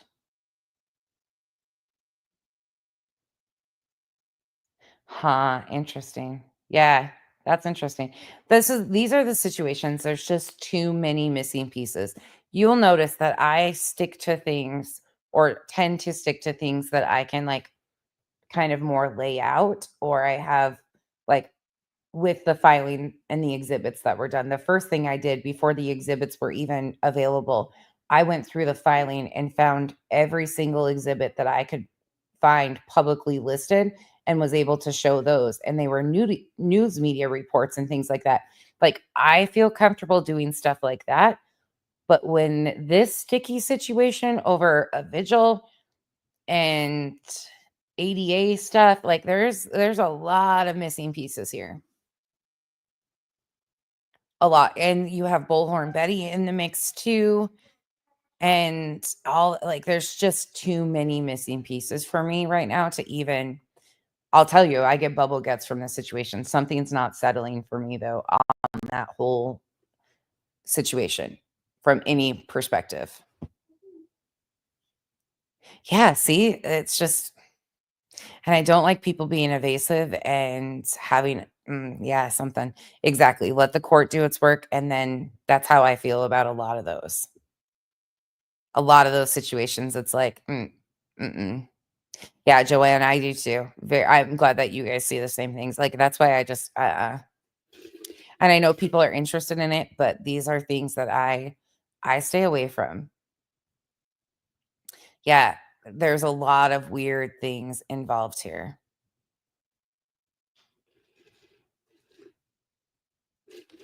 Yeah, there's always a gray area, especially in situations like this.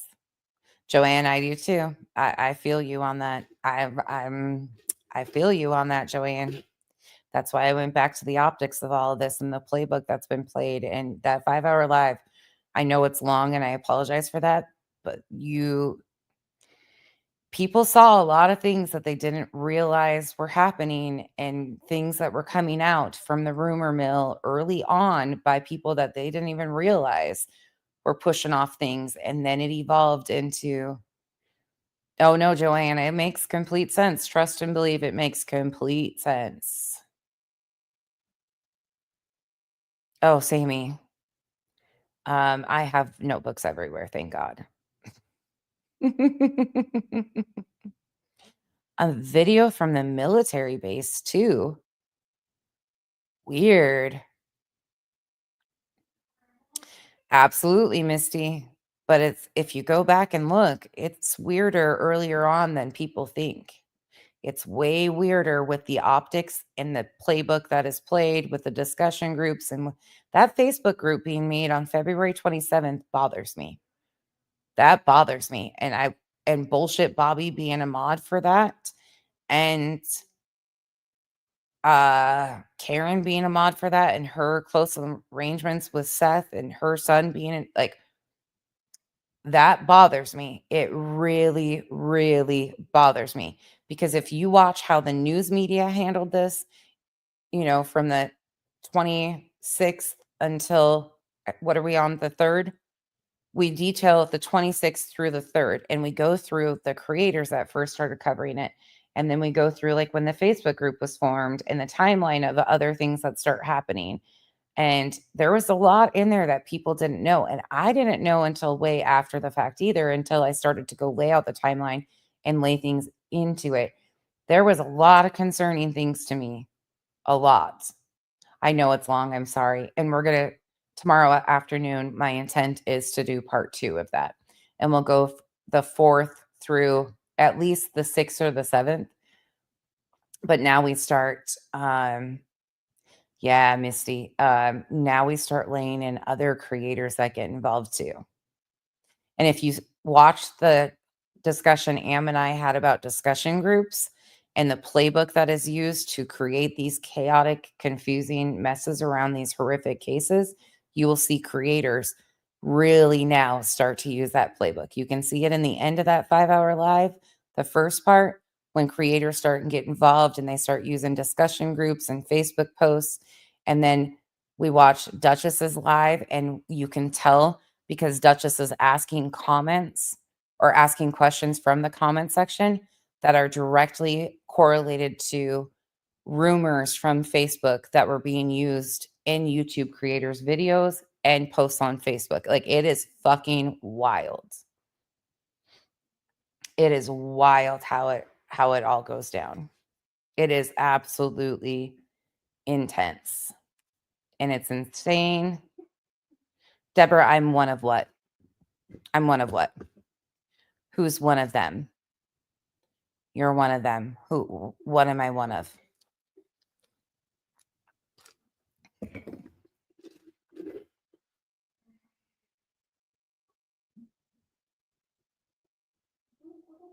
One of the assholes with the YouTube channel? Abso-fucking-lutely. 100%. Yeah, who am I one of? Do do do do do do do do.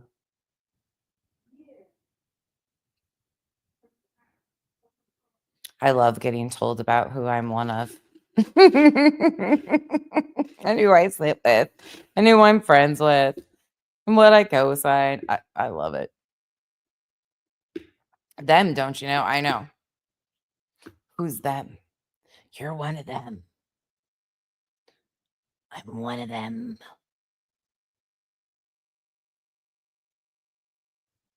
Deborah? Did your finger get a cramp and can't type anymore? You gonna tell us who them is? At least you used proper your. At this point, and then I wouldn't even be able to do that. Oh, Joanne, thank you. I appreciate that. I've had to have my eyes opened. I've fallen for shit, as you guys know. Like, I didn't do my due diligence and go back and look at some of this stuff. And when I did, it was like, holy shit. But there's just too many things happening. It's easy to miss. There's no way you can possibly see all the different, and that's part of the design of these playbooks. Like that, and there is not a specific playbook, but there is. Like, if you watch and you can insert so many cases into this exact same narrative, there's so many things going on. It's intentional, so you miss things. Sweet crazy, I won't say never. I would have logged off a long time ago if I was even feeling tired. I would hope I would. I mean, unless I'm too uncomfortable to fall asleep, to be honest. I do too, Darby. I'm really hopeful, but I'm not. Like, I'm still feeling jittery. That'll be interesting, sweet one. Well, Deborah must have fallen asleep. It's always interesting, the names that you've never seen over here ever before. Like, I've never noticed ever before. Come in and say, you're one of them. But then they don't have the balls to tell you who you're supposedly one of. It's like, say it with your whole fucking chest. Stop being a pussy ass bitch. I said what I said. Oh, Shane, thank you. I appreciate that. All right, y'all. I am out for the night. Deborah, I hope you find the cojones to tell me who I'm one of. Deborah, wait, Deborah, are you going to tell me what payroll I'm on so I can go find my check?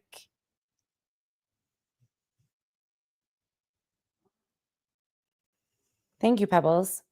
Are you going to tell me where I can go collect my check that I'm supposedly on payrolls?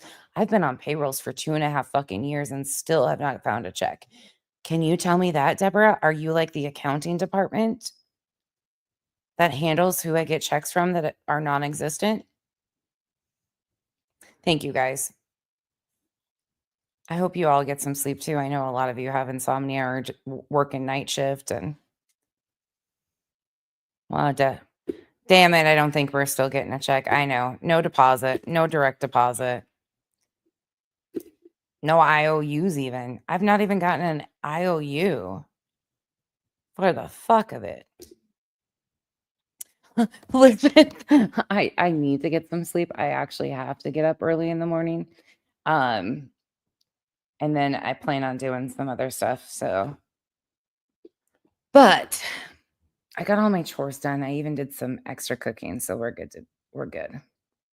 Check. I want cash. Yeah, true. I don't. Yeah, you're right there. Play nice. Unless it's a direct deposit, I don't want it. That's true. That's true. Yeah, cash can't bounce.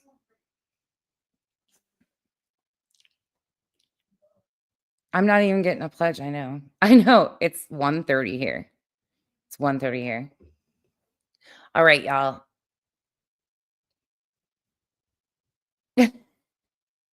Oh, sweet one.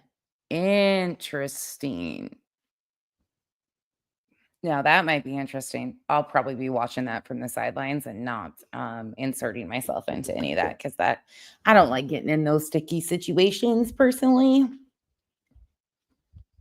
Yeah, that'll be interesting, sweet one. Now you've got my interest a little bit more piqued than before, but something just feels fishy about it. Something feels fishy all the way around. So, but we will see what happens and what comes out of it for sure. All right, you guys, good night. Get some rest. See you guys soon. Thank you for hanging out with me and keeping me company again. Bye, y'all.